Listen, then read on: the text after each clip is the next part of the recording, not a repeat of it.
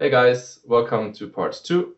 In this part we will cover a lot of sound design and production techniques, and I'm trying to go really into depth here.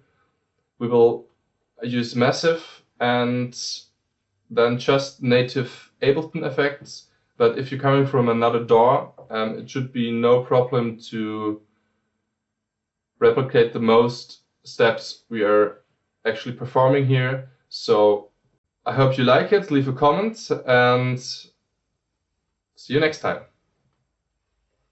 Welcome to part 2, and as you can see, we have all the drum tracks here 2 times. This is the copy of this one, but if we go to this group, we can see everything is just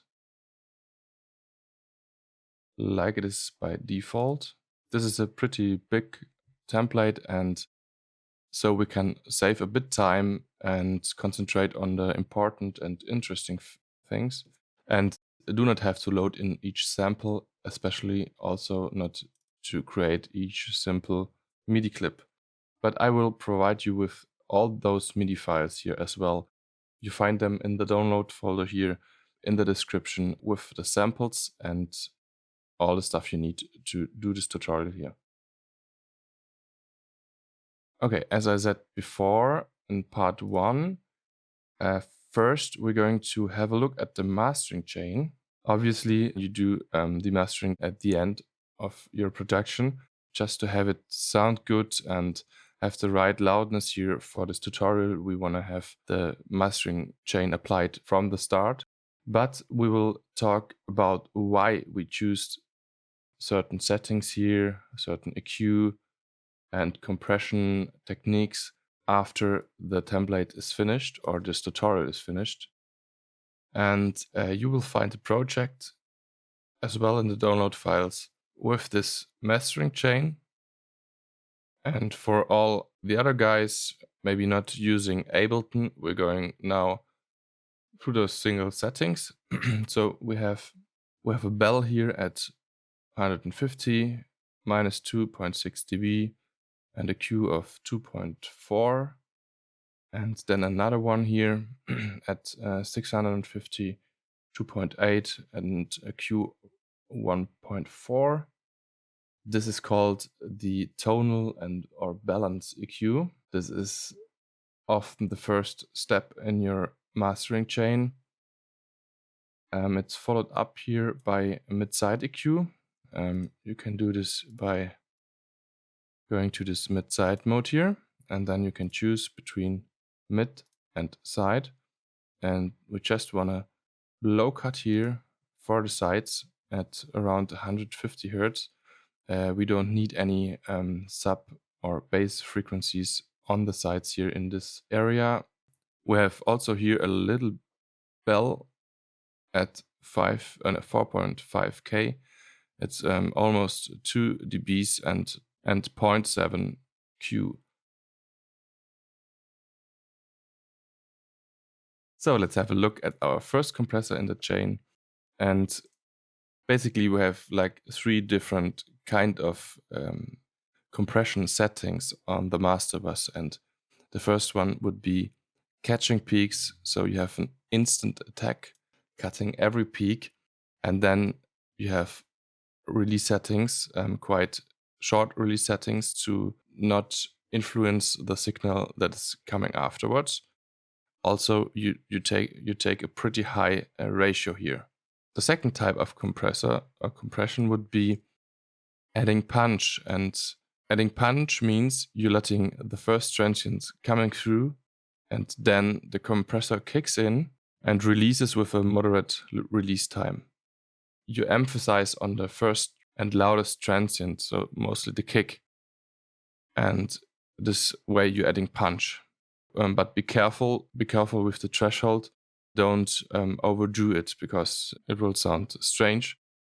And the third option is adding sustain. It's called adding sustain. And here we have an attack time from 3 to 9 milliseconds. And we have a release time of about 200. So we're not cutting instantly, but also we do not letting through too much of the transient. And we are using a quite long release time. So as you can see here, those are milliseconds, but 100 milliseconds, so 100, 200. This is like a bus compressor, and they usually have longer release times. We have 200, and what it does is just balancing out the whole dynamic in a natural way. This time we choose a ratio of 4:1. Threshold and make up, and then we can have a look at the next compressor. It's just the same thing here, just a little shorter release time here. Threshold -13, and we do not take this make up button, but we do it manually here, increasing the output about 2.3 dB. Then we have our first limiter, and we are turning the gain up to 5.5 seconds here, dBs, and then we have our final touches EQ. It's called final touches EQ because now, after all the compression and maybe also some distortion and stereo enhancing, you have the possibility now to make your final decisions for the balance. And often it's used to give yourself the possibility to even make the track louder again. And what you would do in this case normally is you're just taking out a bit of the low end by cutting off a little bit of the bass, or you have the possibility again to squeeze even harder the next and last limiter to reach the final loudness you want to achieve. We do not need this last step here, but we'll have a look. As you can see, we're running again in mid-side mode here. And so let's quickly go to the sides. And as you can see, I just increased here the high material again with a high shelf. It's just 1 dB. At the end, we have another limiter pushing again around 2.4. Here we have a ceiling of -0.3 dBs. You can even increase it up to -1. And this is recommended when you want to load your track up to SoundCloud, for example. And this is just to avoid intersample peaks. We have an article in our blog and also have a look at the mastering course. Okay, so this is all we need to know about the mastering chain. We can continue now with the kick.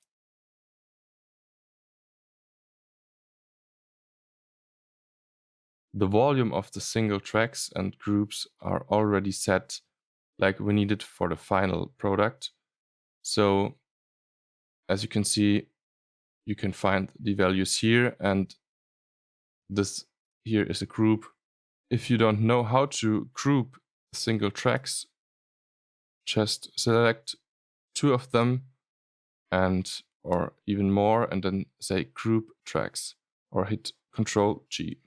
So before we start with the kick, let's have a quick listen how it will sound.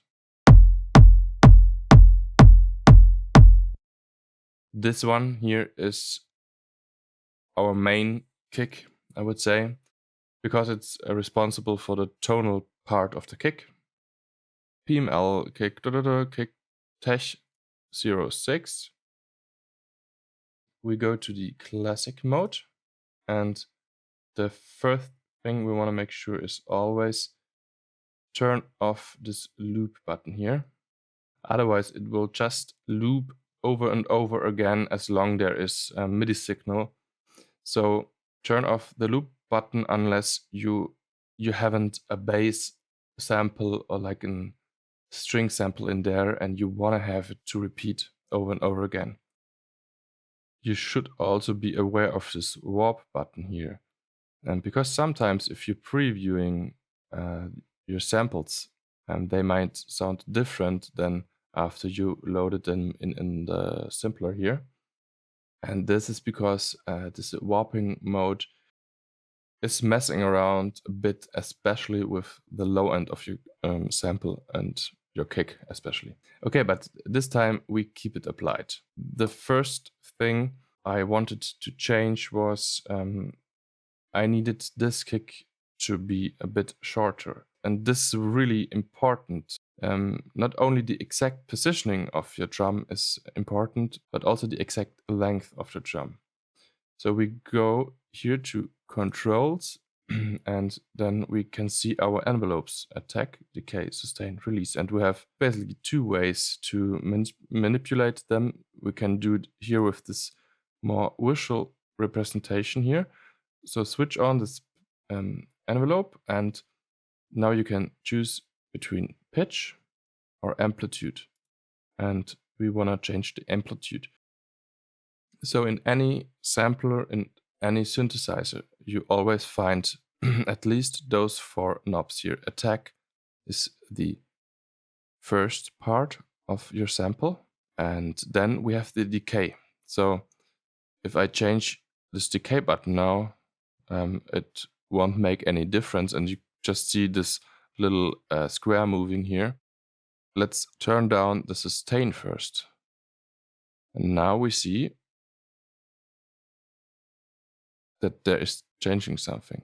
So the sample starts with a certain attack time, and then it will fall down to the sustain amount you set, and the time it will take to reach the point of sustain from the highest point here, the attack point, is set by the decay. This would mean if we have a pretty long sample here, like a 2-minute sample, it would take now 60 seconds from falling down from 0 dB to -20 sustain.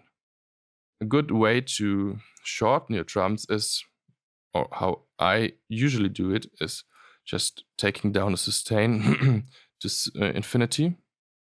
So the decay time now detects the length of the sample, playing the sample 262 milliseconds. Let's listen in.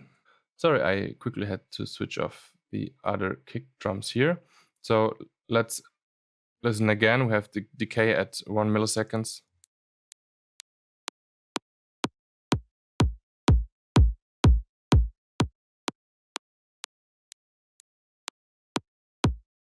We have just really high material at the first milliseconds of a kick.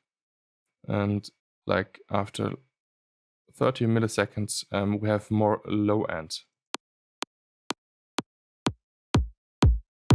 The right setting was around 900 milliseconds.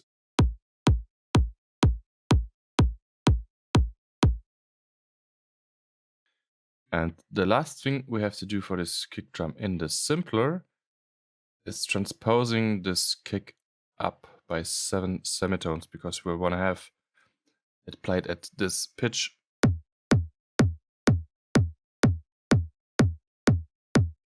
If we now listen to the original kick, there are a few things you will notice. The kick has a really powerful low end. This will be taken care of here in the next step. Then you also will notice that it has this nice tone we're trying to achieve here, mainly with this kick drum here. Also, it has a lot of distortion in there. Let's listen to this second kick here. You can hear there is this kind of noise air at the higher end and some already kind of distorted sound in the sample already. It is kick Tesh 38. This time we leave it in the one-shot mode here, and we're going to transpose it down by 5 semitones.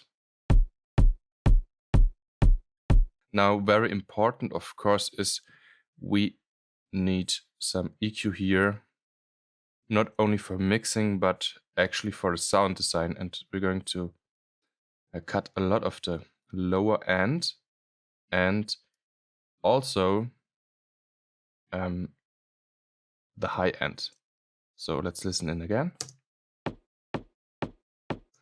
Okay, so this is totally changing the perception of the kick. We will take saturator and we will place it before the EQ, and this is really essential because if we place it after the EQ, the sound which is going into the saturator will be totally different by, for example, here increasing the drive amount and choosing your distortion curve in which the sound will run into.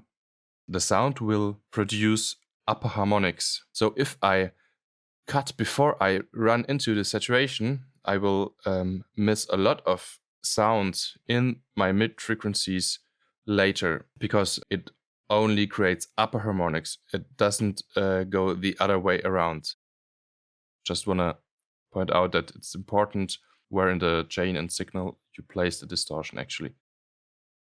Increase the drive amount, which is the most important button. We have to get the settings quite accurate. So drive to 9.14 and let's listen.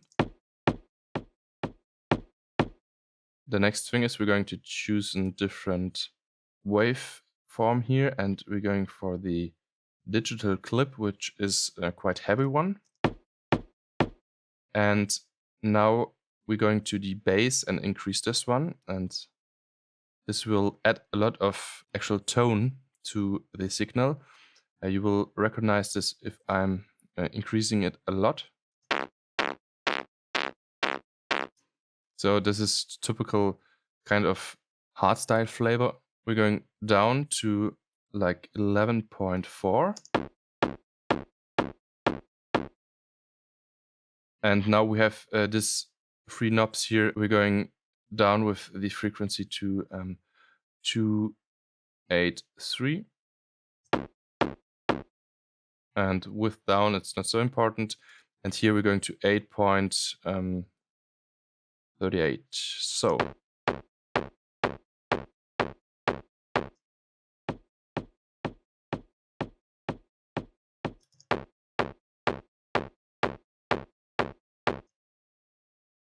So sounding quite ugly.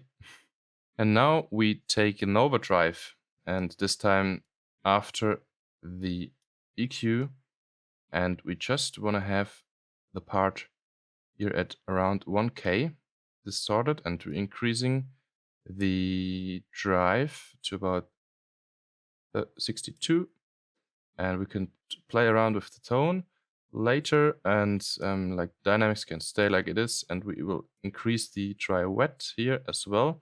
This one is a filter, and now it says if we're going to 100%, so all the signal is going through this overdrive and nothing will be going through the chain untreated, then we will just hear, or we will just be left with the signal in this range here.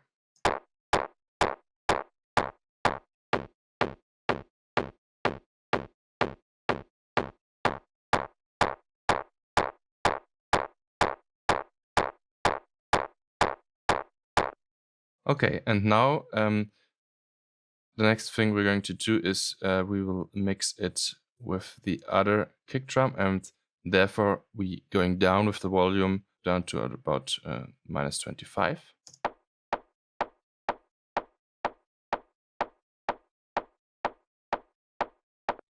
And actually, of course, I should have done it differently. Of course, the distortion is totally different, right? The saturation is not running that hot anymore.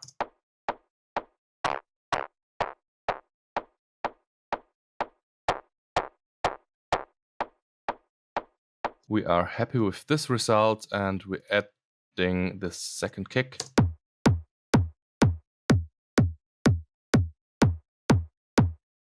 And I think this already makes quite a difference. This kick here, our main kick, is, because we pitched it up, is sounding quite dry in a way. So this adds a bit of live feeling to it. Okay, and of course now we are going to treat the main kick here as well. And we need an EQ first. So what we do is we're cutting off to around 60 hertz or something. And because we do not want to interfere with the other sub. And so this is really important. Maybe we can also go to about 70 hertz. But as you can see, a lot of the punch and the volume of the kick is right here. We're going to have a bell.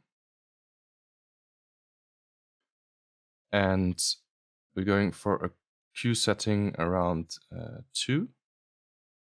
And we're going to about 110 hertz. Okay, let's listen in. We solo the kick here. Yeah, so it's emphasizing here on this, and then we want to cut a bit after it around here.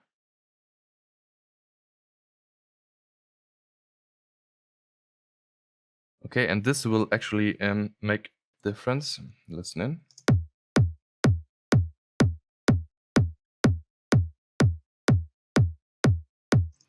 Because as you can see, we have another block here in this kick sample, and this way we just emphasizing here this tone. And now we just want to get rid a bit of the higher signal.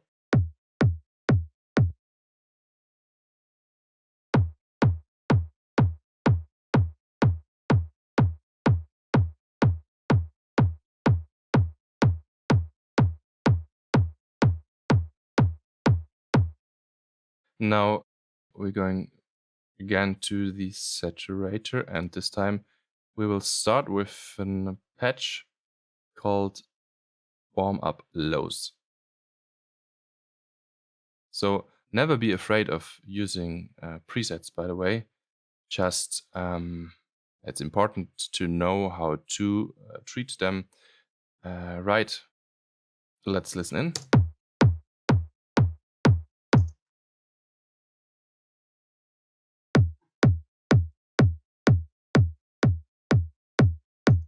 We want to increase the drive a bit, and we're going to around 6.2, and in the same time we want to decrease the bass.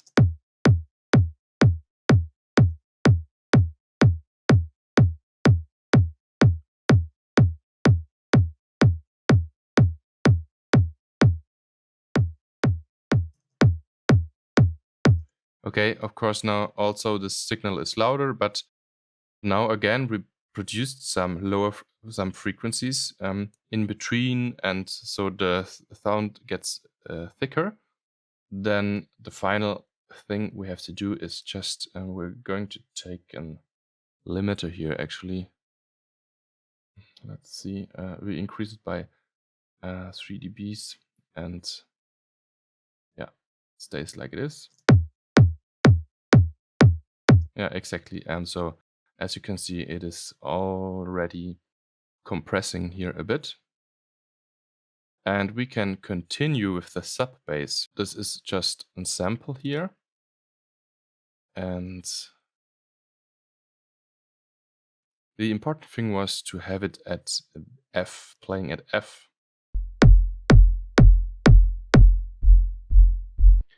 This F frequency is just on a perfect pitch and can be heard at the wide range of speakers.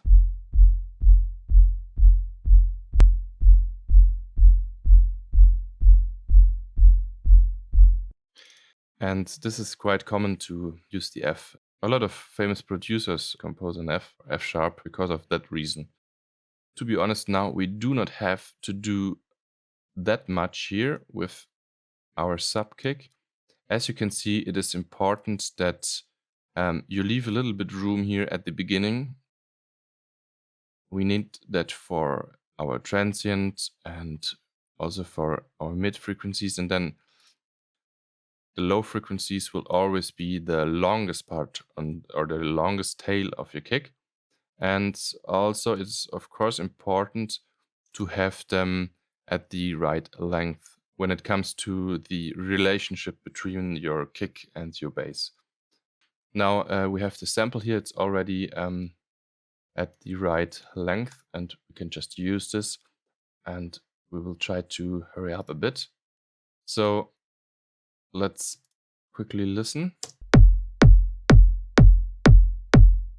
Yeah, I think that's really already beautiful. It just fits perfectly. And considering that we will also apply some EQ and some compression here on the bus. And now we want to have more of this distorted feeling. And this is out of the Premium Volume 1. We had an update 1.6. And there we released some 808s and some 909 kicks, heads, snares. This one sounds like this.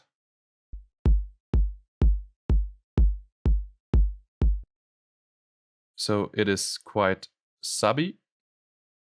We can again turn the loop off and go to controls.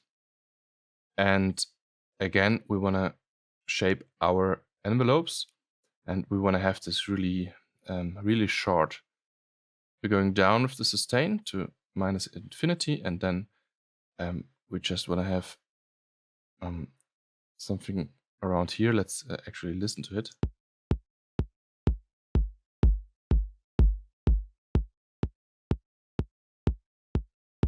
So we do not need this lower part here anyway, because we just want to add distortion, and we want to add this at the mid frequencies especially, and also on the high frequencies.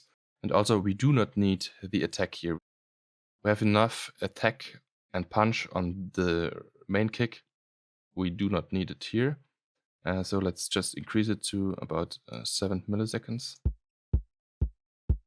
And we can shorten it a bit.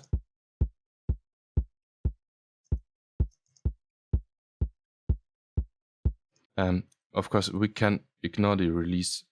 We will talk about release when we will program some presets in Massive. Also, we're going to transpose this up again by 7 semitones. And now we're going to have this dynamic tube, and I think, yeah, I took this preset here. Yeah, let's listen in. So this is really subtle here. So we're going to increase it a lot, drive up to 15 dB, and we make it louder. And now we need a higher tone.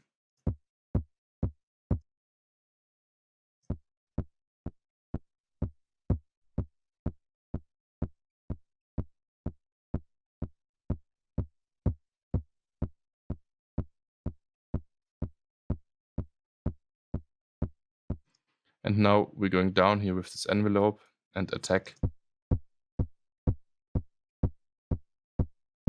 Of course, if I'm producing this kick drum here for the first time, it's always like going back and forth. So it's not that straight through. Sometimes certain steps only make sense having already the whole song played and produced. We're going for a combination of those two kind of distortions, and we're aiming here at the higher material. Again, we want to have a lot of drive and tone.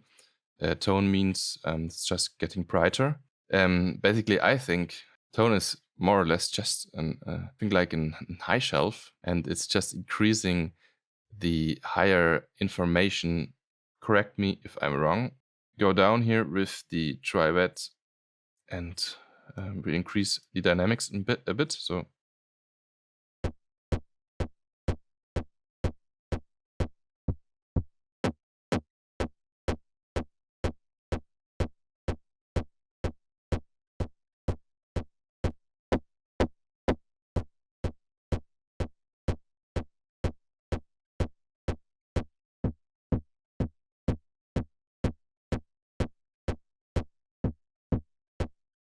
Then again, of course, we do some low cut. I just have a little high shelf here, cutting away about 1 dB, and then we have the compressor and increasing the ratio, really short attack, release can stay, and going down to -28 here, and getting rid of the makeup.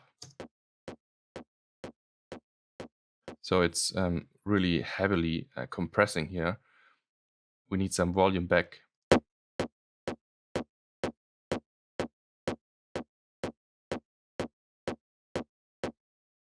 Now let's play it together with the other picks.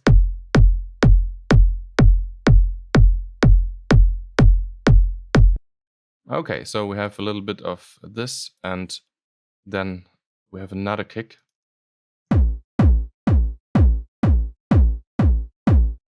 And this is quite distorted already. And let me quickly...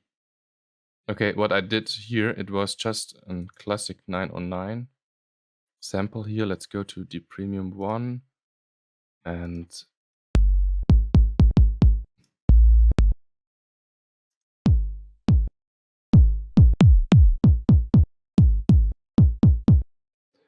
maybe this one here.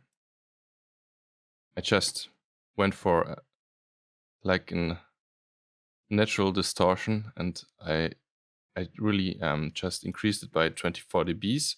So as you can see now, it is really distorting. It's almost a square wave here. And now you can't just pick it and load it in, because it will just the volume is not really applied to the sample yet. So we have just to re-record it. So you do this by inserting an audio clip. You're going to set the input to resampling. Now it doesn't look the same, and this is because we have all those compressors here on the master and the limiters. They're just avoiding having here a real distorted sound. So you have to just turn them off quickly, and then you will end up with the right sample. But of course you will find this sample here in the download folder.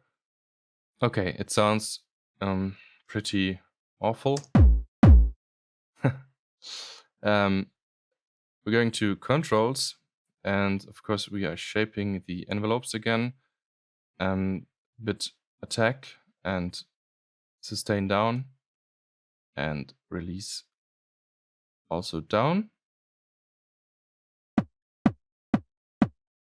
And next thing is that we pitch it, and we pitch it down by 6. Now it sounds quite quite normal again. And now we just need some tubes, and we're going again for the hot-driven tape. And just follow my settings here.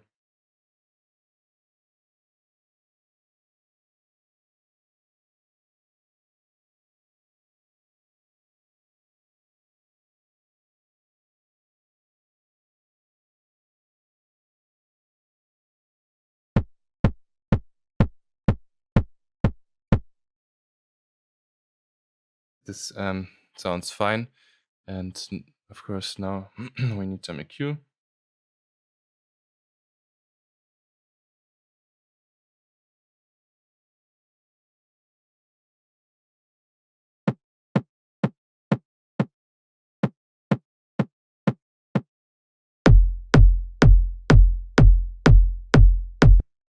So this sounds quite heavy. I forgot on the last kick here, we can also set the starting point to a different time, and we're just jumping over the initial transient. It's not that attacky here. We do not need this.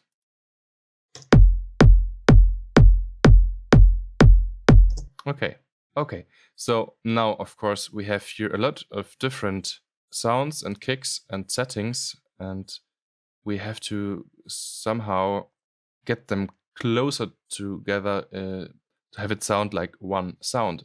And we do this of course first with compression. So we're taking here the first compressor and we're going for quite high ratio here. And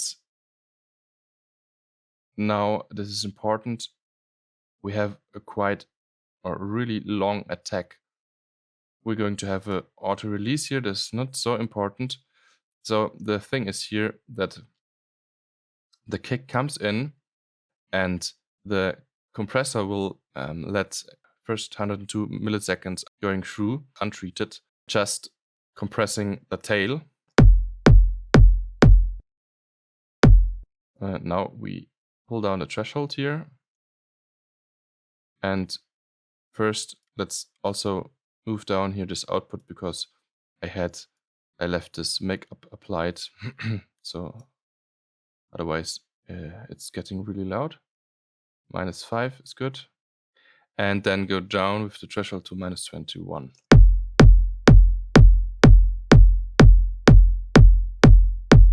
So definitely you can see here this is the gain reduction and we wanna be back to 0 before the next impact is coming here. Okay, and now we take this clue compressor and this time we're going for 30 seconds attack and 200 seconds release. We have this ratio 4:1 and we just applied a bit, so we're going to -11 here and making up after it around 2.7 and activate the soft clip. Okay, so now it's getting really loud. So this one is just again adding punch to the kick, just a shorter one and not so heavy applied. So this was necessary to have it really cut through the mix. So we want to have this really hard and punchy kick drum here. Of course, now with this EQ, what we do here is certainly something you would do in your mixing stage, because it doesn't make sense now at all. We can maybe talk about this later if we have the other elements as well.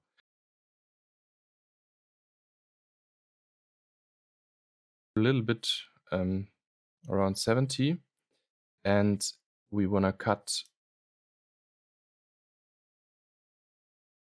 around 400, and then you can here make up a bit. So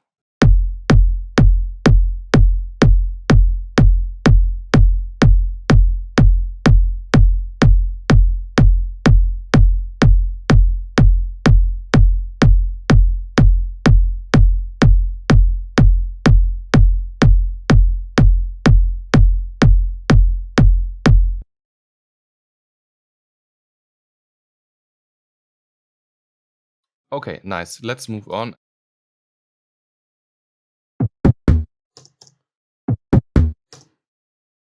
Those are the percussions playing along with the kick.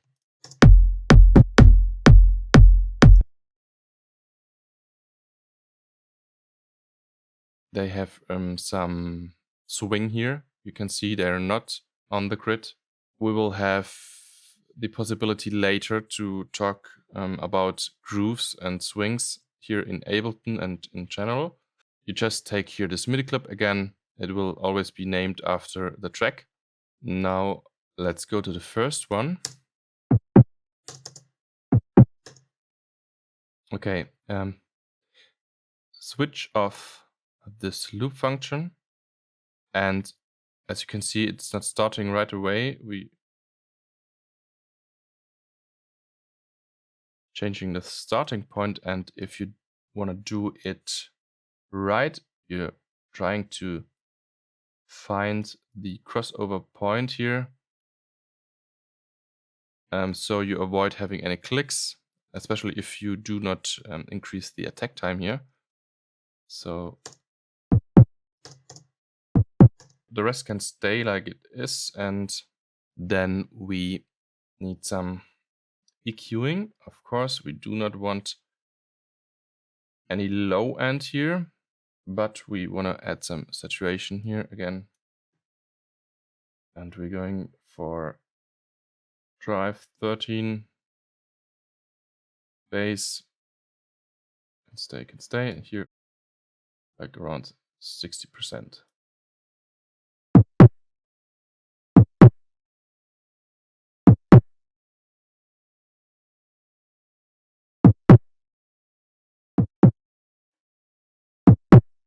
So quite hot.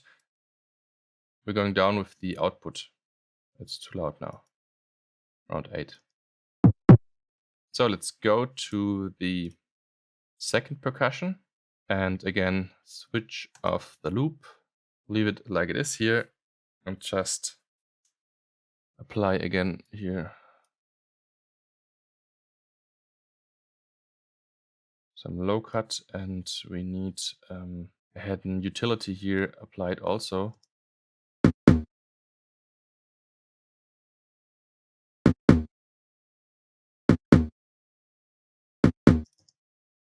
There's some stereo information. I love this track delay function. You can deactivate and activate it with this D down here. What you can do basically is just delay the track or like have it played earlier. Of course, you can do this by just moving around the MIDI notes. Of course, it's a lot more precise doing it this way. Let's listen to it.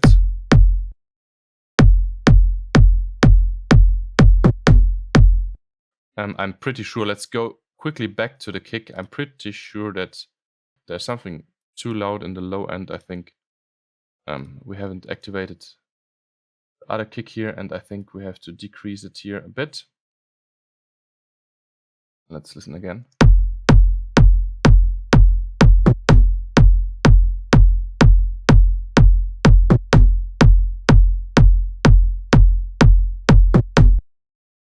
Let's compare. Okay. Also, track delay this one here. It comes just a millisecond earlier. You can change this here from milliseconds to samples. We are here in 44 1K sample rate, so 1 milliseconds is 44 samples. Yeah, such small differences often a quite big impact on the sound, especially also on kick drums. We want to have this played earlier here by 11 milliseconds. First, let's turn off the loops here. This is pretty annoying.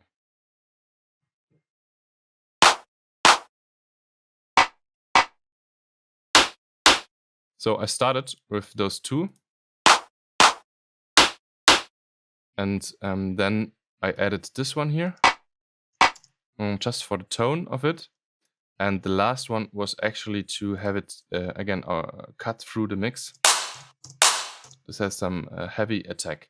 Okay, so we have the Premium Volume 2 Analog 3 clap here, and we do not have to change anything here in the simpler. You can turn off the swap section here, but doesn't has so much influence on the higher material. And we're going to take an EQ here.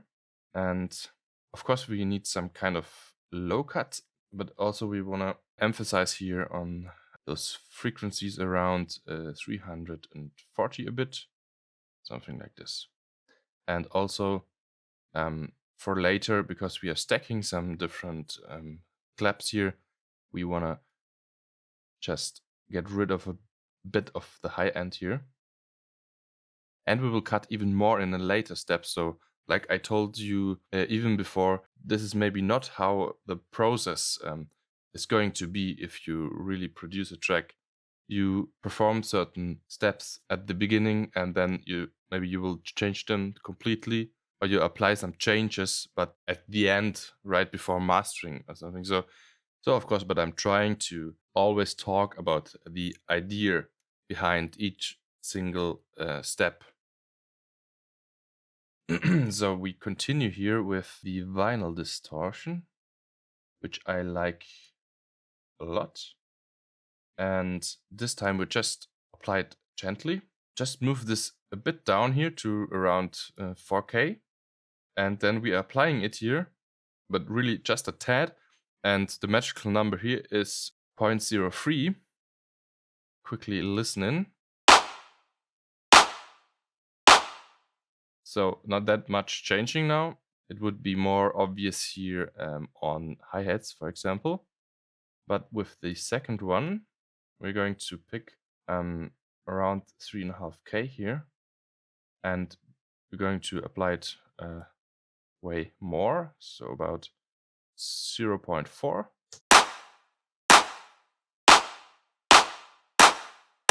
So it gets a little bit brighter, of course, but also a little bit crunchier, I guess. Pull down the drive a bit. So now we have our second EQ, and this was just because all those distortion producing some low noise, rumbling noise. As I told you before, we have another high cut here. So the next step would be adding some compression, and we're going for the clue compressor. We're going for an attack about 3 milliseconds and 200 milliseconds release, and a lower ratio here of 2:1, and we're just going down with the threshold a bit. And let's listen.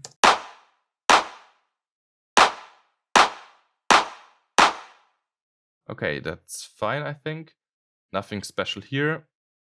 And now here comes the important step, and this is a quite nice tool, especially for techno. And you have here this bit reduction tool, but it's not that useful, I think.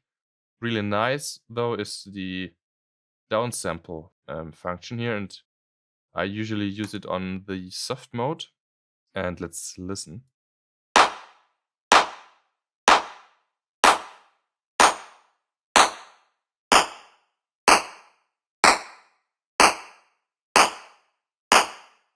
And I thought it sounds nice at 11.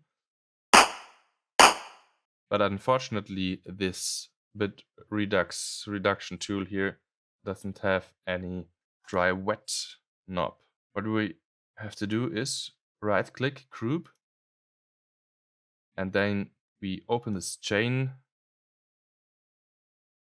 selector here, and by right click we can create a new chain. So basically now this would be our dry chain because there's no audio effects applied, and here this is our wet chain. So the signal is coming in, splits in two parts here, and then you choose the amount, and then the sound goes out. Increase this here a bit, and then we just apply the wet signal.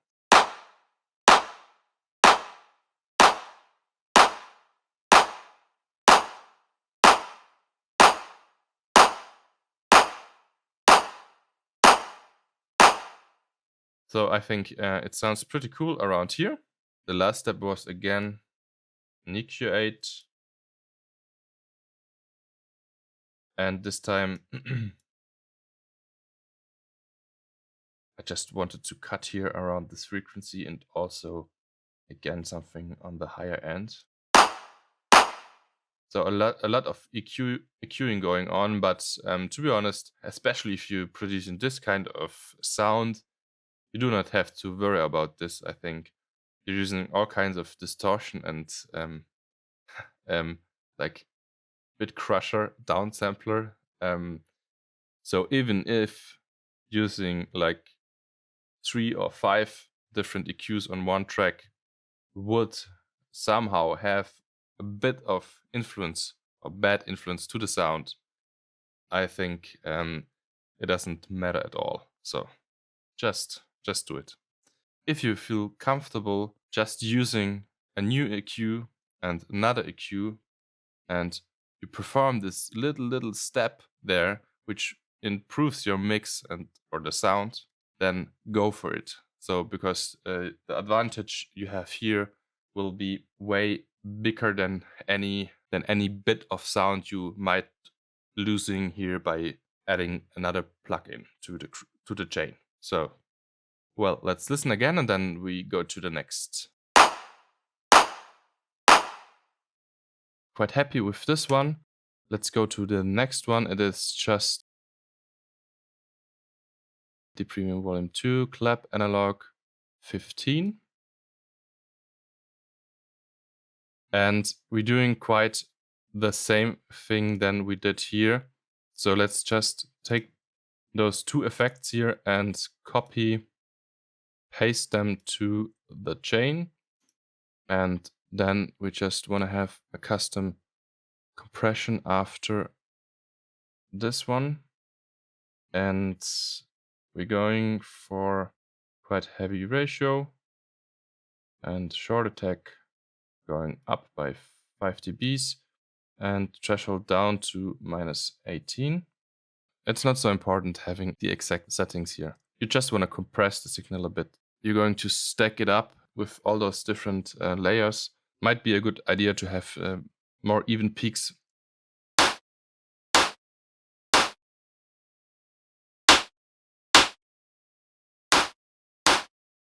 Quite interesting, and both together.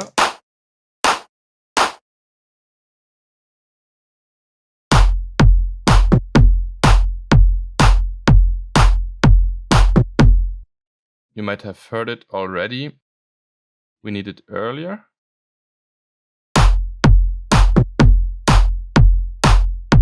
Okay, so let's go right away to the next clap here. And it is a Percussion Deep 65. And we're going to the classic mode. Switch off the loop button, or we already did. And now we're just shortening the length here with this locator, just to about here, and we should have some release applied. But I see I turned off the snap, so there's a kind of a release. If you have this applied, it will look for the right point to have it fade out, I guess, without producing any clicks. And release is just avoiding this. So we turn this off to have the right length, and it was about here. Now some EQing, basic low cut, and we need again some redux.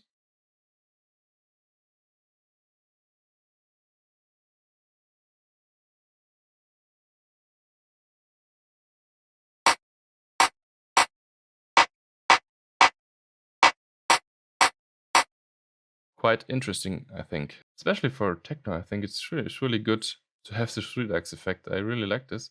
Let's delay this one actually by 3 milliseconds. And this is all we have to do on this one. Let's go to the final clap.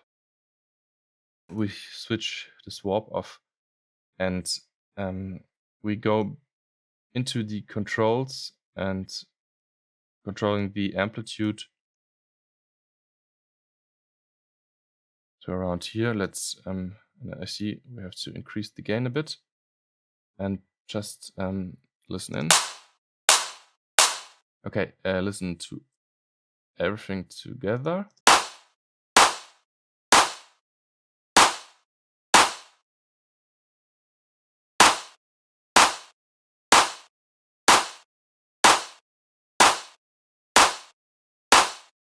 Now it sounds right to me. This one can stay here on point, so it's also immediately kicking in Okay, now let's go to the bus, and we do not have to talk about the low cut. We have some compression, and this time, I mean, we have several options. You can go for an instant attack, but yeah, we can listen to it. We want to have a quick release here. We're going down with the threshold to -20 and move it up to about 4 point something. Later we're going to have it in dry wet mode. Let's first listen to it in different attack settings.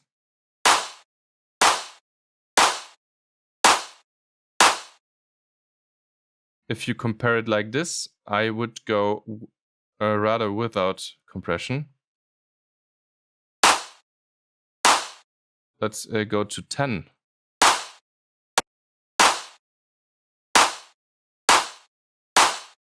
So, and now let's compare instant attack and 10 milliseconds.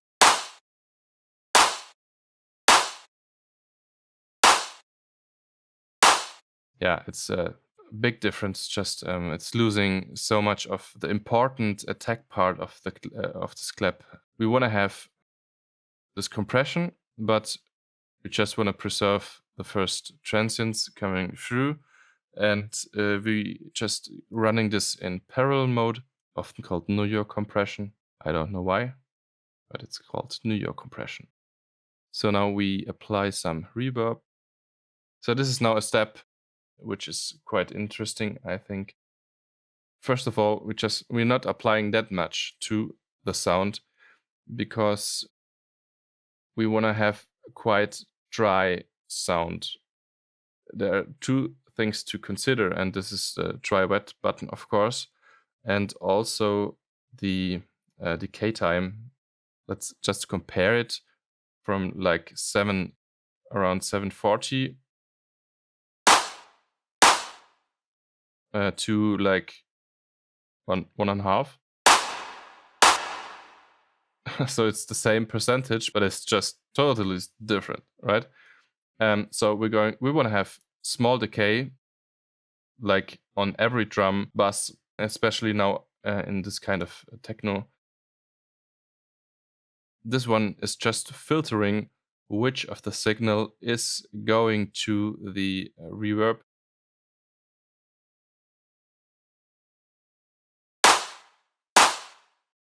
Really natural sounding is always this diffusion network. Often I do not use this filter here, but just the diffusion network, especially for the high end. And this is sounding so natural, I guess, because in a normal environment, the higher frequencies are getting absorbed quite easy from all the furnitures, whatever you have in your room. We also apply here this on the lower end. I think it's not so important, but now again, important is the size of the room. I talked to you here about the dry wet and decay. If you have a really small sized room, the reflection is getting back earlier and also louder than it would be in a bigger room. And yeah, just listen to it.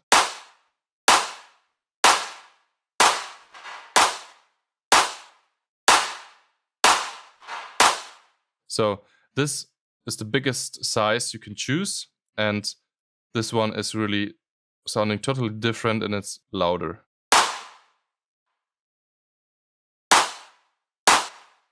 So like I told you, the tail is not that loud anymore. This is quite interesting. Sometimes if you can't find the right decay time, then you might have a look at the size. And this time we're going for 84. I often, by the way, take something around, if I want to have a clean one, I go to about 240, especially for lead sounds. Let's get back around 80, and then we have not so much stereo applied.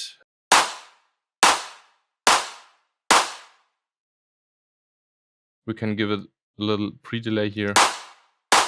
So pre-delay is just 25% of the signal is going through the reverb and then out. Those 25%, they being filtered here by this filter input processing. After you filtered the input signal, you can say, I want to have the reverb playing or reacting only after a certain amount. And if I overdo it, you will easily hear the difference.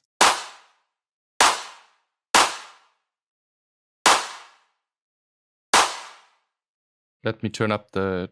No, wait, let me turn up the decay.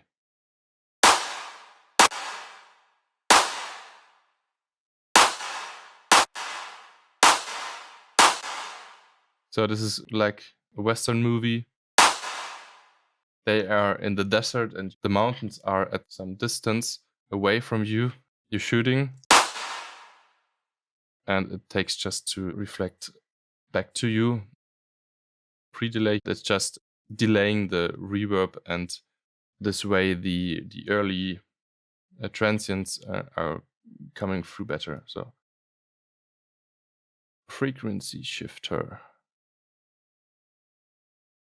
If you want to pitch your whole chain down, you can just here decrease the fine tune.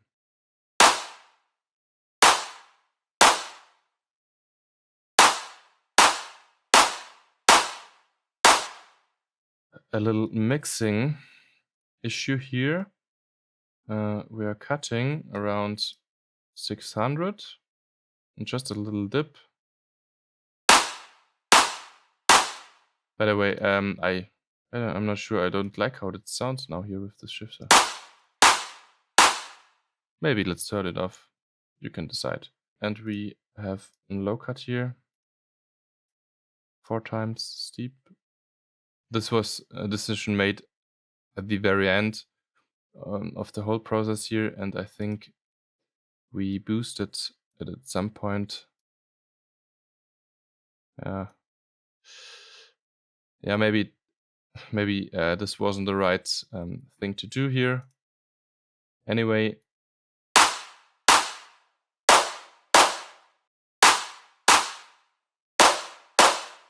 so that's not only a mixing decision, it's also a sound design decision here. I just forgot to mention that we have this send applied. I apologize. This is just in Stereo Maker. Let me turn it off.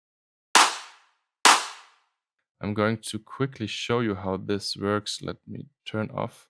So this is what just pitching the stereo information down. So just the same thing we already did. But now let's go to the simple delay. And we put this in sync mode. And now we can control the milliseconds of delay for both channels, left and right. We do not need any feedback here, but we need the try wet button, and we will need it on 100% because it sounds the best there. So now technically it's pretty simple. Now in this case, the left signal is just delayed by 1 millisecond, and the right signal is delayed by 8 milliseconds. Now it will sound as if the signal would come from the left side. This is just a psychoacoustic thing here. Let's just cut this and apply it straight to the chain to have it more obvious. So it is reaching our ear first on the left side. So our brain thinks it comes from the left. But also we think it is louder on the left than on the right. And because of that, if it's earlier, it has to be louder, but it isn't. So the signal is exactly the same volume-wise for the left and the right channel. It is just how we perceive it. So we will use this technique quite often later. And let's go back to our return. So Basically, I have set 5.67 milliseconds on the right and 12.7 on the left. And this is applied here to -11.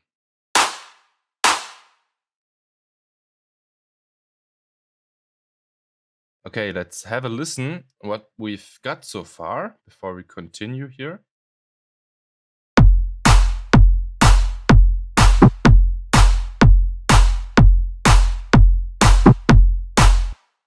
The original. You're hearing here a little reverb on the bus. So this is the difference. We will recreate this drum bus soon, but for now I think we are pretty good.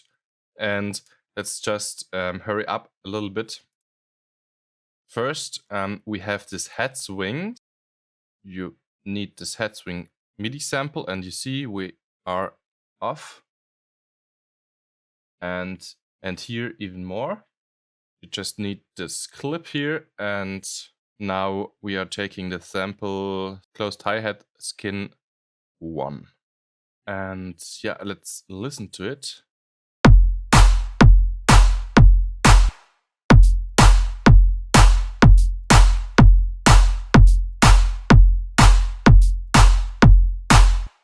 So it's already quite nice, I think, but I pitched it down 4 semitones.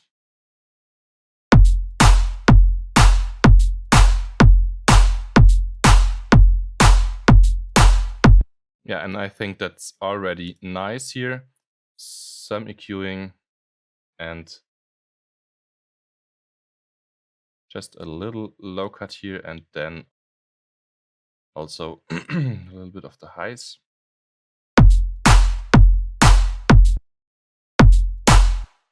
Okay, and after that we can apply here some reverb, but to be honest, you can also skip this process here. We will have another reverb on the bus later, and so this is not really necessary here. I went for a decay about 1 second and 25, a little low cut here, and no pre-delay.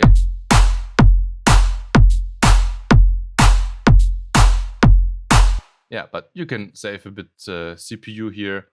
I think the important part for this head swing is to get the right groove, and you know, you have to try, and it's just a process, and well, it takes time. And this time again we have a drum rack, and we have analog 06, skin 17, closed hi-hat skin 17, and skin 5. The MIDI clip will be called HiHats, and let's go inside of it. Let's have a look at the velocities. It's 41 and 82 below, and this one has 90. And again, you can see you have some delay, some swing going on here. Let's have a listen. So this is the first one, second one.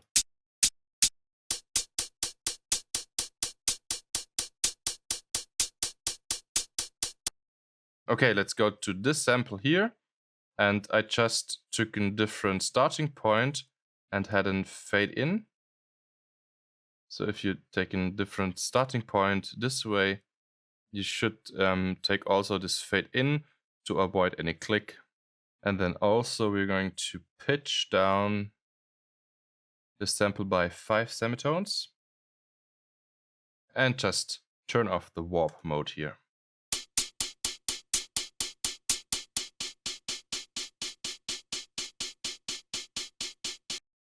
Okay, so then an EQ8 here, and we just want to have the really higher end.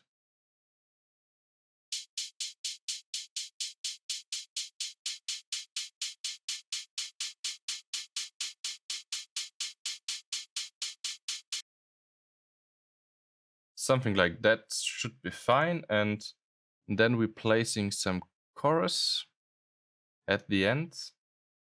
I like to use the chorus if, for example, if there's some kind of harshness in the sound I don't like, or we're going to apply it 33%.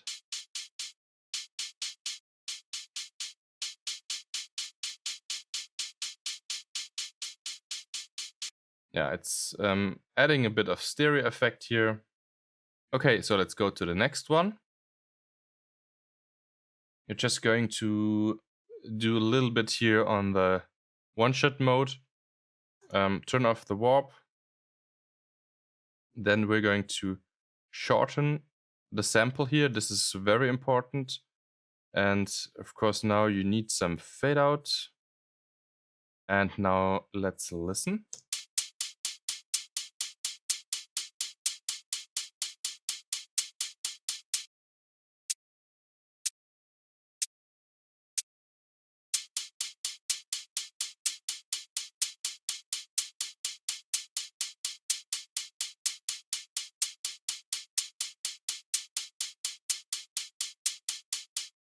And here at this last one, the first thing we can see is that it doesn't start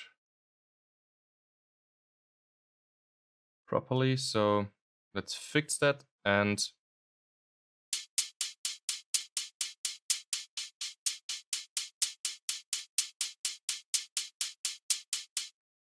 okay, and another thing we want to do here is adding some compression. All those effects are applied after the whole drum rack. So and now we just want to compress the whole signal a bit. Let's turn off the makeup.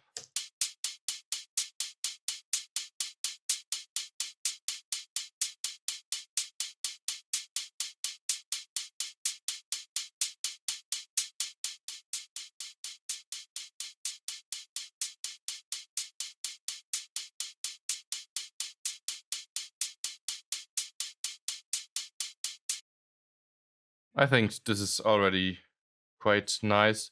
You can think about running this in parallel mode. Move on here to the shaker. And first let's have a look at the shaker MIDI. We're playing 42 full. And as you can see, it is quite often off the grid. I remember I did this with a groove, and what you can do, you can just take a random one and then you can say random.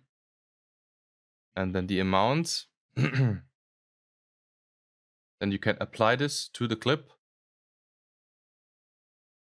like this. Let's go down with the timing. Let's just apply the random. We're going inside the clip, commit. And as you can see now, it just moved differently. And if it's too much, you can go like Command Shift U. And now you can set the settings you're going to quantize to. So now it says we're going to quantize to the next 16ths. And we're doing that with the start and the end of the note. So it is affecting also the length of the clip. And then you can set the amount. And this is the nice part here. Okay. So now we just hit Control A to select all, and then we're going to hit Control U, not Control Shift U. And as you can see, moving more and more to the grid. So let's undo this. So this is like we had it before, and let's listen in.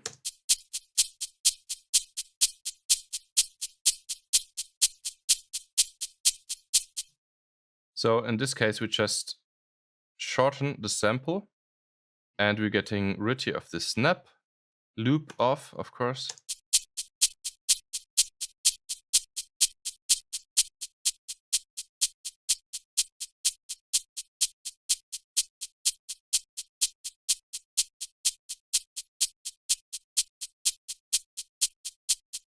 To be honest, this is already everything I did here on this shaker loop. And yeah, let's just listen to the whole group here.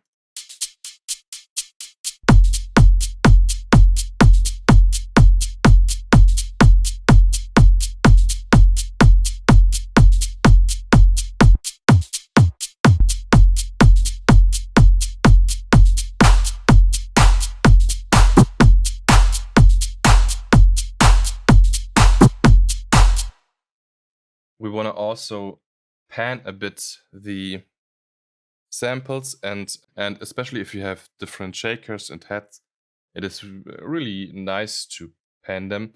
For example, this one to the left and this one to the right. This one a bit to the left here, and the whole group was to the right a bit. Okay.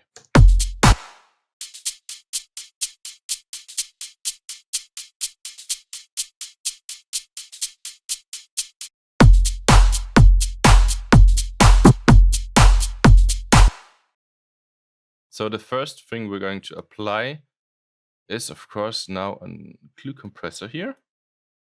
For this kind of compression is often nice to have an attack about 3 milliseconds quick release here, because we have really short material here playing. And you can go for the ratio 2:1.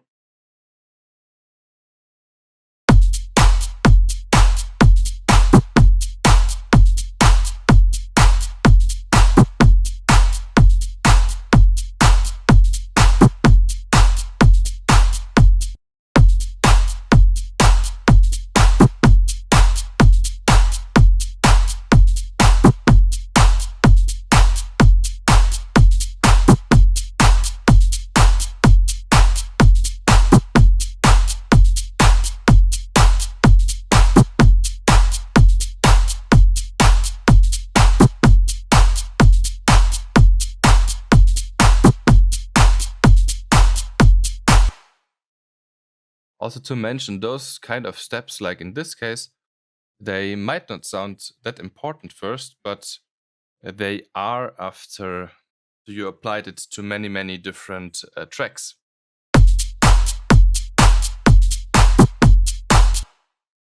Okay, then we need some sidechain compression. And we're taking the sidechain track here and going down, -13.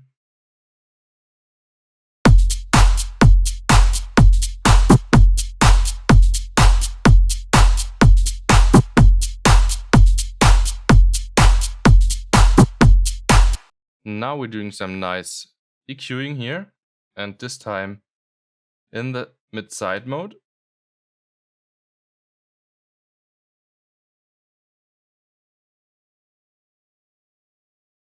We're cutting here, as always, and here in the mids also a bit the high end. And then we're taking the sides here and boosting here quite a bit.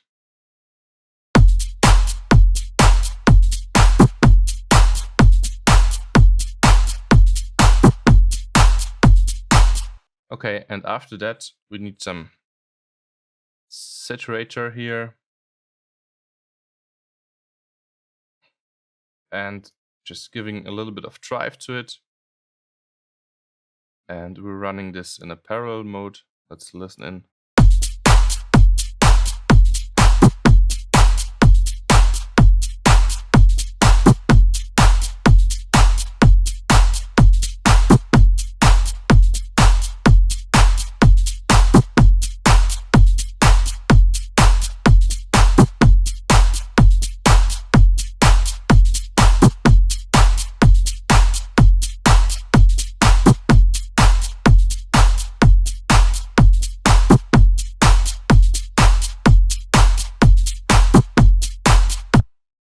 Something like that is okay.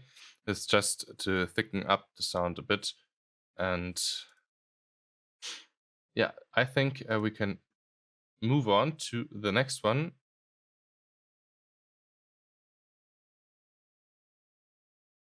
Well, we playing always those midis here. As you can see, we have again some swing in there. The second and the last hit are delayed. And yeah, this is the same clip. So I will name this MIDI clip here just off hats. And you can apply it to every single hat. We're going to the one-shot mode here and just deactivate the warp mode, and then we shorten the sample a bit. Some fade out.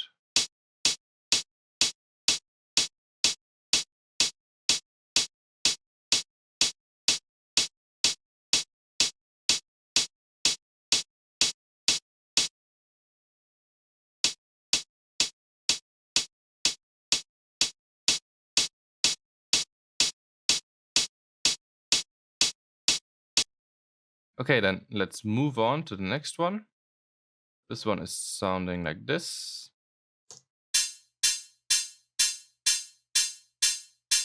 Really nice sound, I think, and we need to shorten the sample.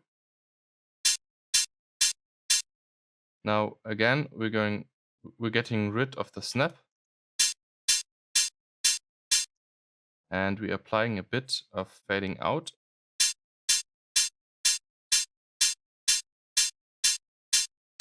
And we can increase the loudness a bit here. So now especially the length of the sample is very important for this off hat. We will perform a lot of the EQing on our bus. So the next one here, by the way, again, open HiHat, analog 2 in this case. So here we're just starting. First, let's listen to it. Get rid of the warping effect and the loop effect here.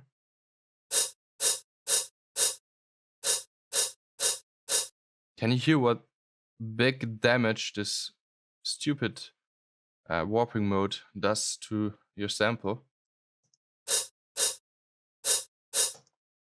Okay, so then move to around here and shorten it here from the tail.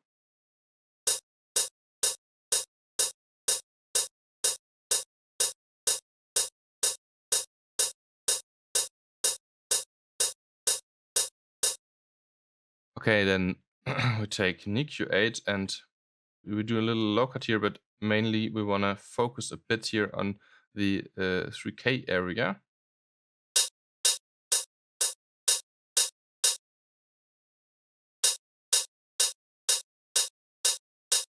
Okay, so let's quickly listen to the first 3 together here. Okay, nice. And the last one gives a little bit of brightness to the off hats. So we're going to shorten also this one. Go to the one-shot mode here, warping off.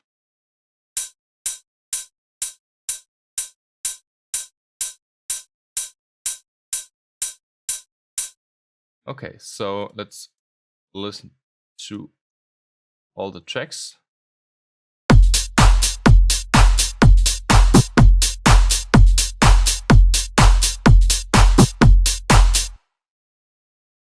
So as I told you, now we're going to perform a lot here on the bus.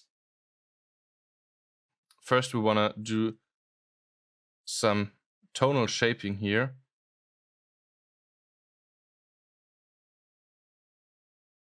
A little high cut there.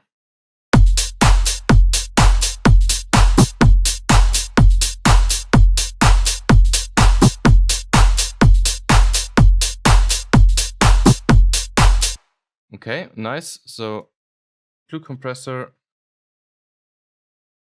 Again, 3 milliseconds attack time and 200 milliseconds release. I think also you could go lower here. And yeah, let's listen.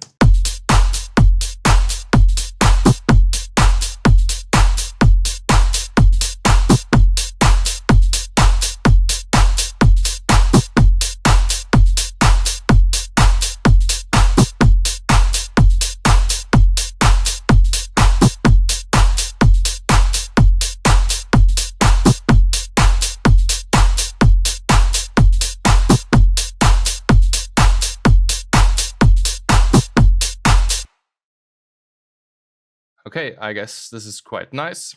Again, some compressing to keep the sound volume level in check.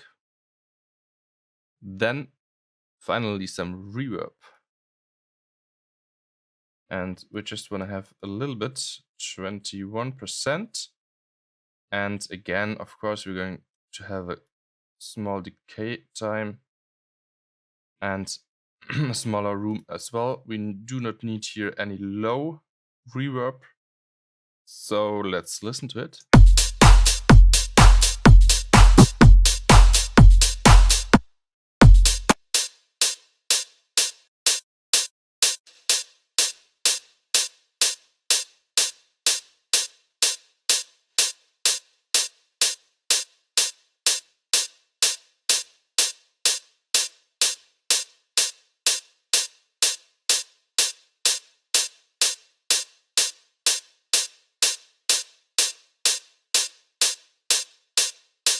We could also maybe go down with the diffuse here a bit.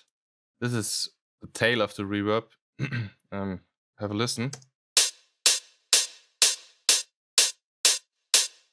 So this is quite similar to the dry, wet, and decay.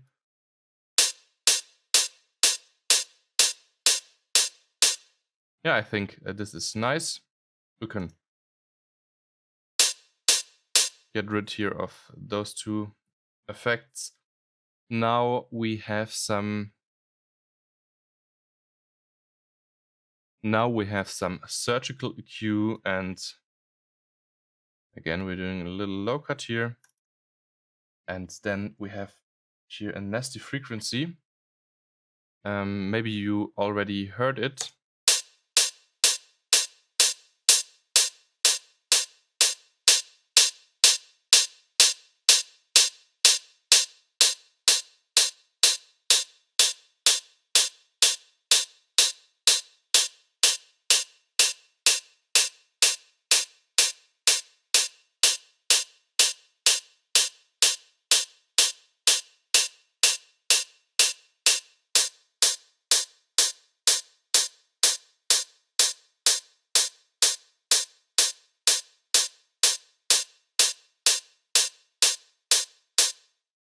So you have to be careful, because if you like looking around for nasty frequencies, especially on drums, with this kind of shape here, Q shape, everything is going to sound not very good. So you have to do some A/B afterwards.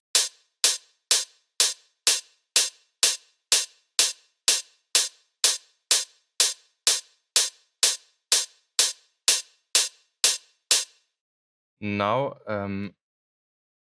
we take another saturator here, again to thicken the sound up a bit, and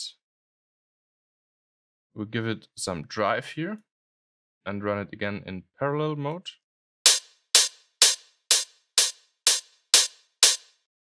Now, of course, it is increasing the volume a lot. Now we can take also a frequency shifter, the same thing we did already with the claps, and this time we're going around 25 Hertz down.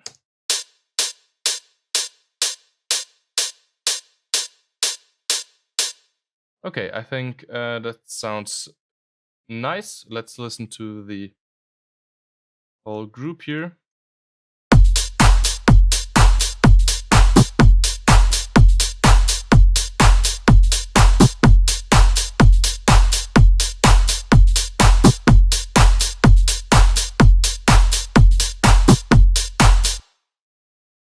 Okay, now we are coming to these G claps, and as you can see, they are quite off. And this one is a bit different here. This has just a last hit in there. So I will name this G clap 1 and this one is G clap 2. So let's start with this one. Let's listen first.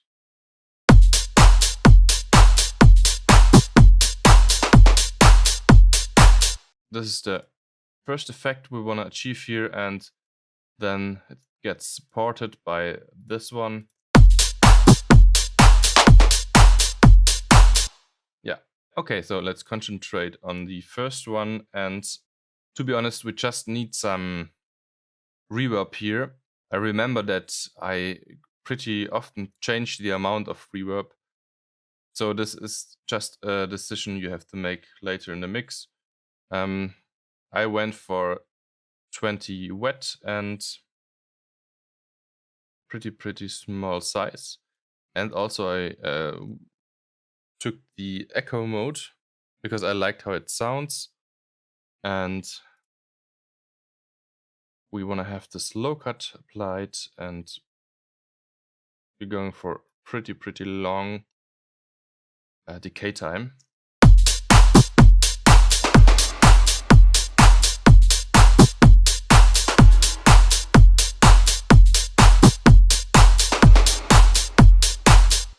Okay, and of course we need some low cut here.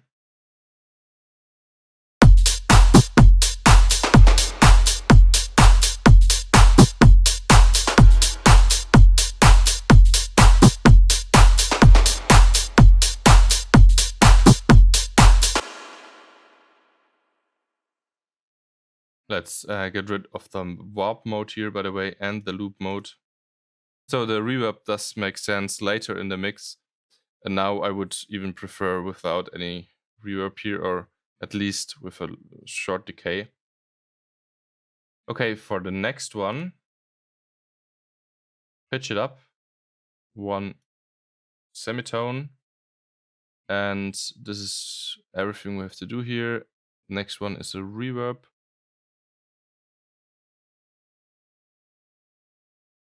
I would take the same reverb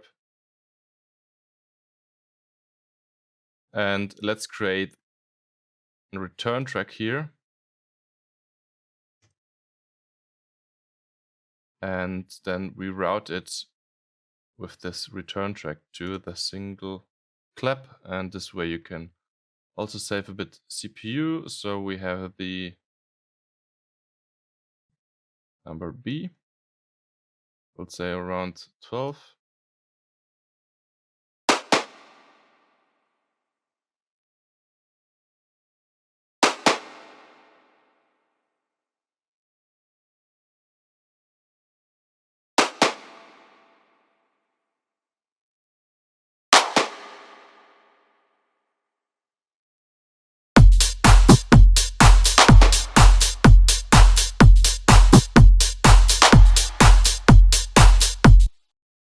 So, and now we have made all the different drums, and we used quite a lot of layers. And because I remember I read a comment in the part 1 tutorial, and the guy was asking if this is necessary for that kind of music or track.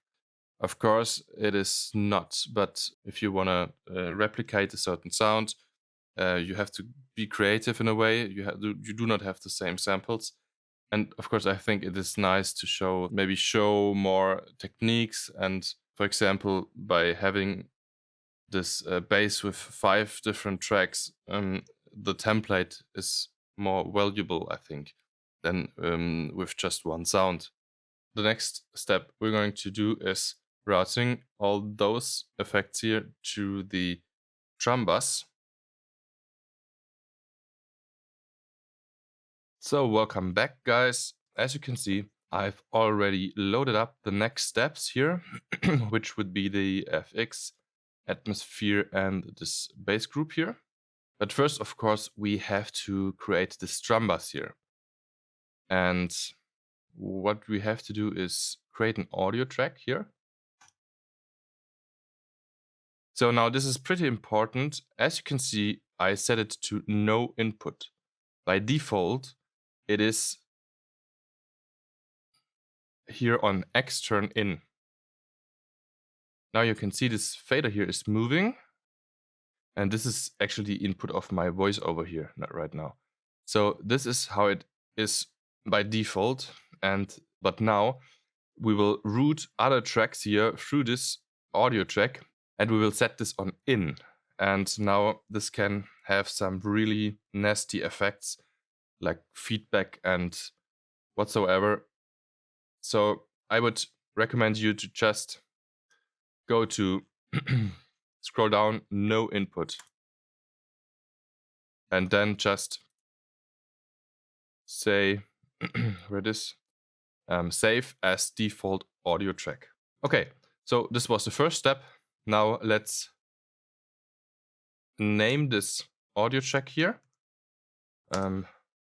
Drum bus, we can delete this one. And now we can we go to the percussion, for example, and here you can see this is the output. This is the output, and you can say external out. That means it won't go to the master. So those two tracks are going through the bus and then out. Master is like it is by default. So it's just going through the mastering chain. And now you have all the audio tracks available. And then you have sense only. You can also just want to have the signal going out through the sense. If I choose sense only, let's listen. So you may have guessed it. Also, you can see it is blue here, but we do not hear any signal. But if we increase the amount of 1 cent effect, so now we're hearing just the wet scent effect signal.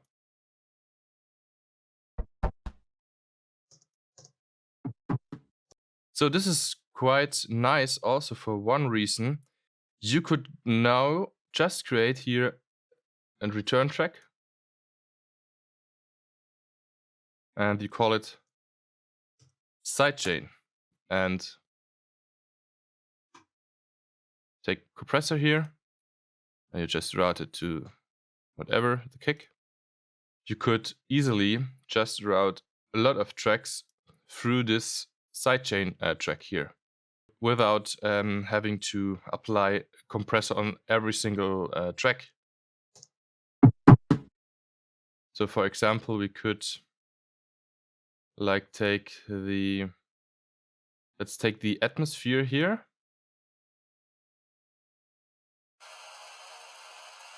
As you can hear, this sidechain here is turned off. So we're going to sense only. Then we want to route the signal only to send B.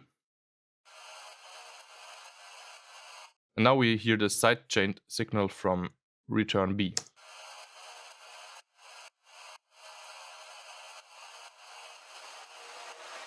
So the only thing is, of course, now you can't adjust the threshold or the other settings here, like individual to every single track, if you're now routing many tracks through the send. Back to our percussive group, and we told sense only, but this time we want to have drum bus. If I play this, there's no signal coming. Now we just have to go here on this in button. And now we hear signal. And if we would have some audio information here on this audio track, and we're going on in, this would be deactivated and we won't hear it. We just hear the tracks routed through this bus now. We're going back to 0 dB. Nice. And now we can just route everything else through this bus here as well. And we can just select everything, every group and track. And then we're just going to output, not the master, but the drum bus. And you will see everything is now going through the drum bus. And I can solo the drum bus now. This is our percussion group, and if I turn it off, we just hear the kick, because the kick is not routed through the drum bus, and as well we hear some clap. As you might remember, we routed some clap here through the stereo return track. So some of the signal is going also to this return track here, because we just opened the door, and because of that we're just hearing this clap and the stereo signal of the clap here as well.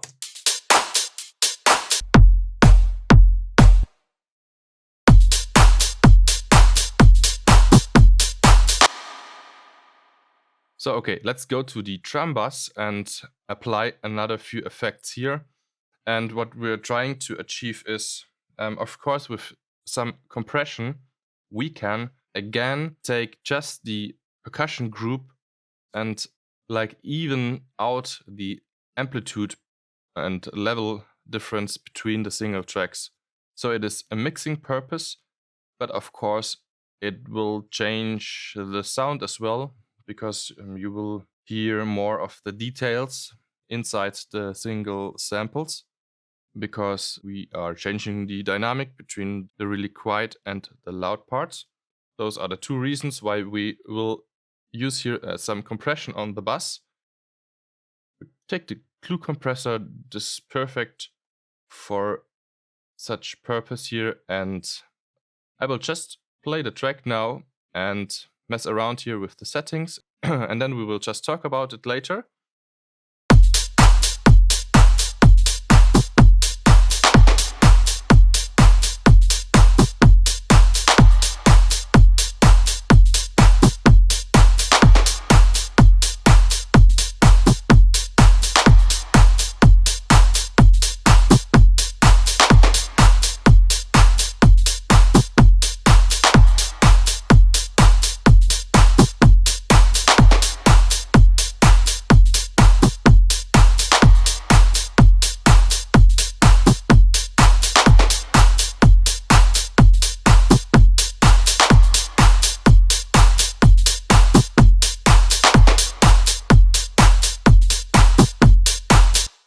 So I thought it sounds quite nice here with the attack of 10. We could also decrease it to 3.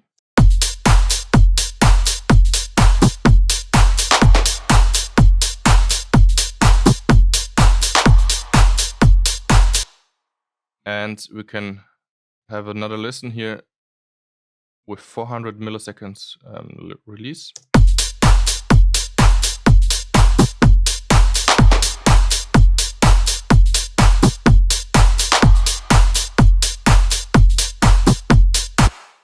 So definitely I do not like how it sounds here. It's just reacting too slowly, and it's just influences too much of other transients. If you listen to the brightness of the other sounds here, if I increase the release.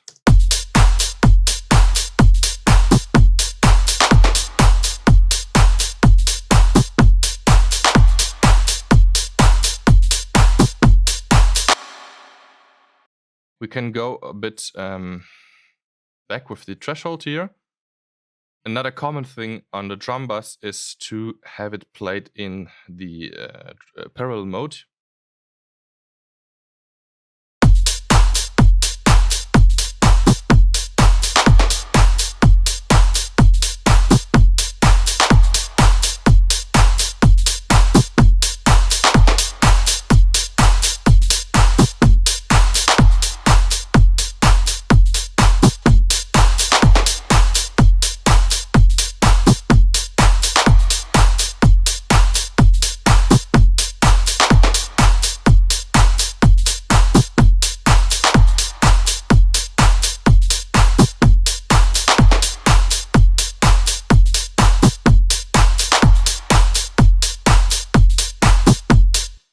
Okay, I think this is a possibility here as well, and let's just keep it like this.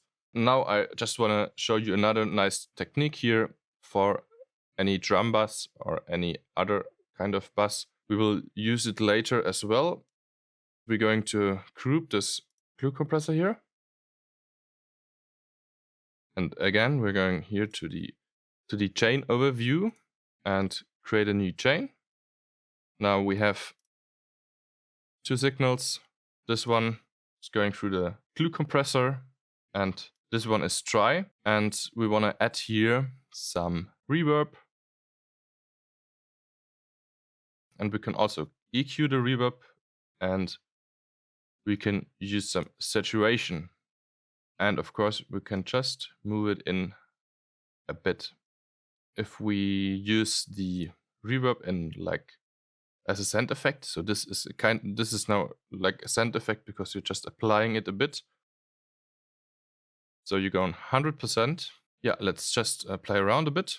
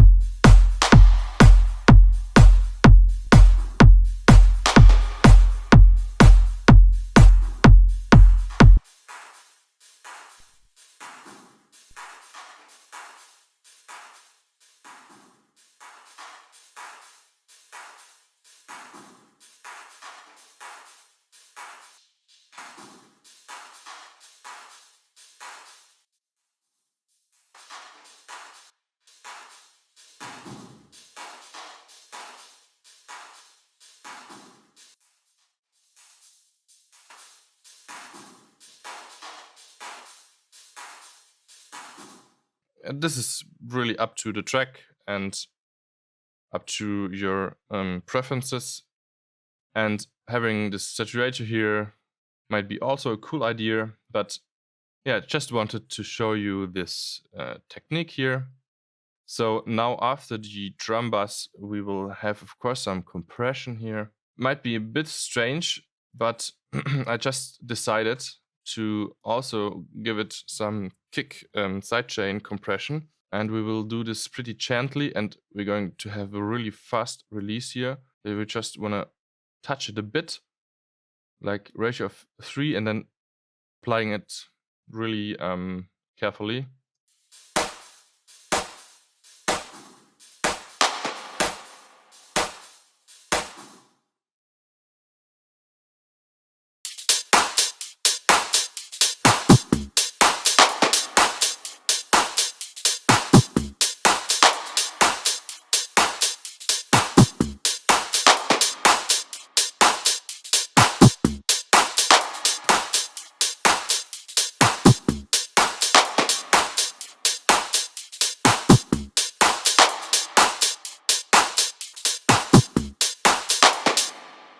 Of course, it's always nice to have stereo sounding tracks, but you also have to decide what you want to have on your side, stereo information, and what you need to have your mids. And here I just want to have this a bit more centered, because later we have a lot of different other tracks in the stereo signal, and this is kind of the last step in the mixing process. And so I just decrease the width here a bit.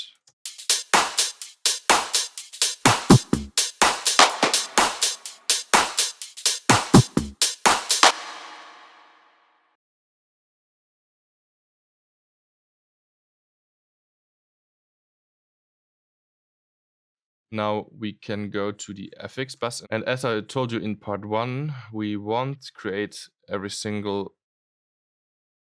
track here. Okay, so this is the crash, and the sample is in the folder, crash number 4. Decay time is important, size is important, and try wet is important. Also, we have a quite heavy low diffusion here and another low cut delay, 3-2 feedback and try wet. At the end, it is just a simple crash.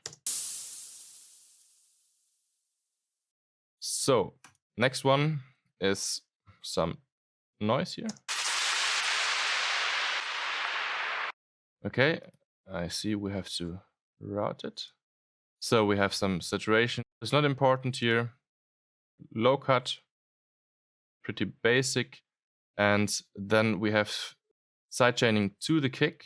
And then we have this auto filter. And as you can see, it's just moving down and you get this effect here.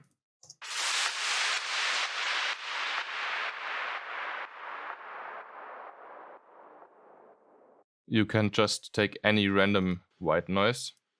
And then we have this FX down.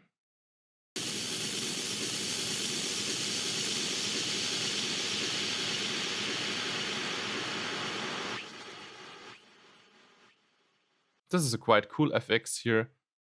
And it is part of the Drumcode preset pack for Massive. This is not so important for the track, but still nice to have. Turn off all the oscillators, color all the way up, feedback up to almost 2 o'clock here. You need an LFO. You take the triangle wave and you apply this LFO to the cutoff this way. Drag and drop it to about 12 o'clock. Resonance to 2 o'clock. And you're taking the DUFT filter. You just route the noise to the first filter, and the mix is also on the first filter. And then this is optional. You can just apply another LFO here to the pan so that it moves from left to right. You can do this here with the macro.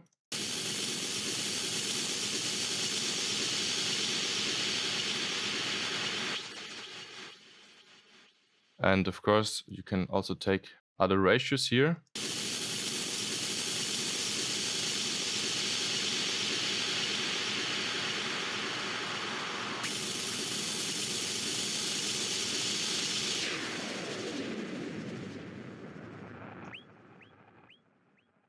So pretty cool effects. So we're going back to 1.8.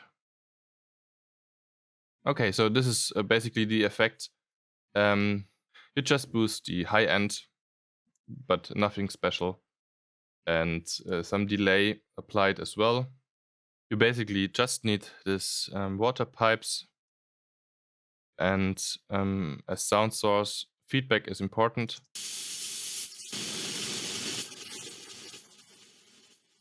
Okay, let's move on.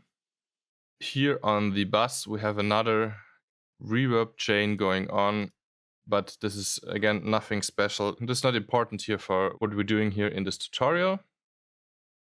This is already everything we need now for this job. We also already talked about how to produce those noises here. We have to go back to master.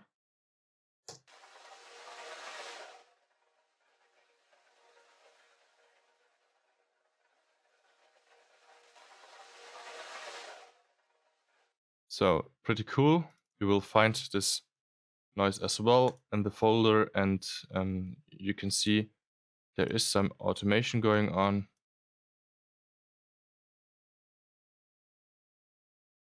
Just be creative here. And we have some stereo effect here again, but this is not important. It doesn't do much. And then we have this noise here.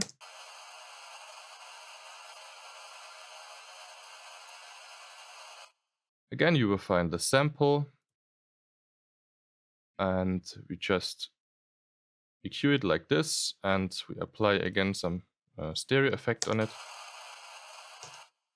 and sidechain to the kick.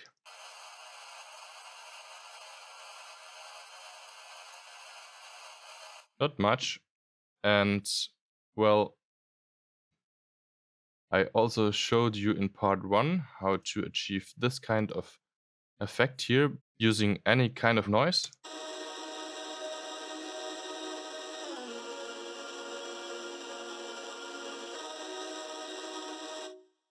So you might be interested in.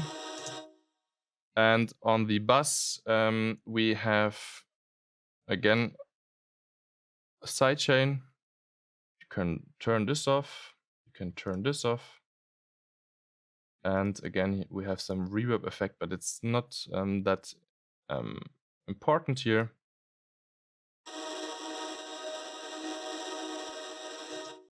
So this is already the FX. So you find those two noises here in the folder, and you can just play around and be creative.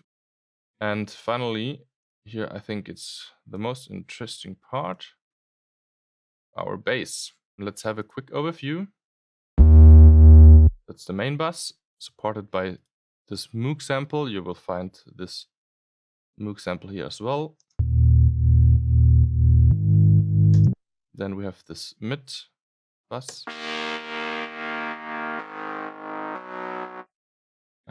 This was called sub bus.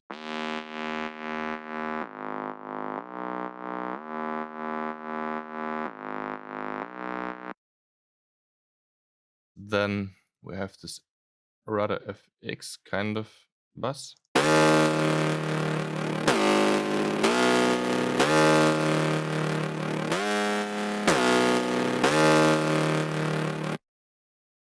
And all together.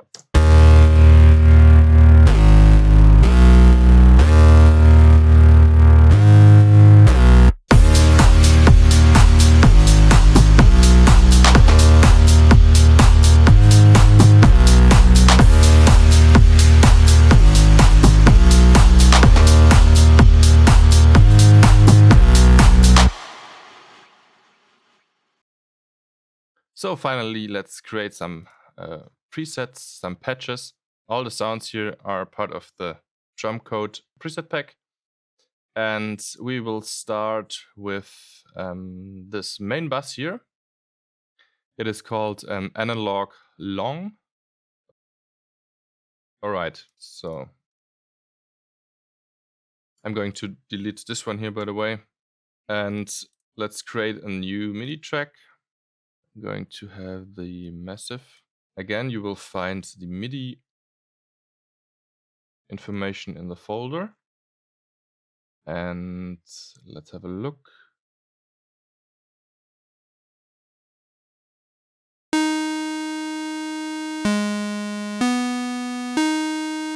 So let's have a quick look here. We are in D sharp minor.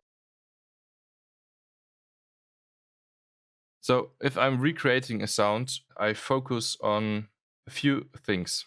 I try to first figure out what kind of wavetables are used, then what kind of filter is applied. And when I think about filters, I also think about the envelopes that might be applied to the filter. When you think about the wavetables, you should also think about if any modulation has been applied to the sound. Especially this phase modulation has quite a strong character. So we have the oscillators and the modulation, and we have the filter and the envelope. And after that, we have, for example, stuff like unison, which is going with the pitch. So I show you. We are playing 3 voices here, so that means now those 2 are off, but this one is playing, and this one is playing 3 times, not only 1 time. And we can now say we want to detune the voices a bit so that they're not playing the exact same pitch anymore.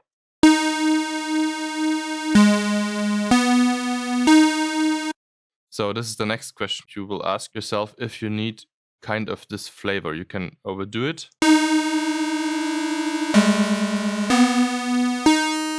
Or you can just apply a tad.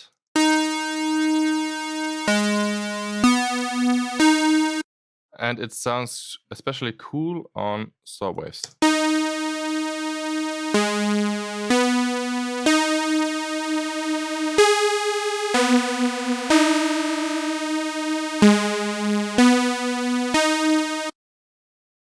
And also you can apply some stereo information. But only if you're playing more than one voice. Also, this is only working if you're playing more than one voice. And then, of course, you have to think about what kind of effects are being used and what big of a difference do they make. Okay, so let's start. We're going down here 2 octaves to -24. And we're going to take the smooth square. Wavetable position to about 12 o'clock here. We're going down with the intensity and a bit down with the amp as well. On the second oscillator, we're going down again by 24 semitones. We will take the sine wave. So this would be square and this is sine. Intensity to around 1 o'clock, and we're going to fully apply this. So this is our sub material. Sounds like this.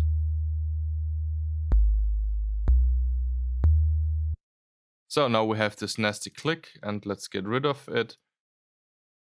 If you have those kind of clicks, this is because the waveform is interrupted too quickly. So we turn up the release.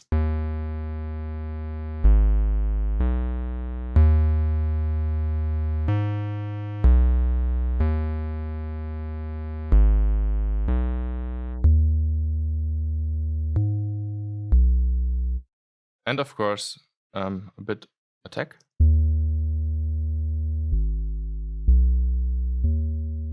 And then we just take an envelope here and route it to the pitch of those 2 oscillators, and we just decreasing both of them to -12. So now this envelope is controlling the pitch of those 2 oscillators, and it is like if we have it, if we set the sustain, it's called level in massive, this is the sustain on other synthesizers. If we have it on 0, then it will play the actual pitch. So it doesn't matter if you pitch it down or pitch it up, it will fall down or rise up to your desired pitch if you go down with the sustain. And this is almost always the effect you want to achieve. You want to pitch back to your original pitch you need. So now the decay detects how fast this is going to happen, and just listen to it.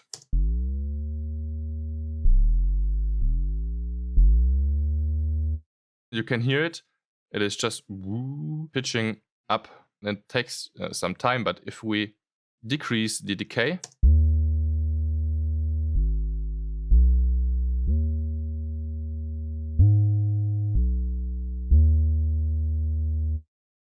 so this way we're getting some kind of attack if you make it really short, and this is what we want to achieve here.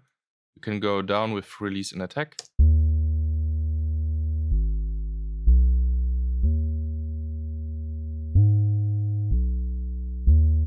So now let's move on. We have those 2 mixers here, and they're just saying to which filter the sound is going to. And we want to have it just here like this by default. And this mixer here is just saying if those 2 filters are running in serial mode or in parallel mode. So parallel means they're not interacting here, and serial means it goes first through filter 1, then through the next filter, and then out. Then you have another mix here at the end of the filters, where you can say, I just want to have filter mix 1 or filter mix 2 played, or something in between. So let's move this down and let's move this up. And for the first one, we're just taking the scream, and we want to increase a bit the ratio and also the cutoff to around here. And let's have a listen how it sounds now.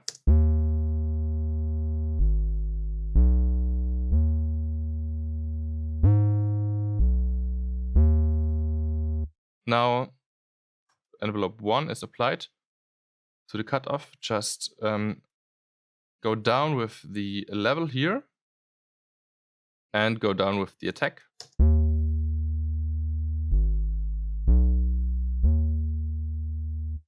And then just increase the decay just a little bit.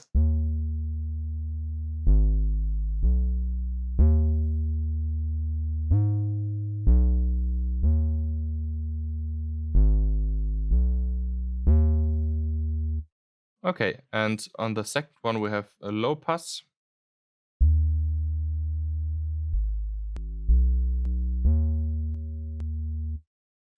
We have a low pass here, and we're going to set it to around 1 o'clock.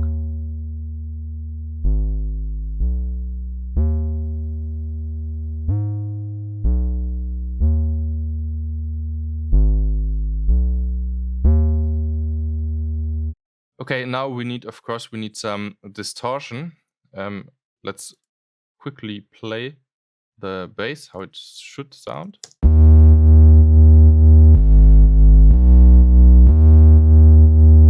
So we need a lot of distortion.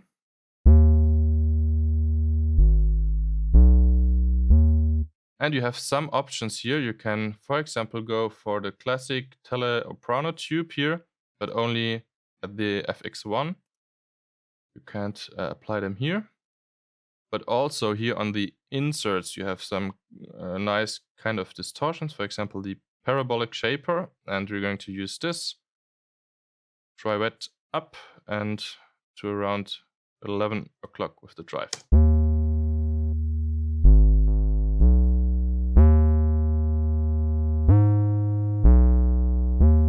Okay, and the next thing is the classic tube here.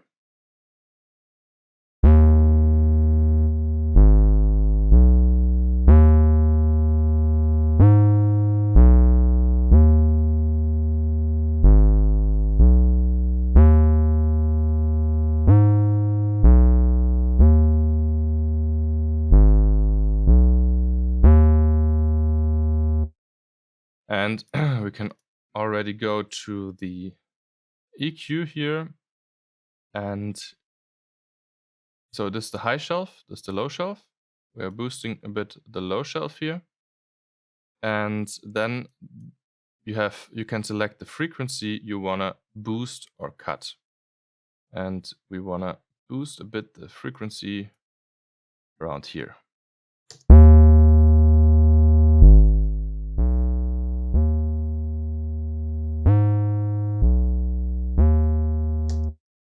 Now comes another cool thing, and this is recommended for plucks and basses. If you're going to the oscillator tab here, you have the possibility to say that the restart or the start of the single oscillator, if you're activating this, every single oscillator will start at the same time.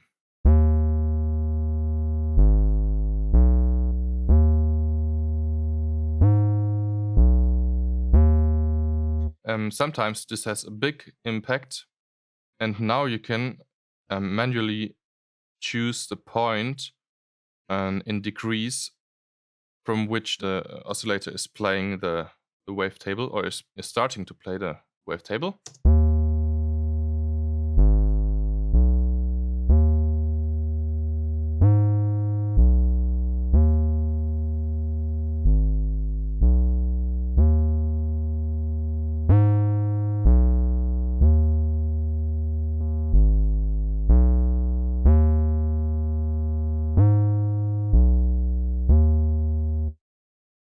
So let's go back again to the voicing tab here and increase the unisono to 3 voices.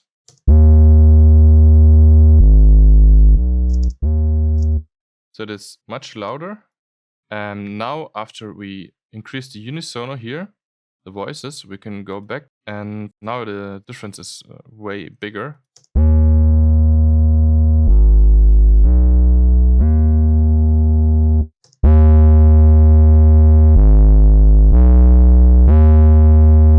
So now it really does make a difference. Now let's go to the chain here, and of course we need first some EQ, and here we just increase a bit.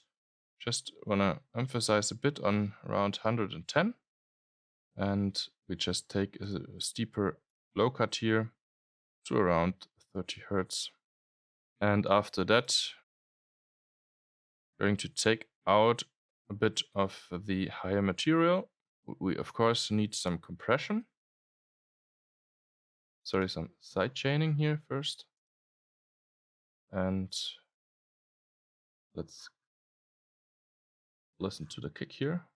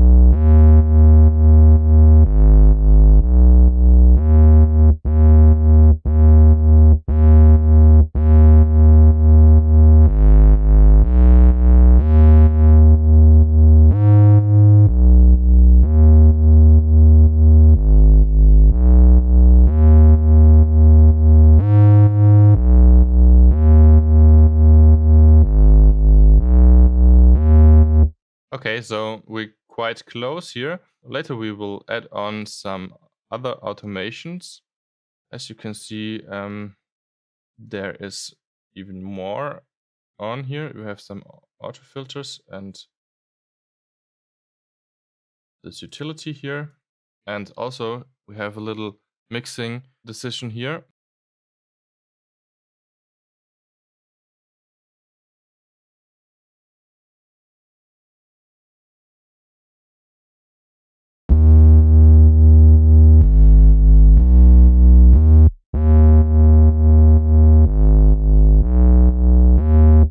Now we have a bit too much of the tube here.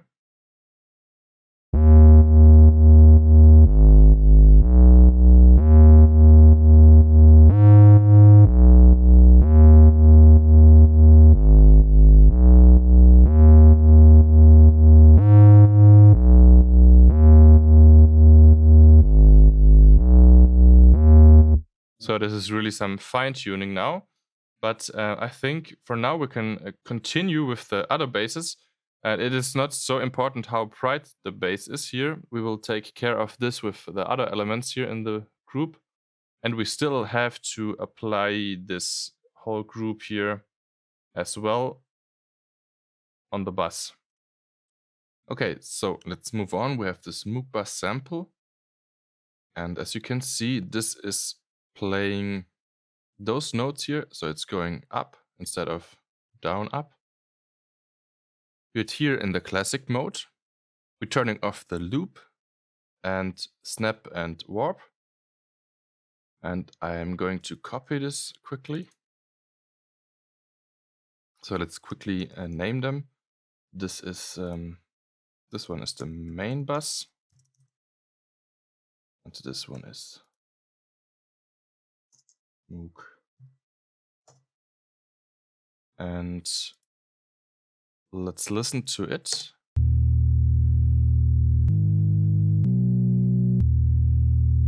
So we can hear it has a little bit of clicking at the beginning, so we just increase the attack time a bit.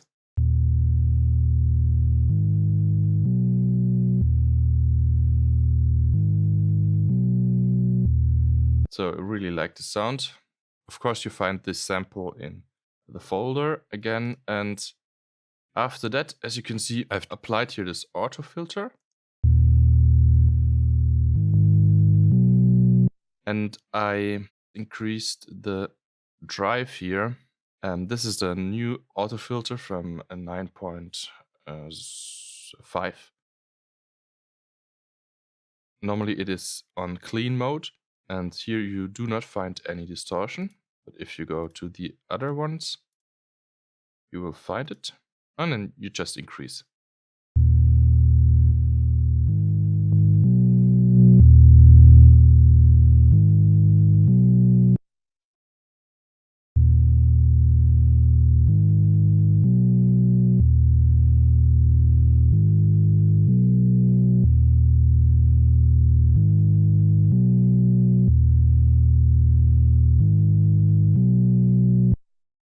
Let's move on. Okay, we have again some EQing here, and we want to turn up the frequencies a bit here around 540.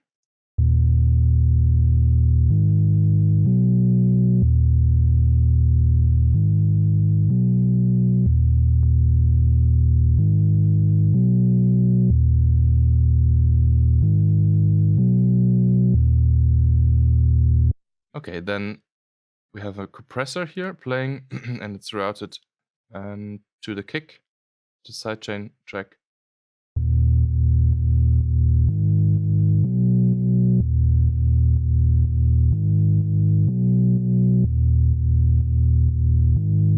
Pretty standard, it's a short attack and 3:1 ratio and release about 50 milliseconds, and it's quite heavily applied. Then we have this utility, and let's have a look. I think, yeah, this is not important for our part here. So you can just set this to -3 dB. Again, the same decision. We have a little dip here around 65 Hertz. And then we have another saturator. Let's do this actually from scratch. So we're going to take saturator, and you can see here a bit warmer is the patch. Actually, it's just a little bit applied.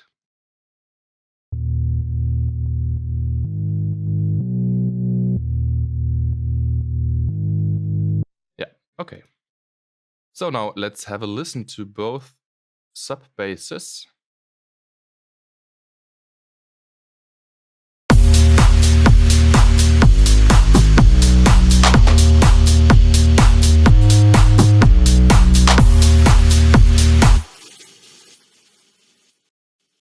Then we have those two here. Again, it's out of the Drumcode preset pack called Layer Beast, the sound. And the sub one is called White Nasty.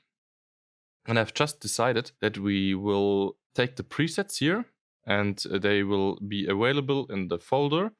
And we are just taking care of the effect on the chain, because creating these presets here is kind of similar to the bass we created before. And I think it's better to have a look at other things.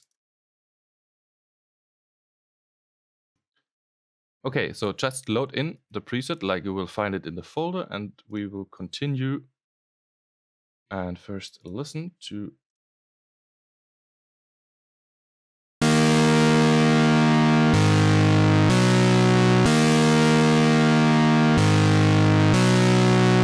sounds pretty cool. And of course now we have already two pretty sub heavy basses playing with this main bass and the Moog. And normally I really try to avoid this, but I think it sounds cool, and it sounds like really deep and thick. Now, of course, if we are applying even more layers, we have to take care of the low end.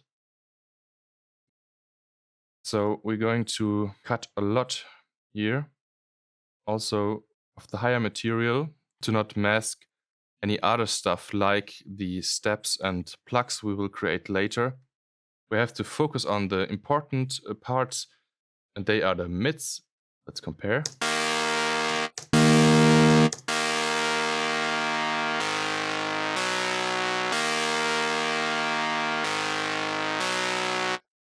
And I think this sounds already quite nice. Let's actually listen to it.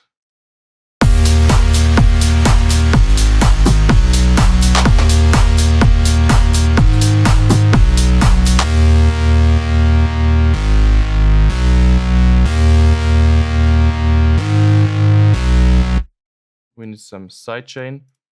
And this time first we're going to sidechain to the kick here. Now in the original, if we have a look here, we can see that there is some automation going on. And let's see, this has quite some impact. I would say we just take this auto filter here and copy it to the track. So basically what you have to do is right click here on the frequency and you say show automation in new lane, then increase the resonance, and we are picking the 12 dB per octave with the low pass filter, and then we're going to have this mode and applying some drive.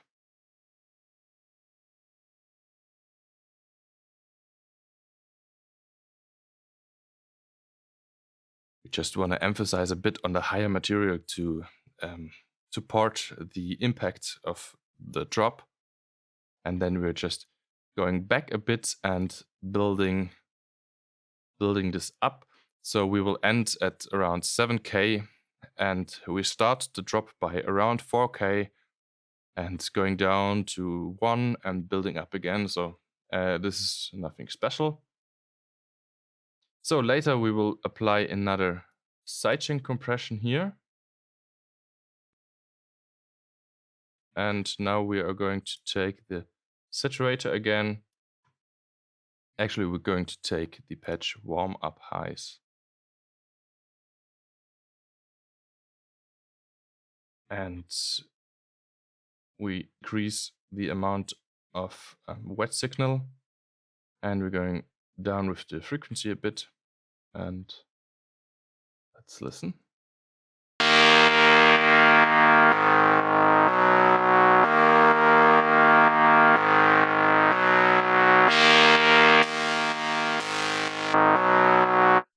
And also we can go down here with the resonance. It might be a bit too much.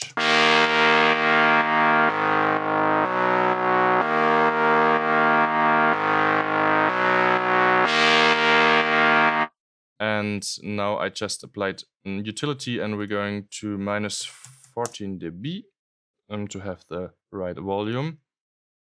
And yeah, let's play all 3 basses together.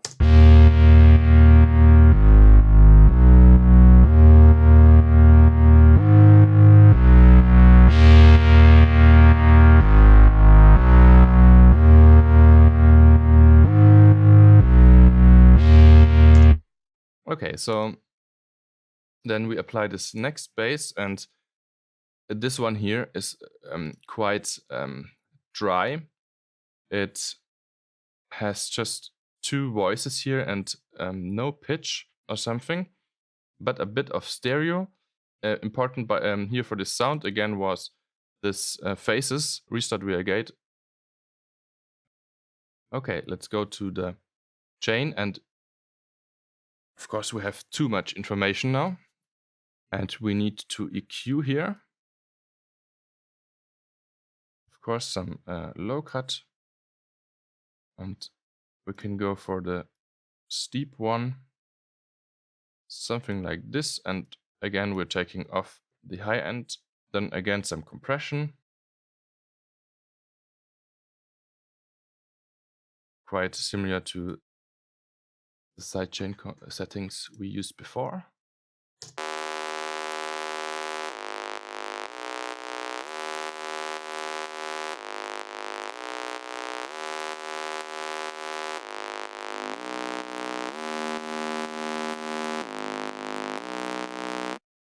And then we apply the same, I think the same auto filter here. We already applied to the first one because this was initially on a separate bus, treating only those 2 tracks here. Just take the auto filter we just created for this bass here and copy paste it here into the track.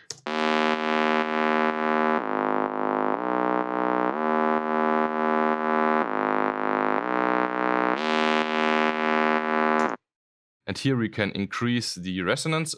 And finally, we need again a utility here, and we're going to decrease it by around 12 dBs.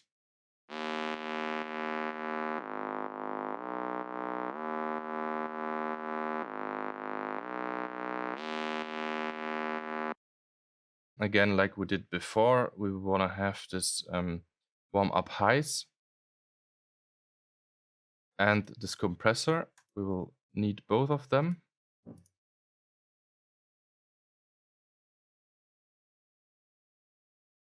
Again, move this auto filter here in front of the compressor.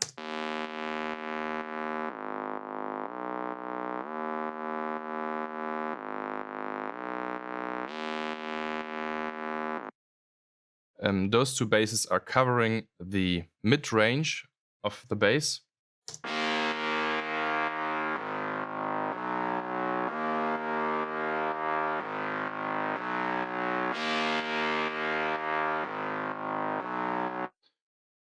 And those 2, the sub-frequencies.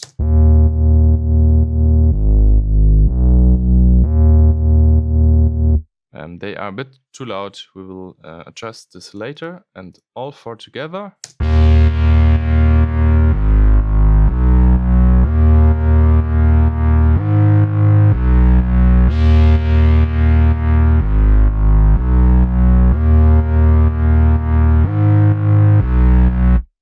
But I applied here another bass, kind of effect bass, because it was kind of necessary for the mix to have the bass really cut through. This is a quite nice patch. It's called a Gliding Layer. So let's listen to it.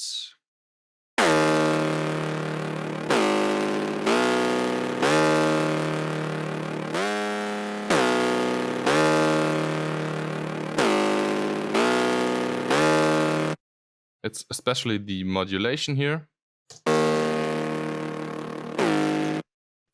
The shapers.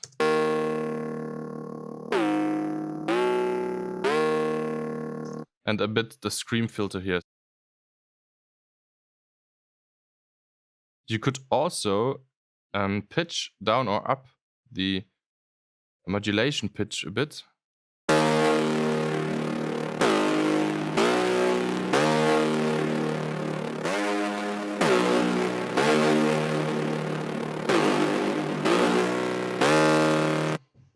So really interesting. So you find the sound here as well in the folder, and so we're playing at C2 here. I will call the MIDI clip raw FX bus, and you can see at -17, and we are applying a bit of the first stereo sound here.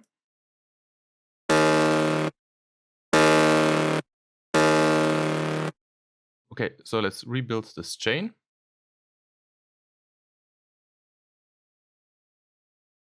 So without anything applied,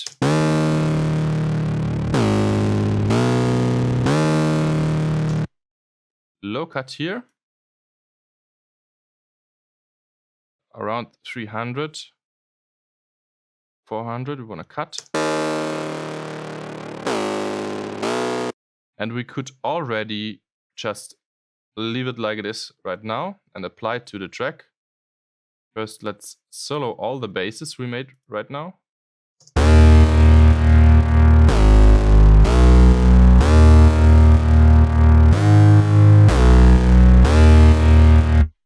Okay, but we want to have it even more aggressive. And now we're taking the overdrive,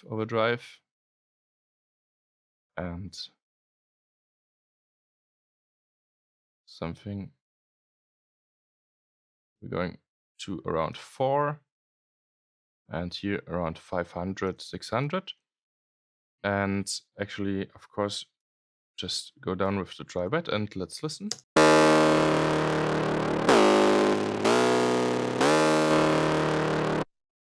We can increase the dynamics a bit.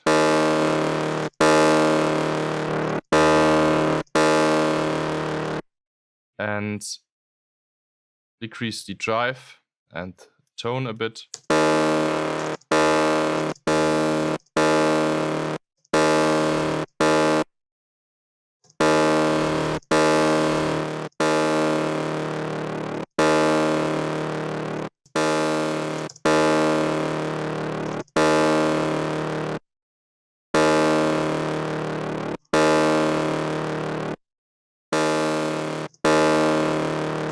So it just makes it a bit more aggressive, and now we just took care of the low end, but it's getting quite full and tense here in the mid area as well. So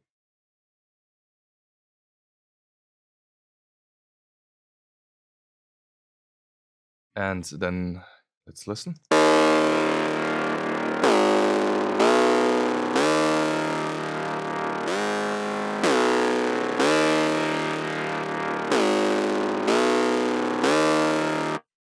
So the other two tracks here, they're already taking care of the mid frequencies here in this area.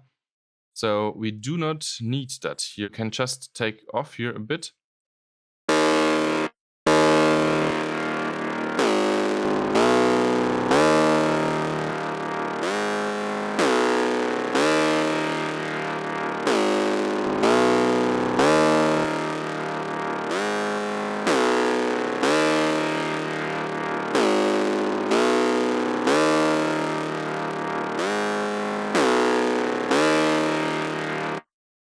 Forgot to mention, we're going to take the 4 times steep, and we're doing this again because we had this overdrive, even the saturators and the vinyl distortions, all this stuff is introducing some low noise. Yeah, we just want to get rid of this, and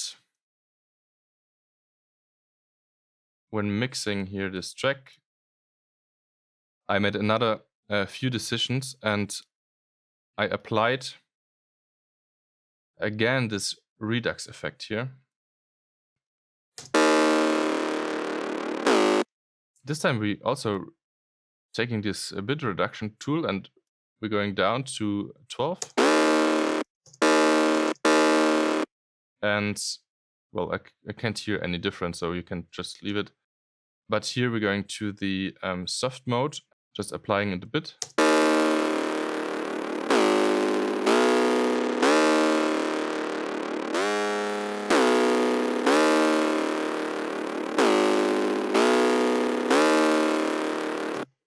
Yeah, it sounds cool. And later we will also have a sidechain, but this time just to the plugs we will create later. So basically, yeah, we forgot. So the mixing decision was to cut a bit here around 300 and boost a bit around 2K. So we're just cutting here also a little bit out, but then we want to give it a bit more presence by increasing around 2K. And let's have a listen to the actual result.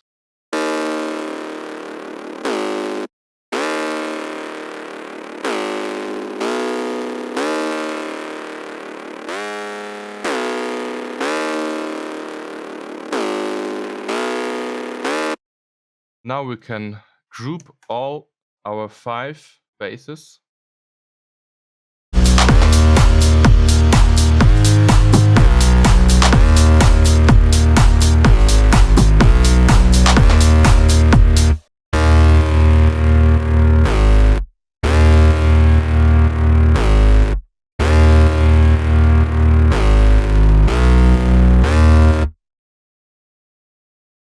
You should also listen to it in mono.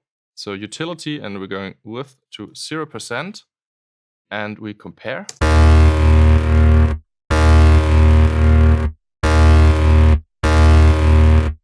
And we can also hear we do not lose too much volume. So this is nice, because if we would lose volume, that would mean that we have some phase problems and phase cancellation due to the stereo information we applied. Listen to the whole mix.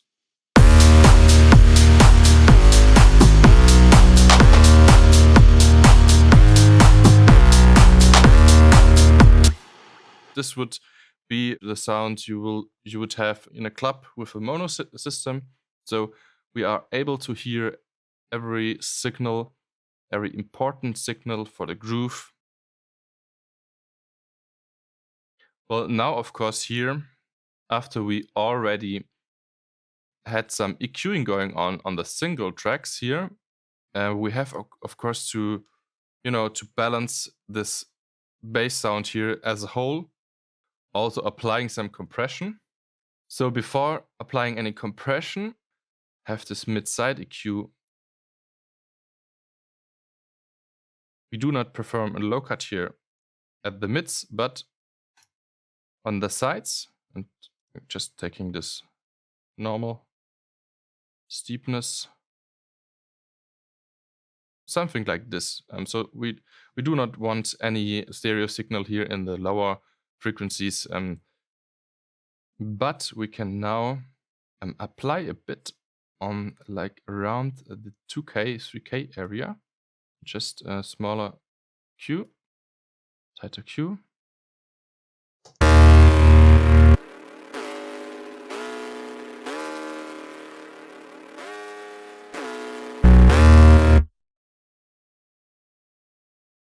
Just removing the same amount on the mids.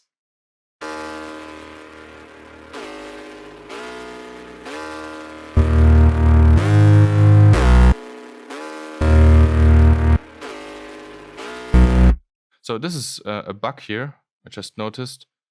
This isn't a stereo signal, the mono signal.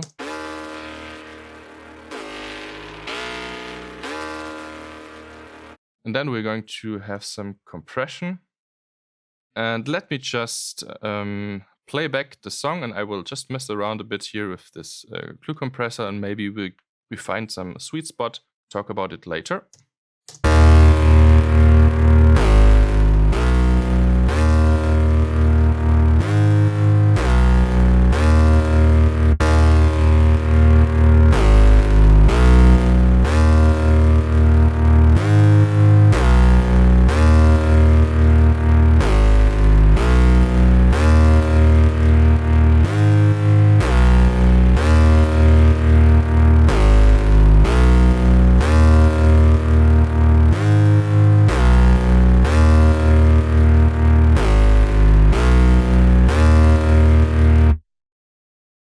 We quickly noticed that now the attack time does not have this big of a difference, because it is quite sustainy, and we do not have a lot of single transients.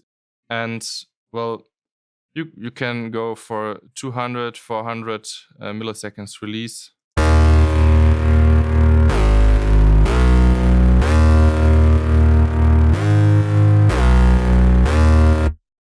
And then we can make up.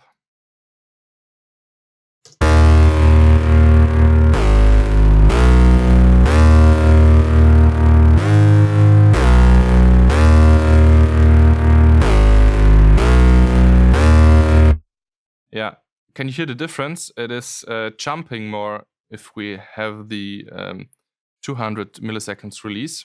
It's pumping more at the beginning of the note.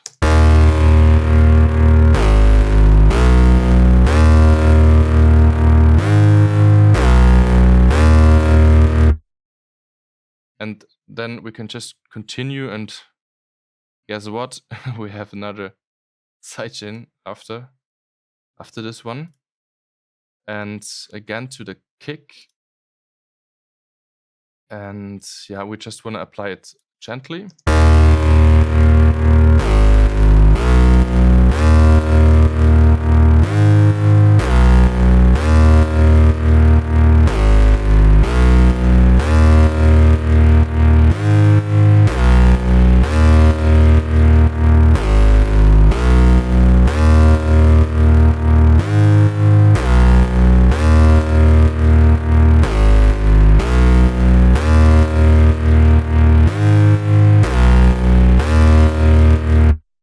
Okay, and I forgot to mention, we can also run this glue compressor here again in a parallel mode.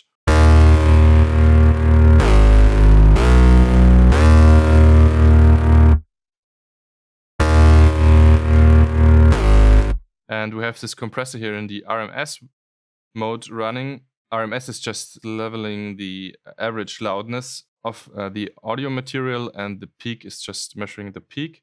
So this one is reacting to the peak if the peak is crossing a certain threshold, and this one is just looking at the RMS.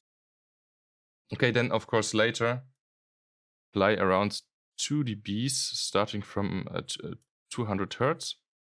So this was the final mixing decision, and also I applied a bit back here, and I took out something around the 500 area, and I just needed some room here.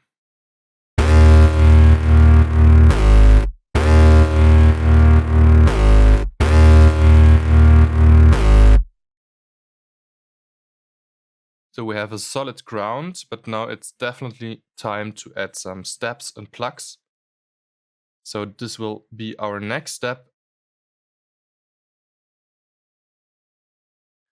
Okay, so those two groups here is the next thing we're going to do. But first, let's fix a little issue here. Sounds quite annoying here. This effect, it's called FX down. You might remember you have those 3 macros here, and let's quickly listen to the effect. So it sounds really nasty. Move down here the first macro just to around 3 o'clock.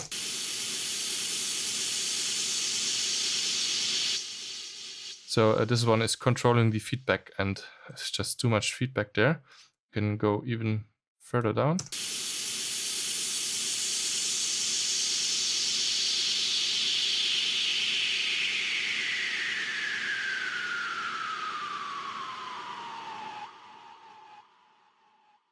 Okay, and the next thing we have to do as well is we choose an input for our sidechain. And let's play it again.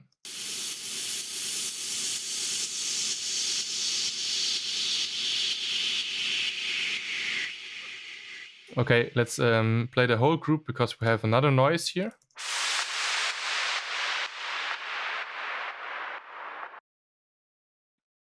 Let's have a look here. Okay, and we have this crash here. And on the group, let's see, we have this bus effect. Yeah, and I saw that I soloed just the dry effect. Anyway, the reverb is not applied that much. Another thing we could think about is now I would prefer to go down with the width here a bit. We have so much high material here playing, like the crash and this noise, and then this massive patch, and they all are quite stereo in the higher frequencies. And if we now start to increase it further, it might be too much. So consider to go down with the width as well. So let's listen to what we've done so far.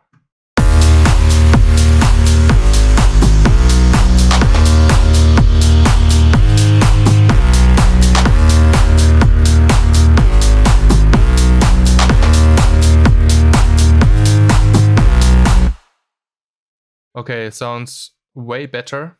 Now we have the solid groove going on with the drums and the bass and all those raw effects here.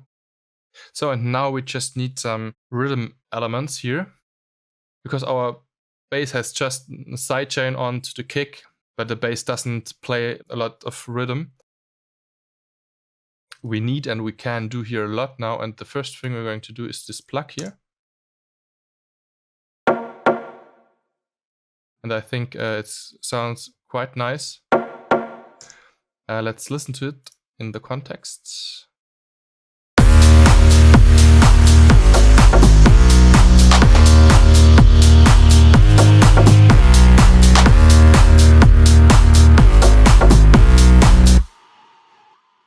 Okay, so we have two patches here. This one is not so important, this patch here. I will put it in the folder. You can almost take any kind of Pluck preset here. And the preset is, by the way, called step support. Well, it sounds like this. Yeah, it doesn't sound bad, but it's really up to the stuff happening on our group. Especially, as you can see, those two elements here. We will do all those effects here, of course, but we will just have the preset to start with. And we're going to do this instead here from scratch, because I think this is more interesting. As you can see, those two here, they're the same patch, panned left and right and delayed. They are sounding really percussive.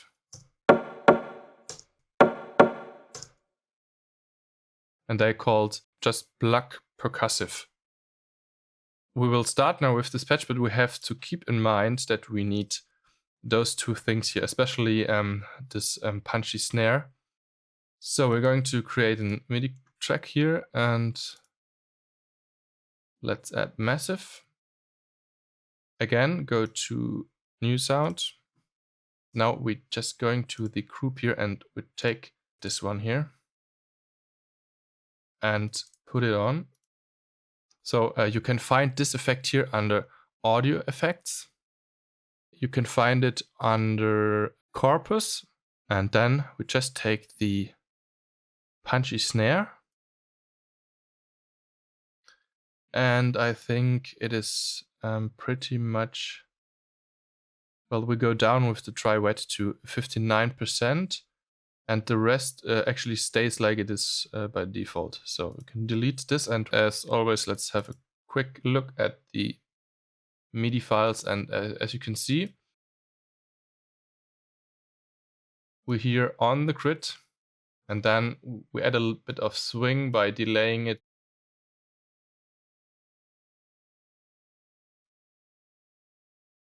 Yeah, and the other track here, the other Pluck we will create later, has also those two notes at the exact same positioning, but as you can see, different velocity and just one octave layered here. So actually, let's put this on. It will. I will call this Pluck Percussive, this MIDI clip. So let's first deactivate it.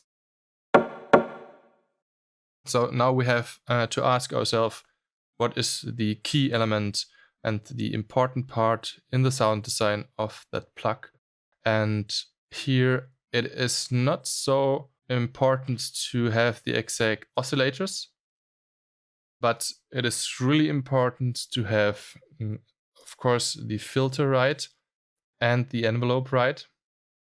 So this is an important part for this plucky sound, percussive sound. And then, of course, you can hear that there is some modulation going on. It's like a bit glued together.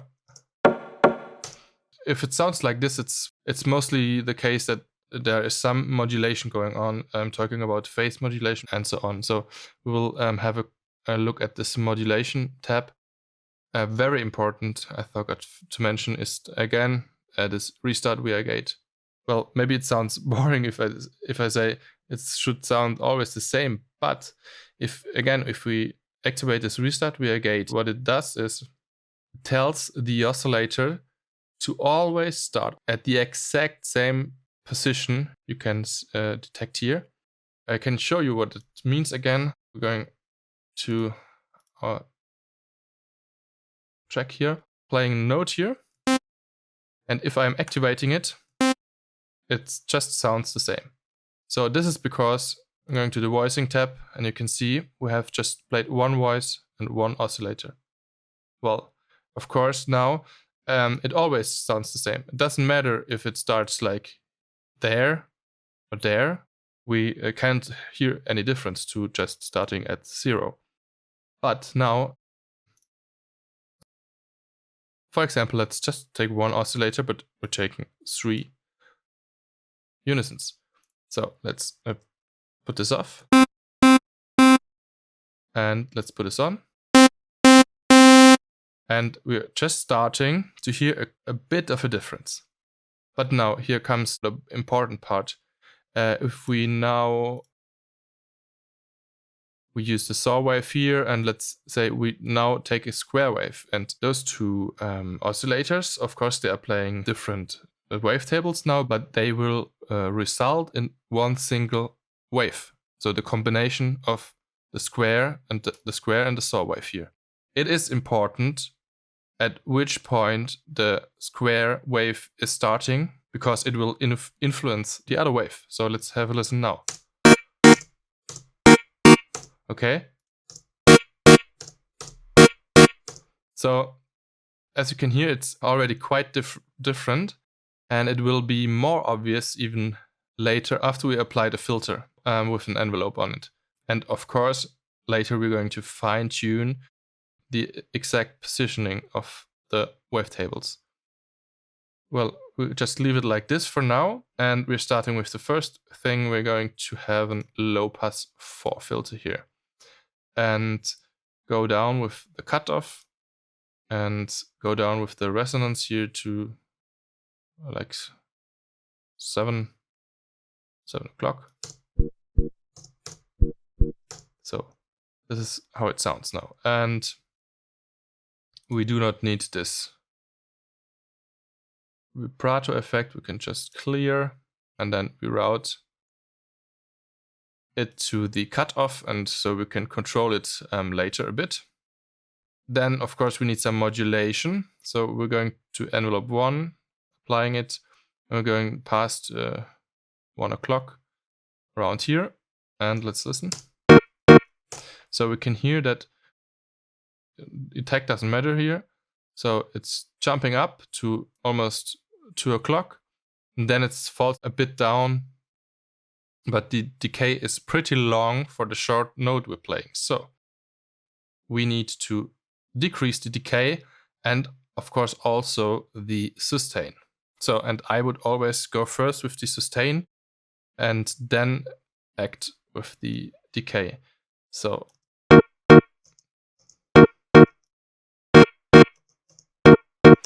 this is the difference it makes. It starts, moves up, and then falls down to the sustain level for this amount of time which is set here.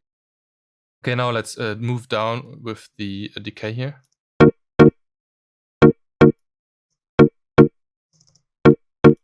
Okay, so we want something like this, and we can maybe, in the original, I just had here this macro applied, something around this, and the same macro goes to the decay as well, and it goes down, and now we just apply it a bit.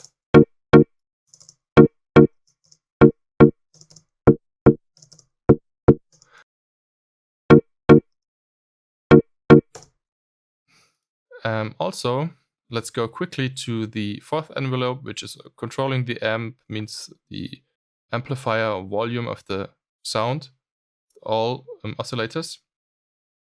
And we want to also apply it to this one here.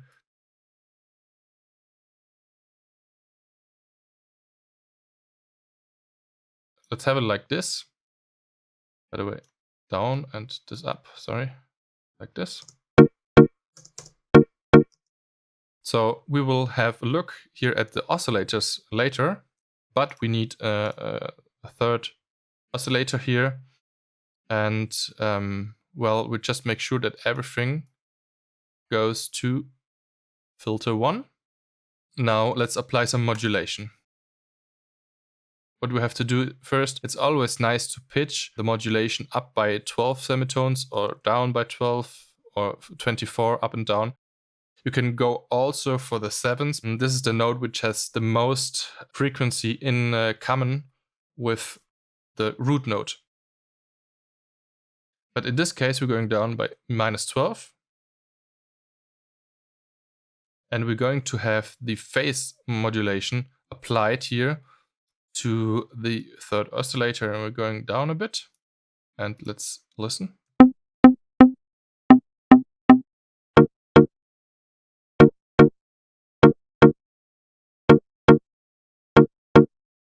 This is always also in a combination with the restart via gate we will set later.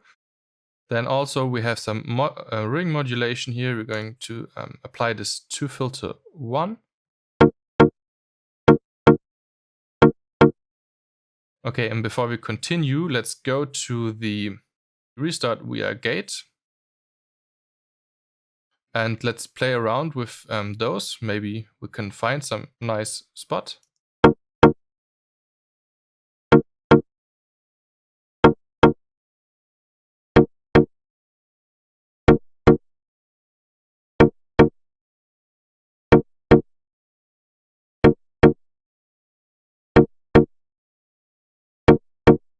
Now you can also apply this position, but okay, so now we can also apply this position, but I don't think it makes a big of a difference.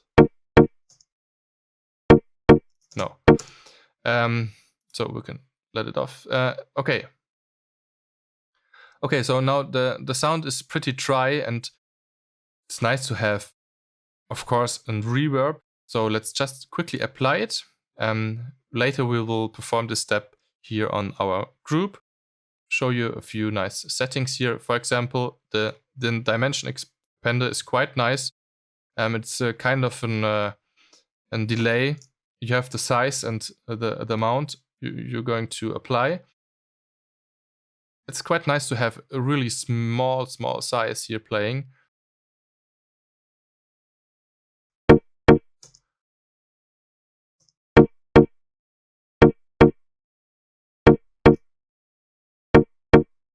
Let's go down with the volume here. So we're already starting to have some room. Let's hear it with a larger size. So then we have more of this delay effect and maybe some slap delay effect here.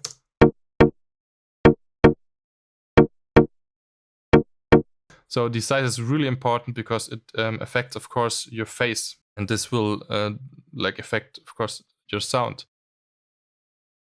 Then also we could just apply here in reverb and we would do the same thing, going for a rather small size.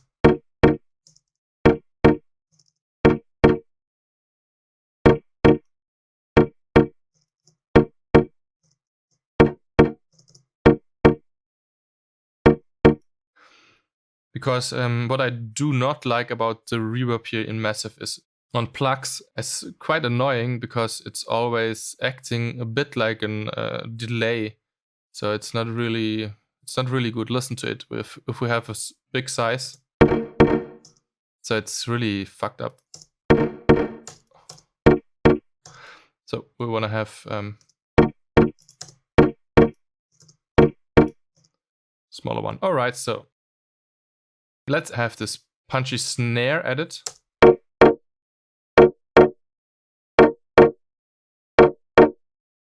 Okay, so now let's go to the voicing tab here again, and at the start we set this voicing here to 3 unisono.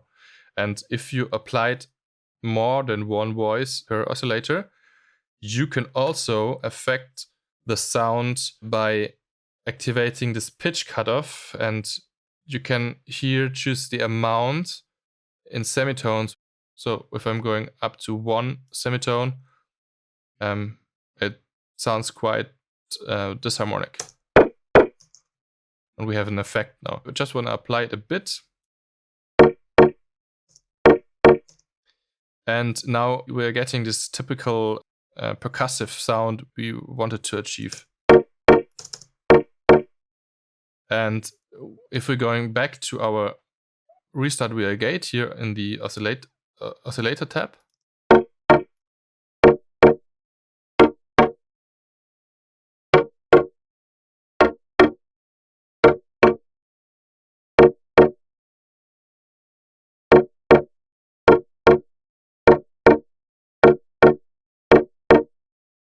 we're getting quite close to it.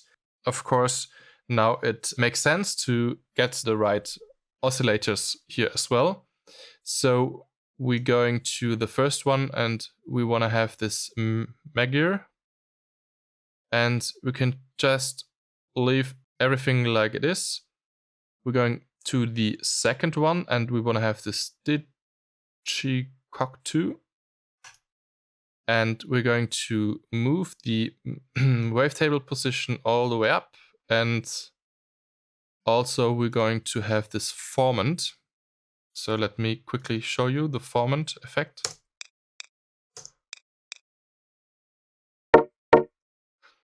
You can control the intensity.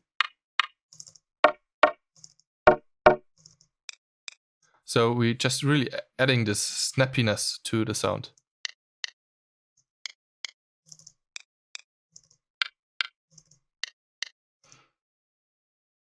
Move it all the way up.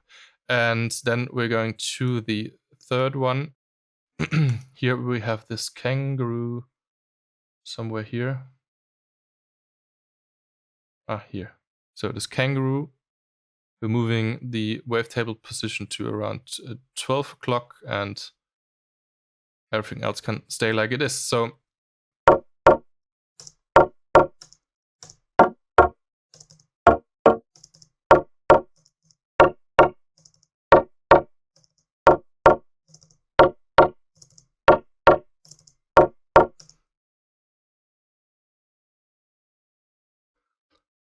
okay, quite nice. We're getting there.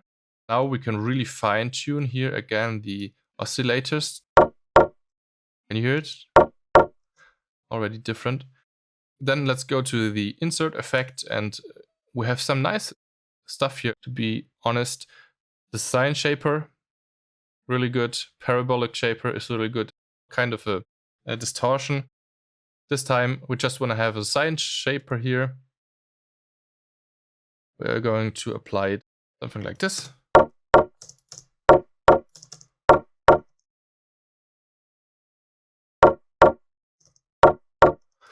And now, of course, we have to take a look where the insert effect is put in the routing.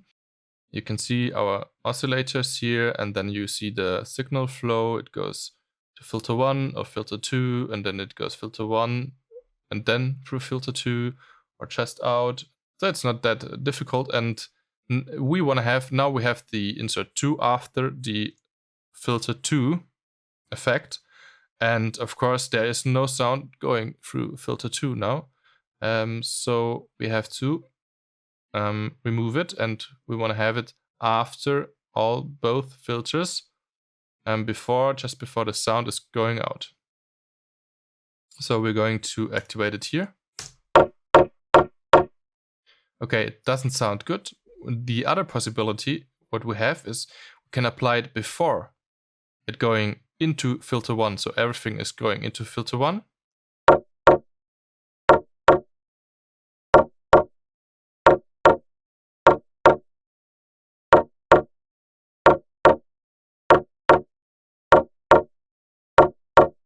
But actually, I have to say it doesn't make a big difference here.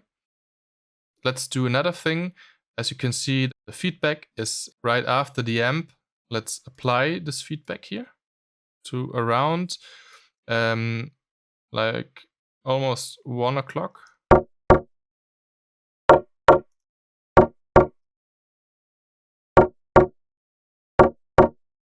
The feedback reacts really, really harsh. So if we go to like almost 2 o'clock, it gets really dark and like messy. And then it distorted. And here you don't hear anything. Well, a slightly bit. Okay. Maybe increase the resonance a bit. So, but this is already the kind of sound we want to have. All the stuff, and especially also the different reverbs, will be applied at our group. So for now, we can just leave it like it is.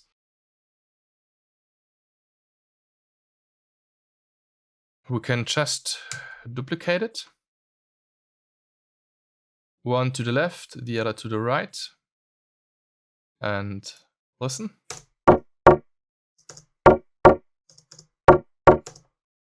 It doesn't make a difference now because the left and right is playing at the exact same time and the exact same pitch. So there is no difference between the left and the right speaker, and only the difference between the difference in signal between left and right will make the stereo effect, because then it applies room or space.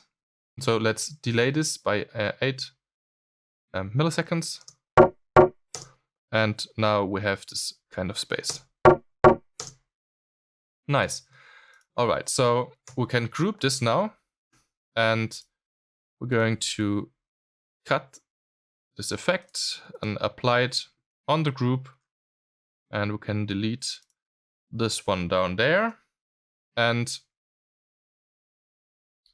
now for those two, we want to also have some distortion.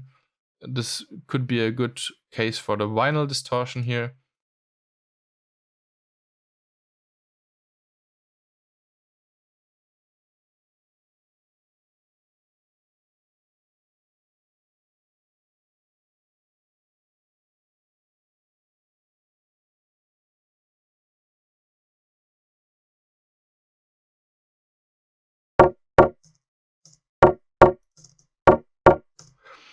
Okay, so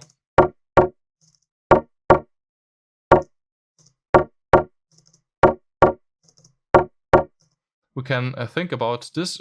Just copy this to the other one as well.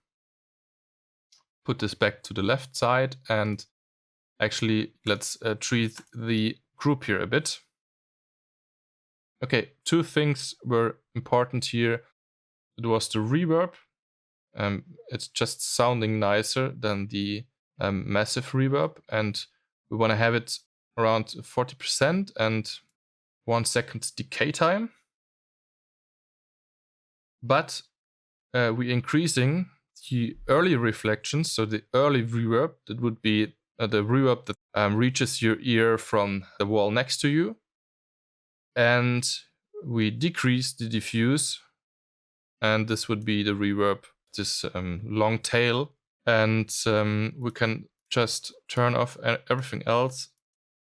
And yeah, let's listen. Okay, so we get the space we want to have, and we also can apply it more if we want. We do not want to have it 2 times, so let's also the dimension expander, let's just deactivate them. So the next thing is we want to have more character and more maybe distortion. Actually, I really like this cabinet here. You have different options here, so how many speakers, the axis of the microphone, and then what type of microphone, and then what output. We want to have it dual, so it's not mono, and we want to have a dynamic mic. And here I choose the 4/12. We go for the near on axis here as well. Let's listen. So it's getting a bit darker. Let's apply it to around 75%.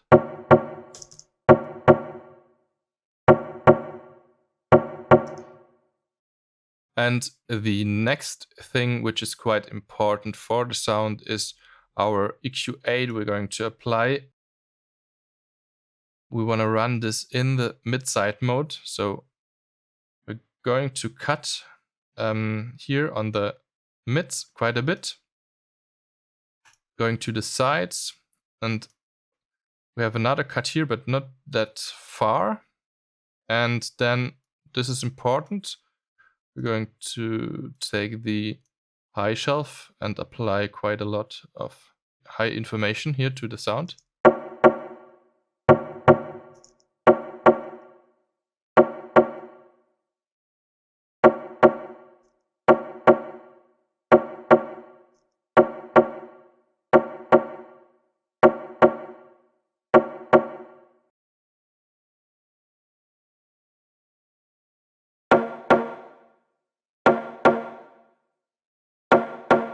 Actually, those two together make the sound. Let's listen to this one. That sounds quite interesting, I think. Let's actually take this one, copy, paste. Let's insert it to the group. And let's check. Here it has to say group, because sometimes if you just integrate it like this, there's a bug and it's not going through the group, just out to the master. Let's delete this one. And we're starting with the reverb. Yeah, let's listen to it actually. We solo the group and we turn off the both of the oscillators.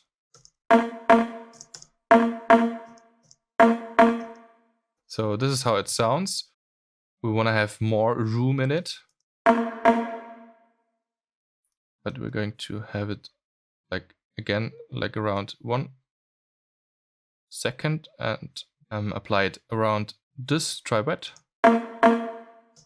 Okay, so we do not need any of those filters. Turn down diffuse, so the tail, and increase the reflection a bit.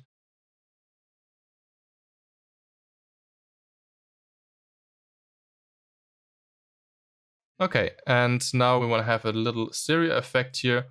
As you can see, you have this -3 milliseconds, 14 to the right, -8.6. A little stereo effect. We take the simple delay. We're going on time mode. Now, when I have this applied fully, you're getting some nasty phasing issues here if you just apply it half. It is possible, but you have to be careful. And then we're going to have it here around 10. And here around 6.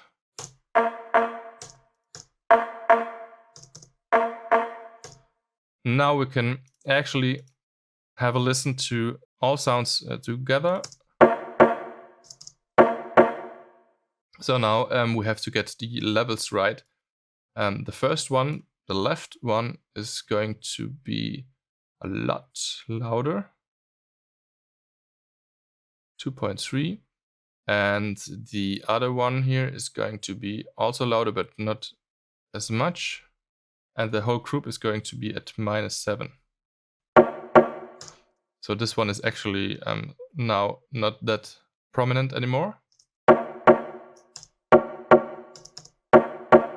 So we're just adding a bit. Now we're playing different instances of massive at different times here and at different volumes. Of course, now it is always nice to have some compression on the group, and you can take both here, the clue one or the other compressor.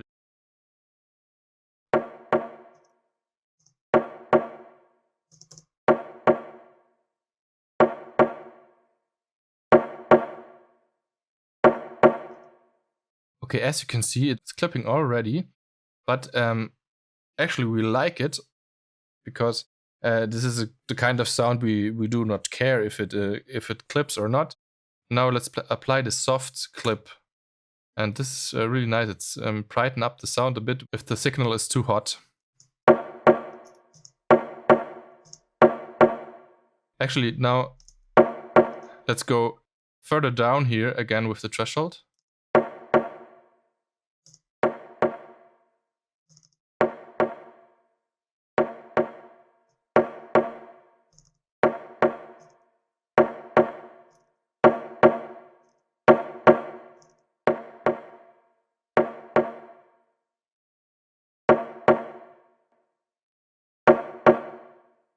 Okay, so ratio of 4 is always good here.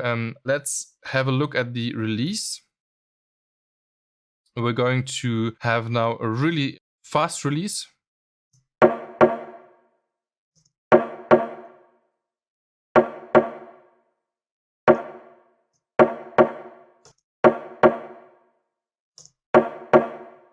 Yeah, so this faster one is nice, and let's also compare the fast attack with a long attack.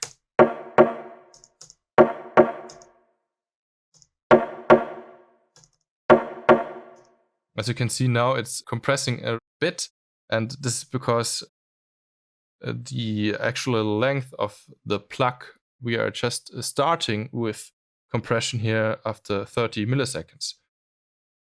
Go down with the threshold, so we have a bigger impact.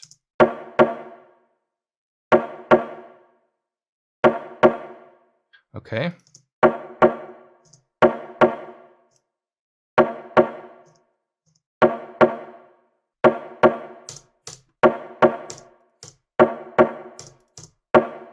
So this is nice. It's controlling everything a bit. So then let's continue with the audio effects. And a nice thing here is, I think it was introduced with Ableton 9.5. If you're going to pick one of those algorithms or emulations here, you have this drive button, and you can apply a bit of drive to your sound, and you can go down with the resonance a bit. Yeah, let's listen to the difference. Okay, so a bit of drive here added. We're going to cut quite a lot here with the high shelf. Then finally, this was of course also one of the later mixing decisions. We're going to increase it here. We move it a bit to the left, and we increase the width here. And also we can maybe decide to not have this EQ here. Yeah, we can have a look at it later. If this is okay now, let's compare.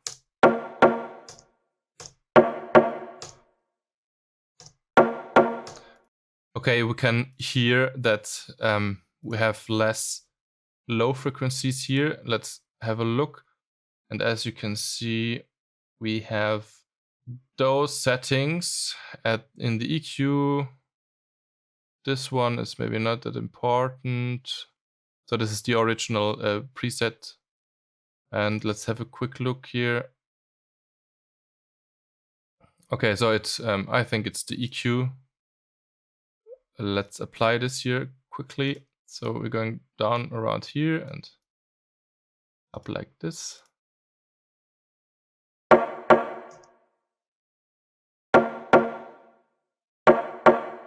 Okay, so now we're pretty close. We can just move on with our next group.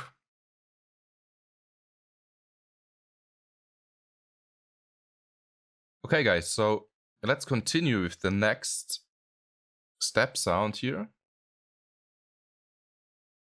As you can see, we have this group, some compression EQing, some filter, reverb, nothing special here, and then again some mixing issues.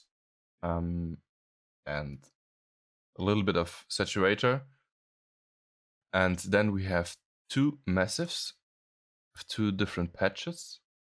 Let's have a listen at this one. And this one is called Step ENA 2. And this preset was initially created for the other Technos from start to finish tutorial I did. And it was ENA Odd Concept. And it was also the step, but this one is sounding a bit different. So let's move on. We have another one here. This is not so exciting, this one. It's called Step-ish.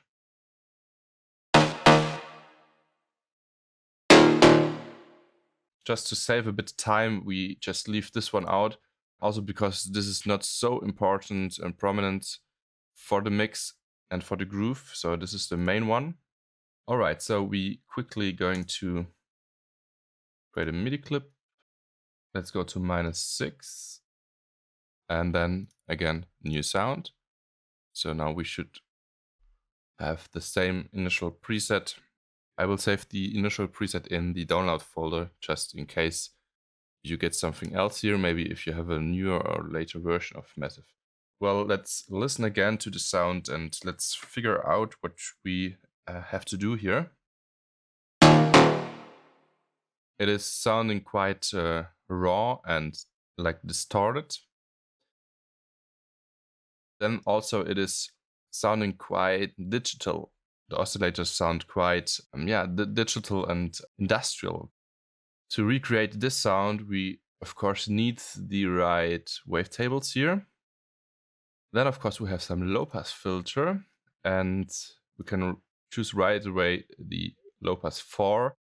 And here of course we're going to have an envelope routed to this cutoff here. A lot of fine tuning. And then of course you might guess that we need some modulation. So let's listen again.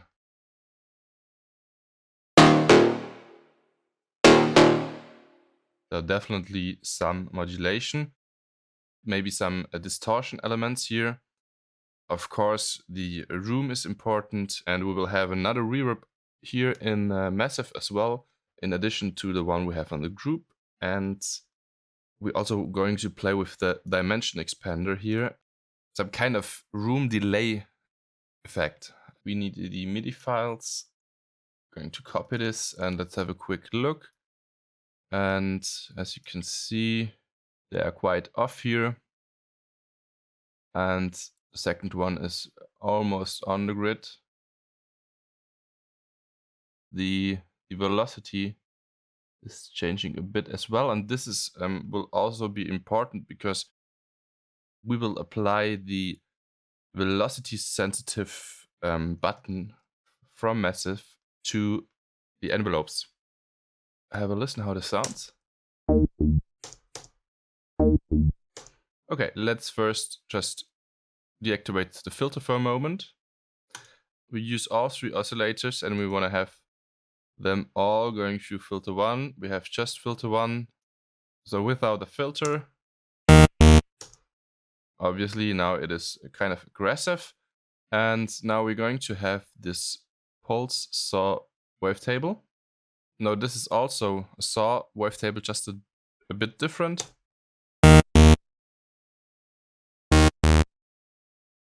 And we're going to have it at around 10 o'clock here. Now we're going to the next one, and this will be the hard sync.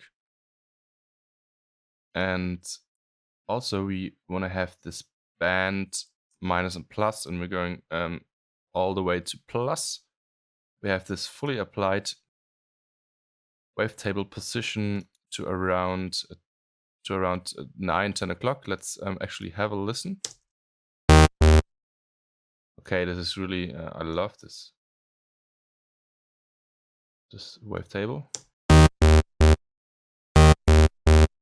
And let's listen without the band. This band minus plus is banding the wavetable to the sides or to the center. This way changes, for example, the harmonics. Let's have a look again to the wavetable position. Kind of nasty up here, but I think around 9 o'clock.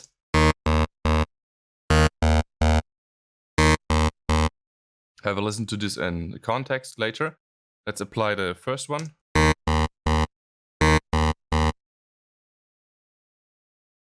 And for the last, we're going to have the drive somewhere here, drive 1. Let's have a listen to drive 1. So it's actually quite similar to just a simple saw wave. Of course, the wavetable position does a lot. So, and also we want to have a band plus minus effect. We can also just take the plus. Here is 0 and this is all the way plus. And here is 0, minus and plus. But the effect is the same. You have just maybe like better control over the amount. Let's have a listen. Okay. Interesting. We're going down with the level a bit.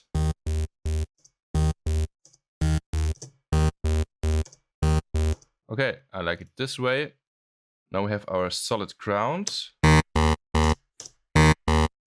Okay. So then let's quickly go to the voicing, and we want to have 4 voices per oscillator. We can also activate this pan position here. This will spread out our signal to the sides. Means the phases are a bit different from the left and the right speaker. And let's listen to it. Here's all the way mono.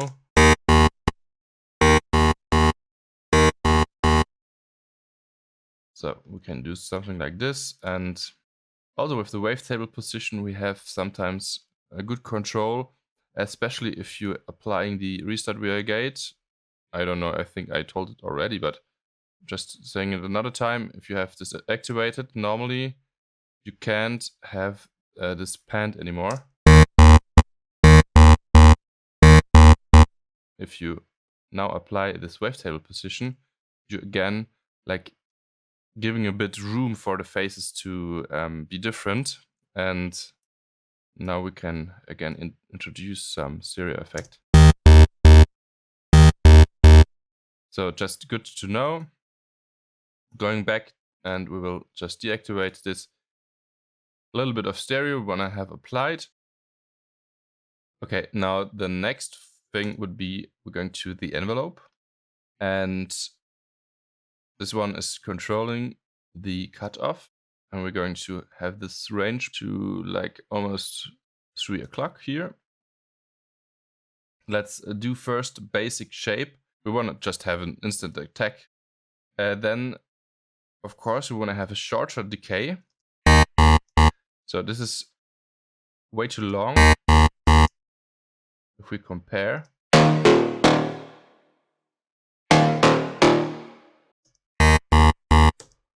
Okay. Okay, of course we have to apply the filter. And we're going down with the resonance. Okay, interesting. We have a nice kind of bass sound. And now we're going down with the level here as well. And I think the rest can stay like it is. Already also a nice sound. Get the groove really right. This needs a lot of tweaking of the decay. But sometimes for the first hit, you need a shorter decay, shorter note and shorter decay. Then you want to have the second note. And so I thought it would be quite handy to control this with the velocity control. So you can apply this control to some box, and now, for example, the velocity will control the volume. So if you're playing a MIDI note with low velocity, you will have a low volume playing. But you're not limited to this. You can also, for example, route it to your envelopes. And now this is a bit tricky. it was like this. And it was also controlling the level. And the level in this case is just, this is just more or less controlling the range of the cutoff. But I have the possibility to have full range with full velocity and like just half range with really low velocity. So it makes also a difference. So it gets more dynamic, and if you use a lot of different velocity nodes, you will have a quite interesting and changing sound. Now let's just try to get this really precise, because this is a bit tricky, and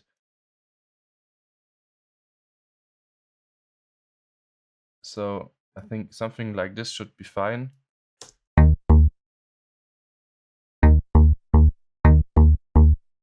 And quickly, let's also have a look at the envelope 4. As you can see, the 4 is applied already to the amplifier of the synthesizer. We go down with the sustain and we leave the decay like this. I think it doesn't even make any difference, but we make sure to have a really short release. Now let's just delete clear macro 1 and let's apply this one here to our cutoff. Now you can call this cutoff and can control.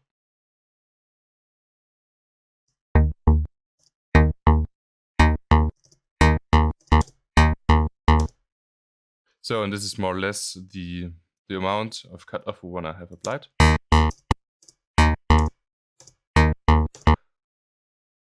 Okay, so now to have it sound a bit nicer, let's first apply some reverb, and we're going to have just a bit and a relative small size and density down, and color can stay like this. Okay, so we have already some room, and on the second one we're going to have the dimension expander, and here you have actually two possibilities: a really small size and a decent amount of dry wet,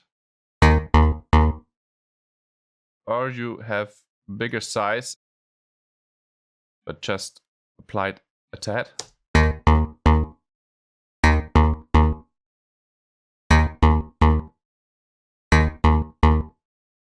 Okay, so I think this is nice. Quickly go to envelope 4 and give it some release. It is clicking. Maybe also here a bit on attack and release.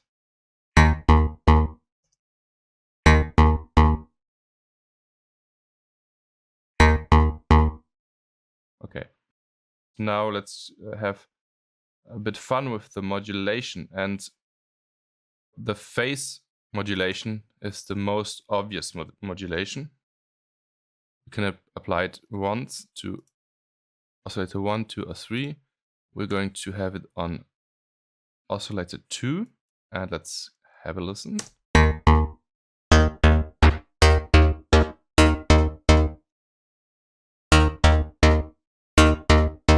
So quite interesting here. Pitch is modulation, and usually you go up an octave or down an octave, or you have like 7 semitones, because this is like the most related note to your root note. In this case, yeah, let's have a listen to 12 will sound a bit harsh, and minus 12 will sound nice. So this is what we want to have. Also apply the ring modulation here to oscillator 2.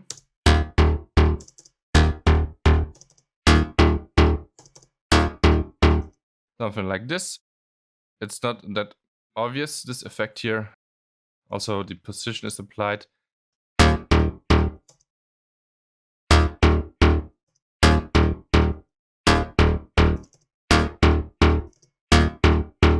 You could also detune the modulation, by the way.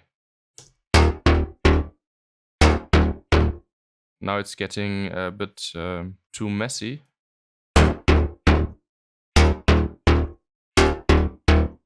but sometimes it's nice just to have a few cents off. Yeah, finally, we need, of course, a bit distortion. And we're going to have the parabolic shaper. And we want to apply it quite a lot here. And again, we're going to route the velocity to the drive. And going like something like this. And okay, nice. Already quite different. Now let's check the routing. We have different possibilities.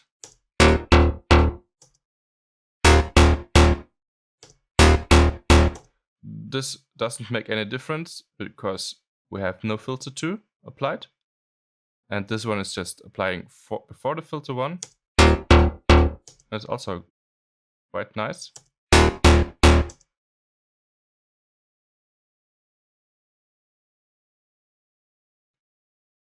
And what else? I think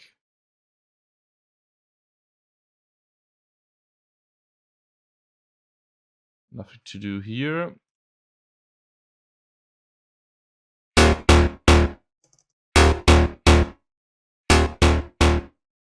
Go down a bit with the volume.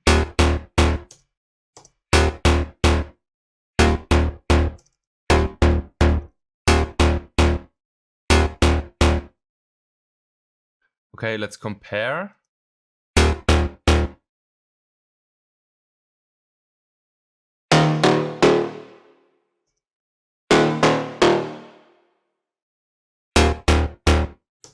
Of course, we are missing a lot of reverb here later in the group, but also we can easily hear we have too much of this 2K area, and we're going to just copy and paste this one.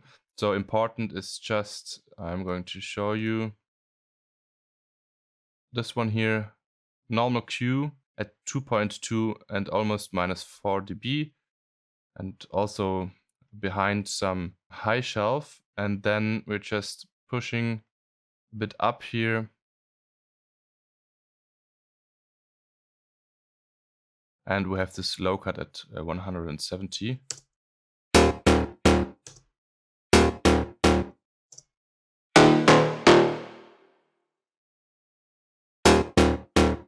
Okay, so let's first add the next one, and then we will compare and have a closer look here at the other patch and maybe compare what we have made wrong. I'm going to copy paste this one. And now let's group them. And this is 30 step. So this is the one we made, and this is the other one. Let's have a quick look. So we have a saw wave, we have another saw wave, and we have this one a bit applied. So this is a fifth. If it would be plus 17, it would be the fourth. And if you're going down 12, and you're going from 12, another 5 down, you are in 17, or at 7, and 7 is the fifth. So then we have this modulation minus 24, and phase applied to the second oscillator. Feedback doesn't do much. So a little bit of noise. Bit crusher, no. But the second one here, also again a bit controlled with the velocity button. So nothing special here, to be honest. Some phasing effect here on the voicing. There's no pitch cutoff. 3 voices, a bit spread out. Everything else is like this by default. Anyway, you will find the preset called step-ish in the preset folder. We're applying a lot here with the high shelf at around 2K and a decent amount of 6 dB. And we are cutting at around 170 again. So we have this combination now This one is at, the one we just copied is at -8 and the other one at -6. The whole group will be way quieter later. Also, we can see we have it played a little bit earlier and a little bit to the right. Nothing special. So let's listen to them.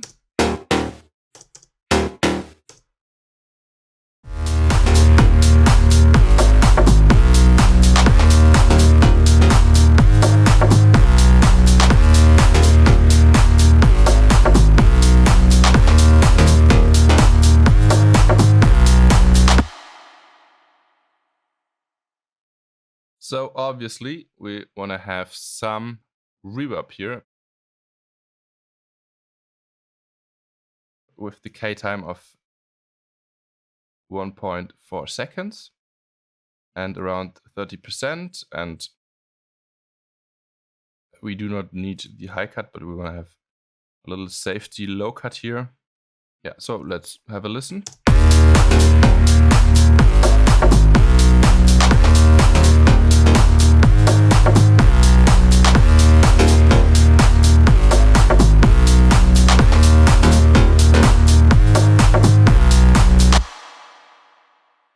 We need some compression here again. Actually, let's do it like always. Let's find a good spot here.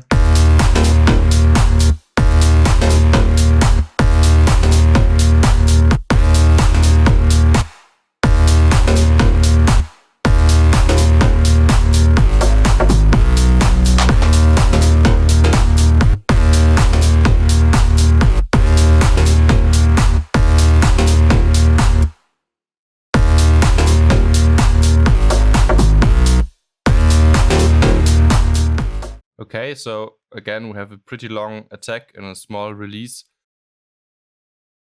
Of course, I'm going to cut a bit here.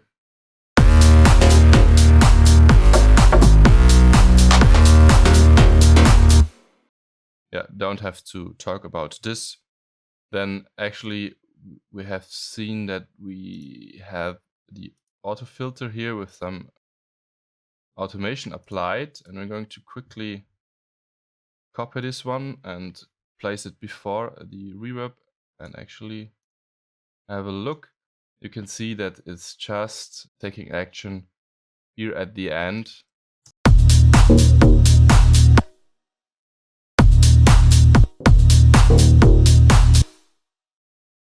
It's not so important for the drop part to have the right filter settings. We have to have around 10K, like default rest. Yeah, nothing to do here. Let's listen.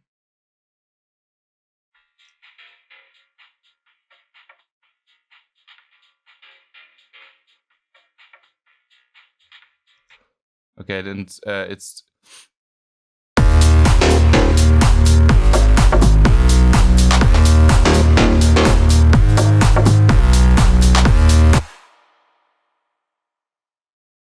we are really now a lot louder than before, so we have to go down with our volume to, it was -13, yeah, 13.4.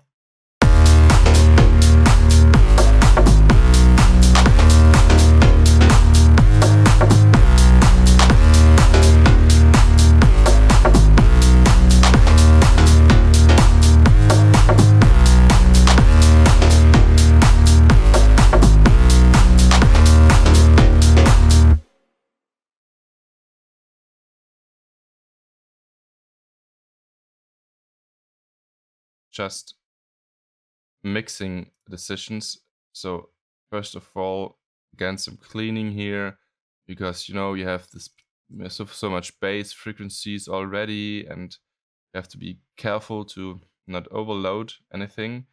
And then you have like this common dip at around 300,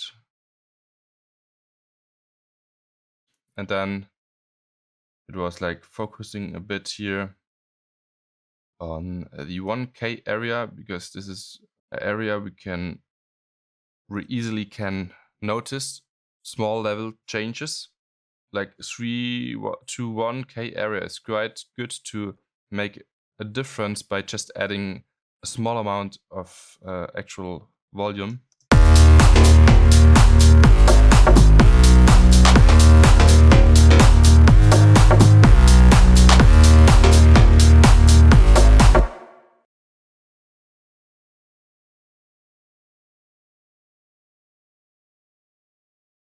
Later in the mix, it was clear that we have room here on around like 500. So we have a smaller Q and get some good foundation to stand on. We took off a bit high end here with the shelf. And this is a high shelf here. By the way, I recommend you to use my settings here. I'm going to show you quick. This is really, I think, the best setting. I have the low cut first. And this is already applied because the most of the time I'm going to use this. I have the low cut, then I have the low shelf. So often I just don't want to cut, but it's often better to just take the low shelf and then just go like this. Anyway, it's good to have the low shelf. And now you just need a decent amount of belts here to shape the mid frequencies. And at the end, number 7, again, a shelf, followed up by a cut. Right click, save as default preset, and it will show up always like this. And this is really handy and a good setting, I guess.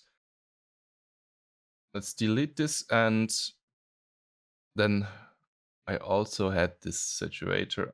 Actually, it was a preset, a bit warmer again, but just really a small amount applied. Doesn't make big of a difference.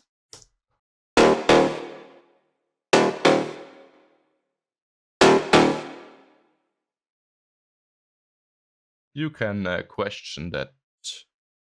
So now we can actually compare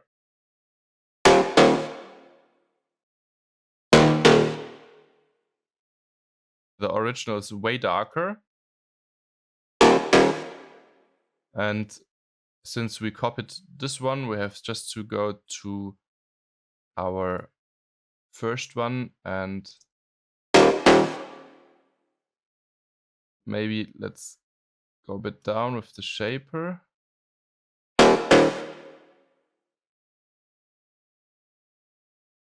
Let's just have a bit of a high shelf here.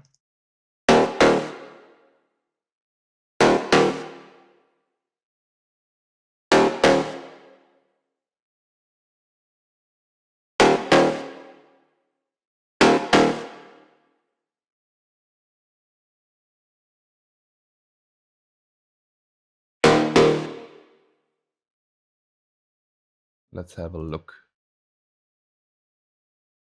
We have this envelope, and this is going down, this going up, and this going up. Nothing else. Here it's like also we took down the sustain. This one is not activated because 5 is applied by 7 and 7 is off. For voices, wavetable is also off because it's controlled by 6. And pan position. Then I'm pretty sure we have this right. Actually, let's have a look at the drive and the phasing amount. So let's go to our, and let's go down with the phase amount. Oh, this is the wrong one.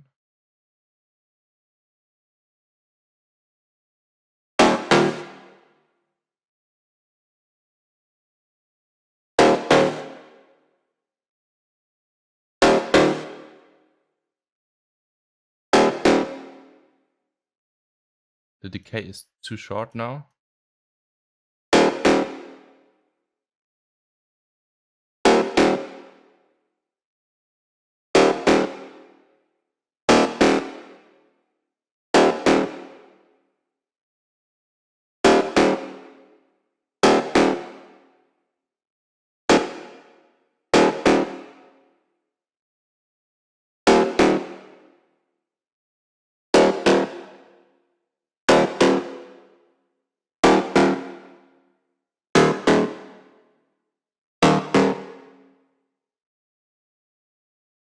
You can have a nice range of different tones here with the phase.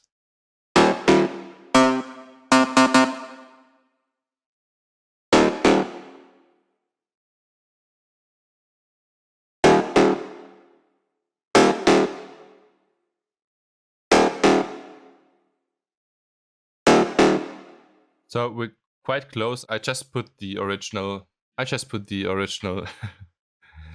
preset in the folder, so but don't complain if you just recreated it for 2 hours, because you learned something, I hope. So it's more important.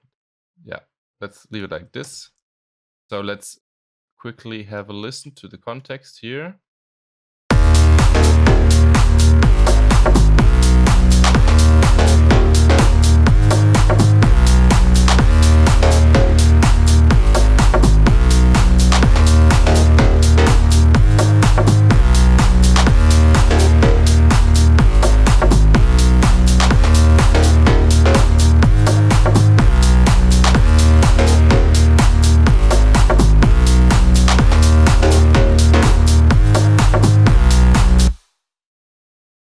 On the group of the bass, as you might remember, we had some sidechain on the higher ones here.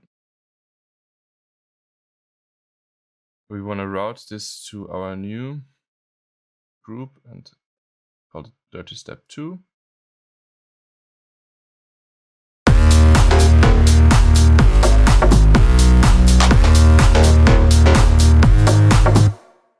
And applying such sidechains is really important for a good transparent mix, especially if you have a lot of different sounds layered. You don't want to hear the effect, just you want to make sure that everything cuts through. We also did this with the percussive plugs, as you might remember. And I think we can also apply it here to this one. Yeah, exactly. There's the compressor. So again, Dirty Step.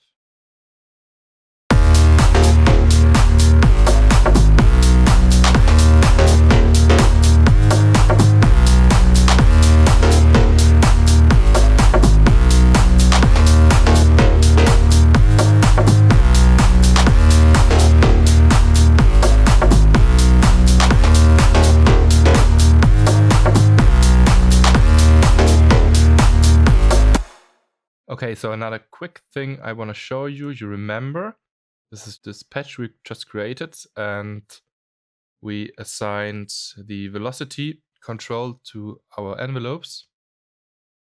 The good thing here is now you can, for example,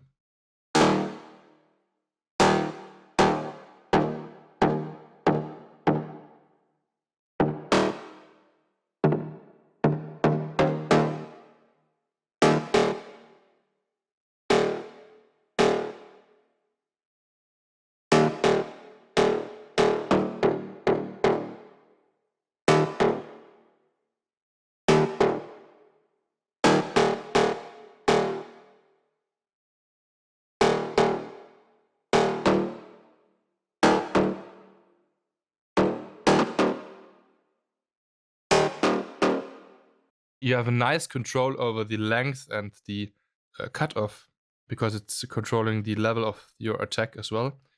I think it's quite handy, especially if it comes to really matching the groove.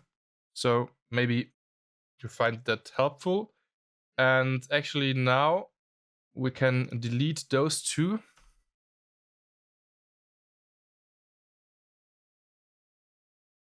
So now we're at a point where we have our basic groove, we have our drums, we have our bass, and we have our basic steps and Pluck sounds. So often you just start like this, having a kick drum, applying some hi-hats, then maybe you already have the bass, and then you start finding some groove. Always have in mind that you want to apply a bit of swing, and by that I mean that you, for example, the first hit often is on the grid. So this here is the second. This is one bar. This is the second bar. As you can see, 1, 2, 3, 4. This is where the kick is playing, and this is exactly where the off hat is playing. And now we have our Pluck sound here, or step sound. But then the second time it is delayed. This is really, really important.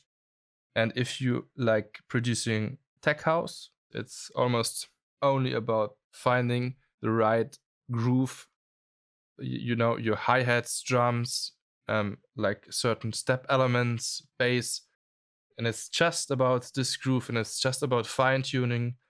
Then, of course, it is quite helpful to have like those grooves here in Ableton. I always take the MPC swing.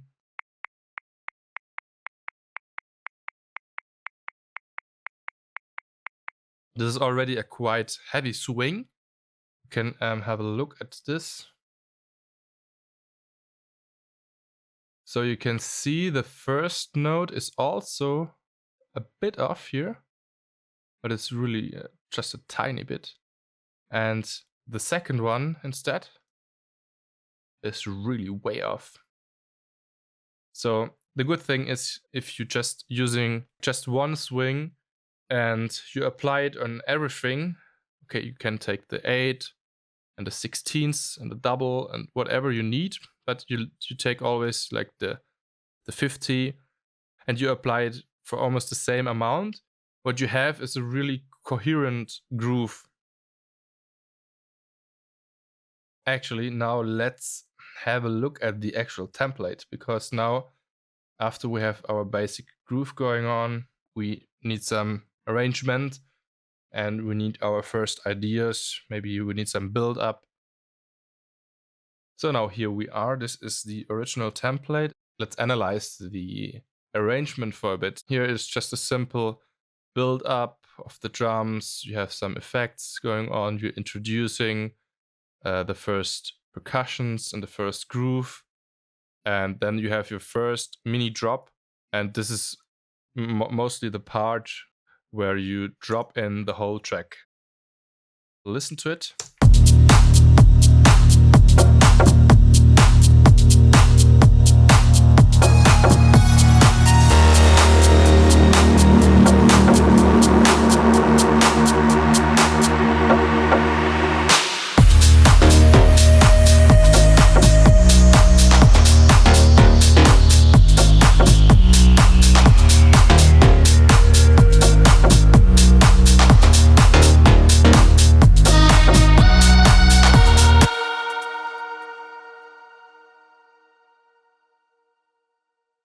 Is going on and it's introducing the melody. You have your transition to your break and middle part, and then it's leading to the build up and then your main drop. So let's listen in again here. We're taking out the main kick and some of the hats and starting to introduce those mellow plucks here.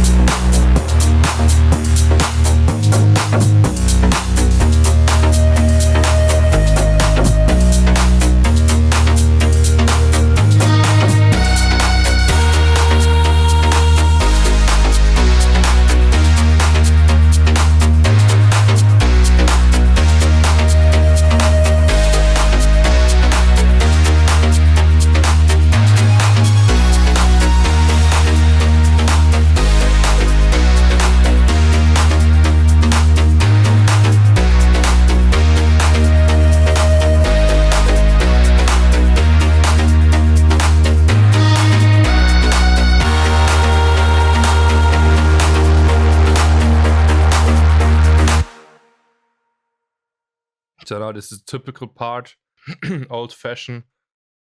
Stop playing your melody and you stop playing your chord progression. We have a look at this later. And everything like is fading out.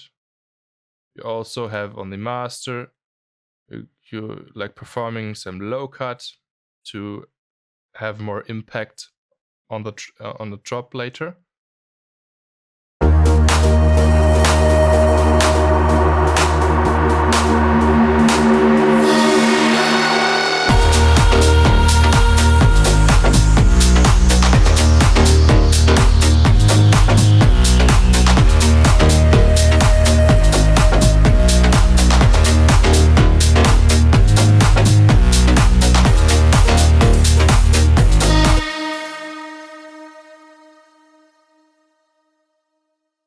Also really important is this kind of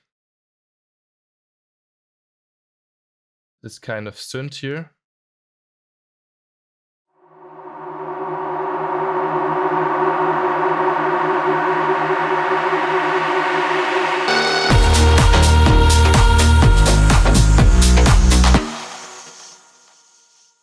This actually also preset here. So I would start with finding a good chord progression for this break part.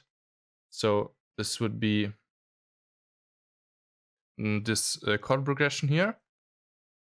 And then you're building everything else around it. So you continue with the sign. So actually let's play it solo.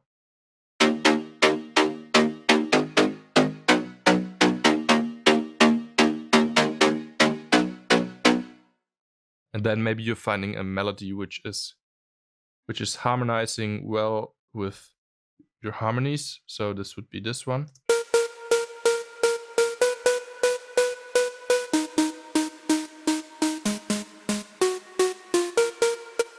Then it is time for like some really atmospheric elements.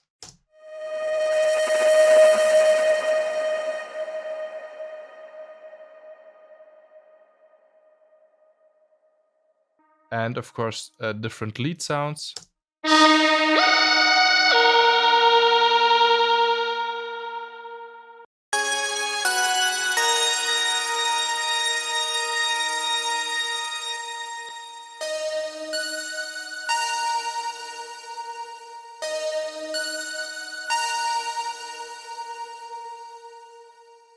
You can see I often use this amplifier here and the blues mode always and the cabinet in front of it. So everything gets the same kind of character. And we forgot to mention here there's pads, and as you can see, we are just playing the root notes.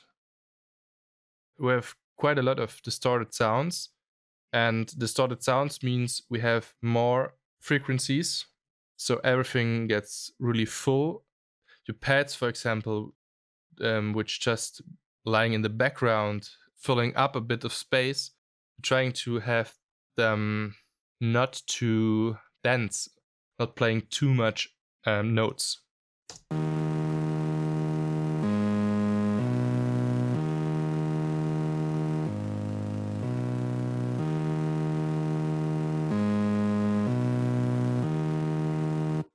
Sounds nice. And this one.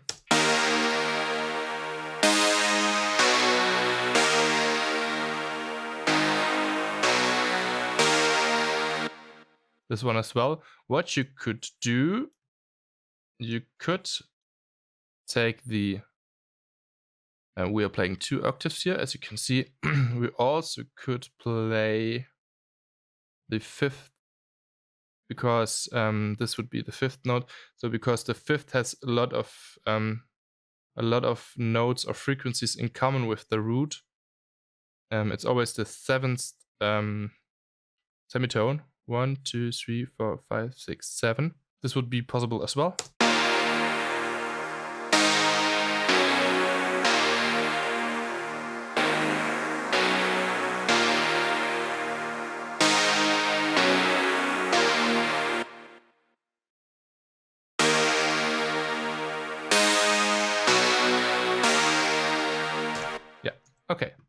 you get the concept, and later here at the drop we're just having this the same preset as this one, and it's just I think the ADSR are different.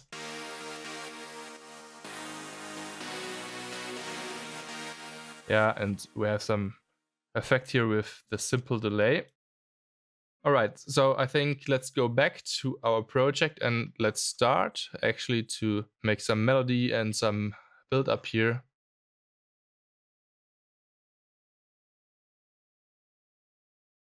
Okay, so we are back, and as you can see, I've just imported all the remaining tracks, and we can just make them like white. Let's have a look here at this group. So I think those patches are not that interesting. This is again the step Ana out of the Boiler Room preset pack. So you will find this one in the folder.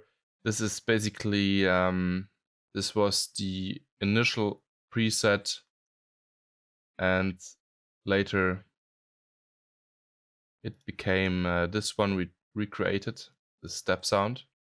So we already know a lot of the process, and this one instead, this is called Raw Mellow.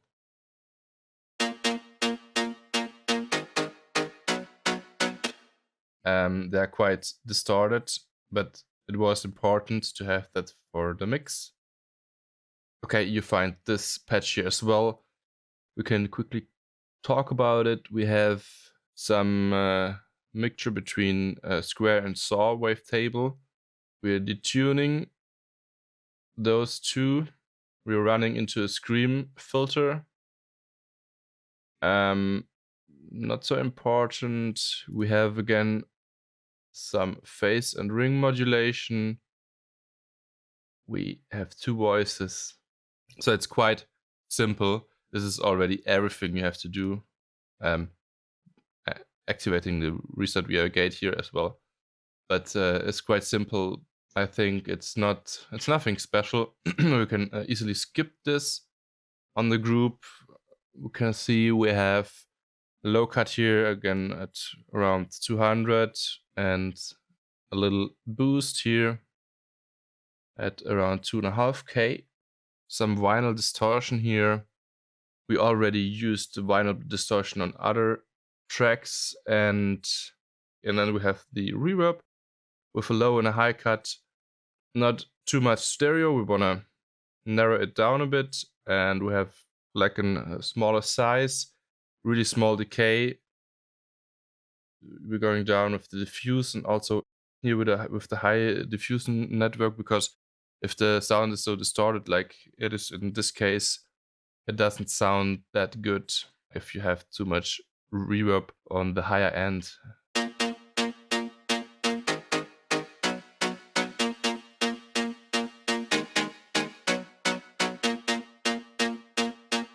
So it's just a bit, and let's just deactivate the vinyl distortion when we composing this, and well, just a low and a high cut here. This is around 3K and 140, and let's go quickly to the envelope, and we are reducing the range a bit.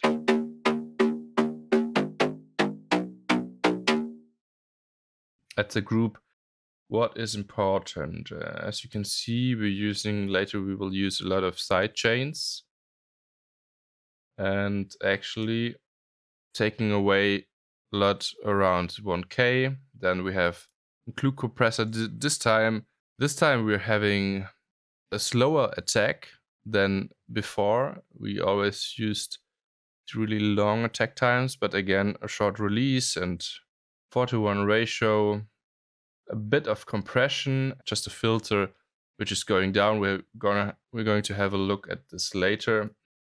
Then this overdrive, I think we can just deactivate this for now.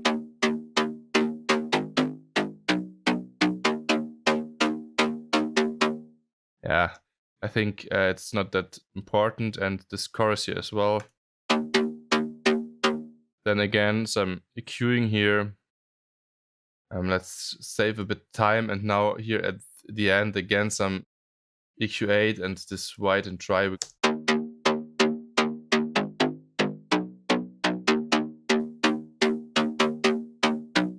Decrease the amount.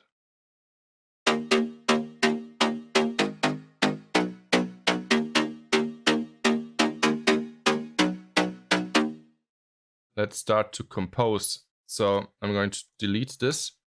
Let's assume we have already this bass progression here.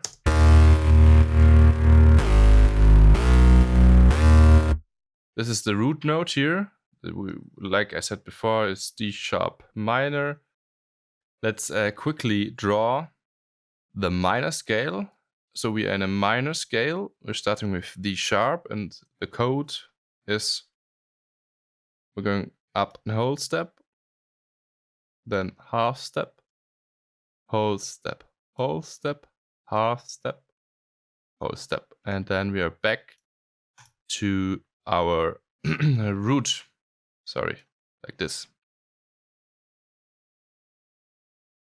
If you go down to the A minor, you can see it's just all the white notes.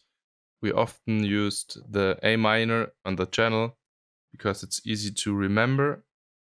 And this is how it looks like if you have a D sharp minor. Okay, so the root, then this one is the third, minor third. And this is the fourth. So it is in 1, 4, and then we're going to B. And B is actually 1, 2, 3, 4, 5, 6. The 6. So it is a minor 1, 4, 6.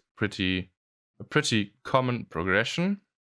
I'm going to delete this, and as you can see, this other bass here playing a bit different on the second half of the 4 bars. We're just playing the G sharp an octave higher. That doesn't change the harmonic content. All right. So we have to remember this, and actually let's take a pattern here. This is our groove. It is already quite off the grid, as you can see here.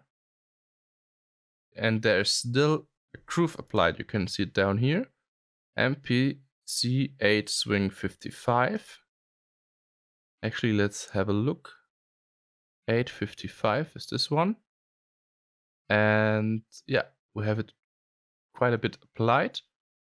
And the nice thing is we can go to commit. Let me zoom in here a bit. And now we just applied the groove here to our MIDI notes, and we have a visual representation. We see that we're off the grid here as well, and here even further than before.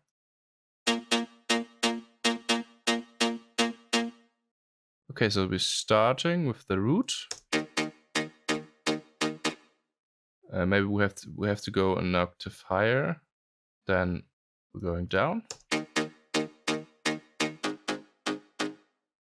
And we're going up to B, which is resolving.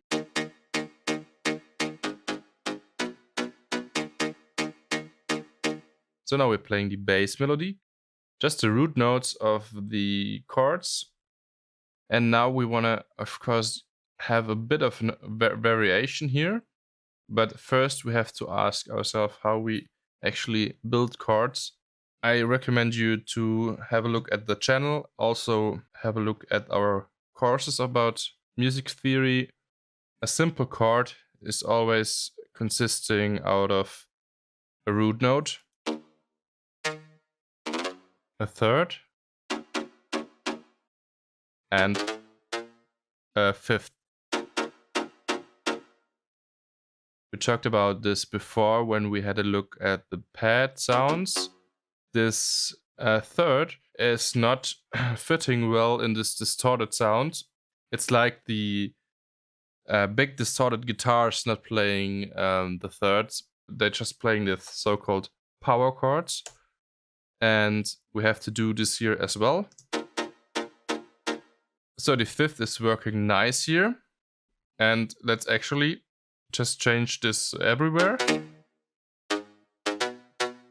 Now this is an octave. If we go 5 down,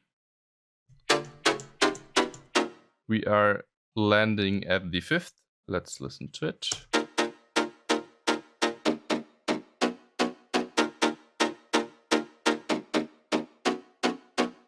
To have a bit of a variation here, we can just try something like inverting this one, just moving it up an octave. Applying another note here and changing the root.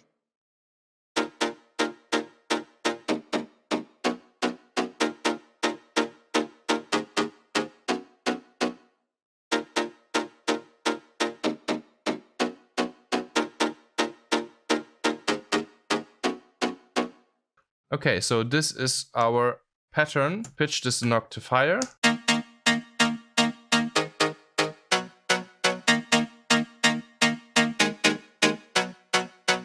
And let's actually control, so we can see that just to fill out the sound a bit, we having the fifth played an octave down.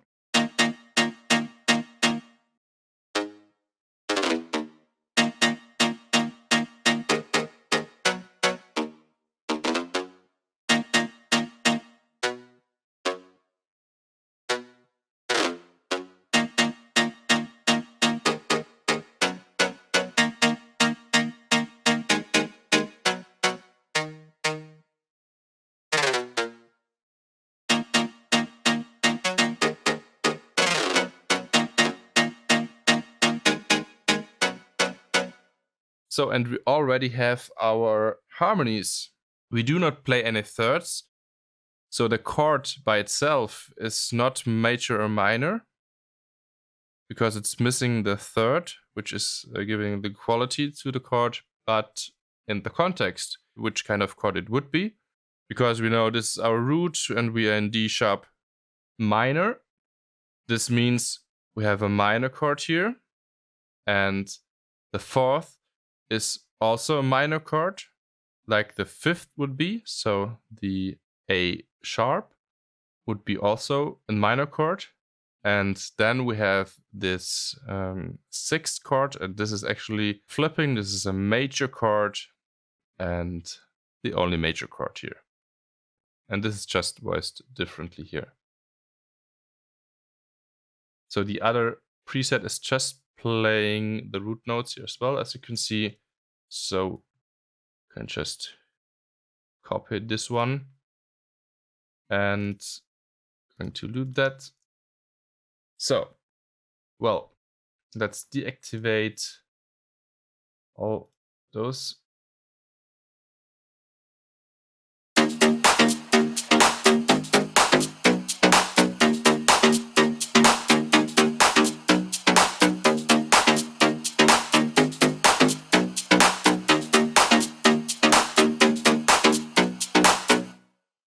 So pretty simple, but sounds nice.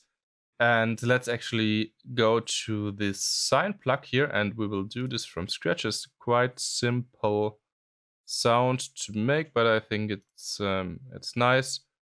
Nothing much on the group.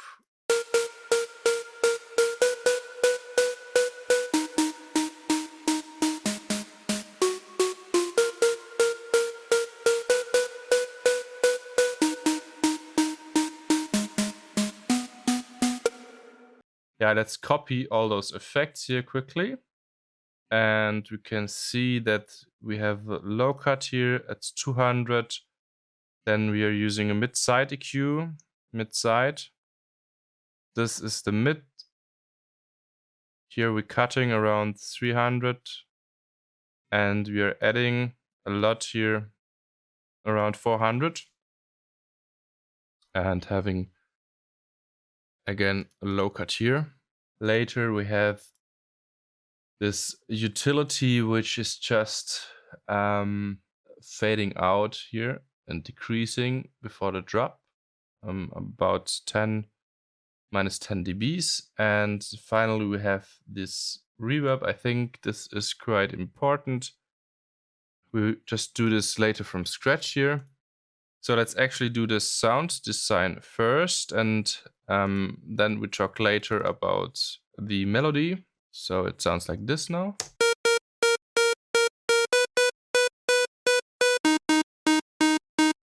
Quite annoying.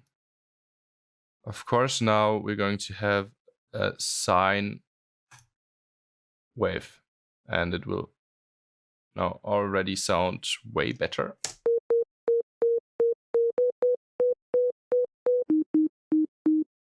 So this is a simple sine wave. Let's apply more voices to it.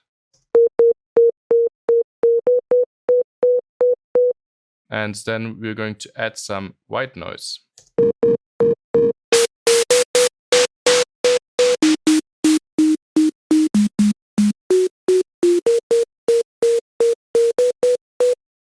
Now we're going to pan the sine pluck here.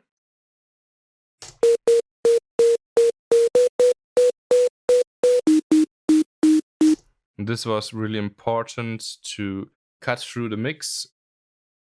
Let's actually just have two voices, and let's go a bit more to the center again.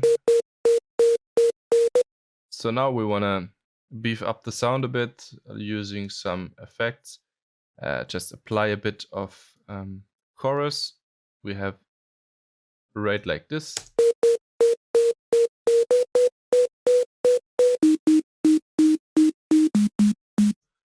And now let's go back to our oscillators, and we're going to add a bit of a saw wave flavor.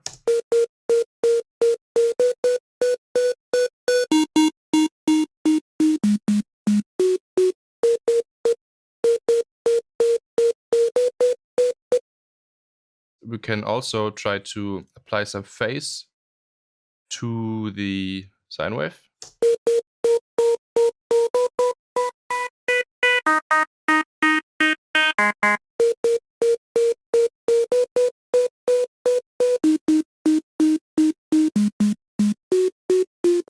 Apply it just a little bit. So now we want to have this whole thing a bit more plucky. So we're going to the fourth envelope, which is controlling the amp, going down with the sustain, and also shorten a bit the decay. So this is the effect the sustain has. And this is the decay. Played like this seems the same thing, but it isn't, of course.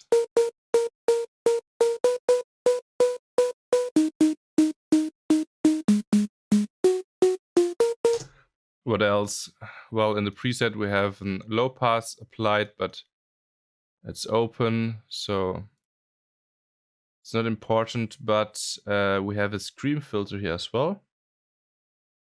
And just for the mix, we're going up with the low pass, and just halfway scream filter. I'm going to apply it quite a lot. Resonance, scream, cutoff. And now we can just add it with this mix here.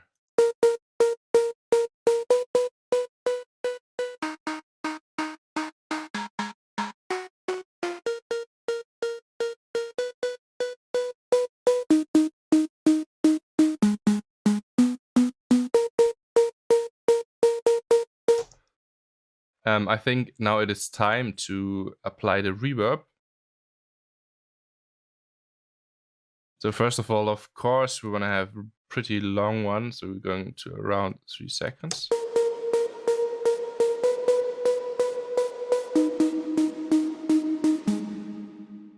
And of course, less wet signal.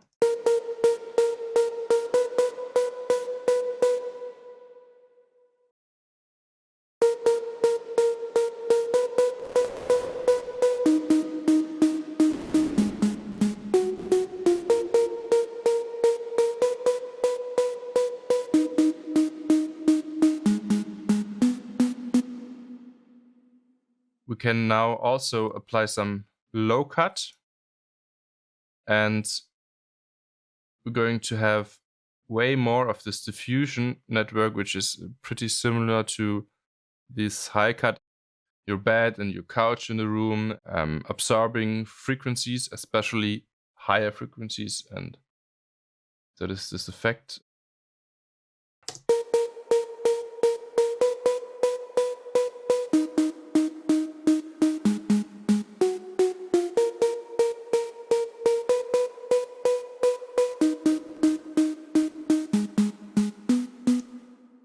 Can also try to give it a bit pre-delay.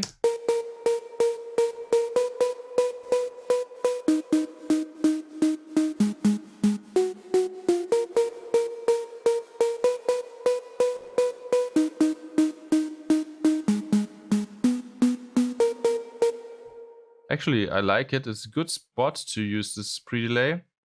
I don't know about those two. I think maybe it's better to have them off.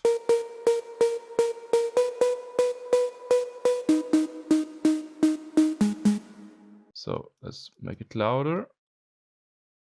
Okay, and we're going 19 to the right. Something is wrong with the noise.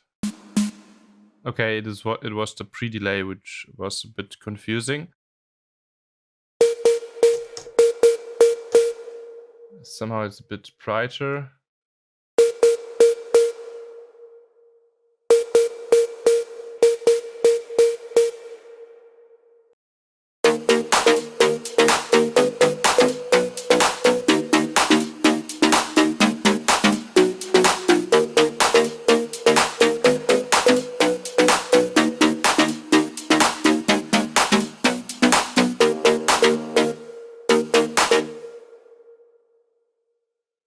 So let's copy those notes here.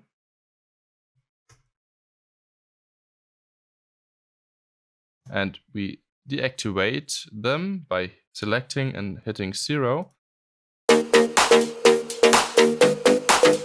So we're playing the 5th, and then we're moving to the B.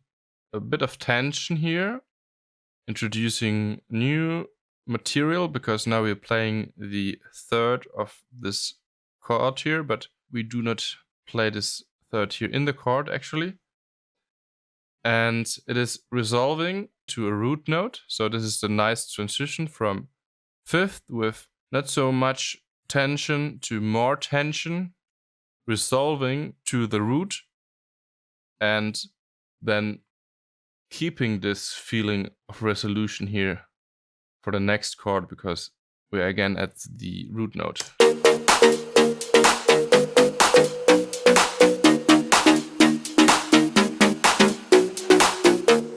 And we're just repeating this step.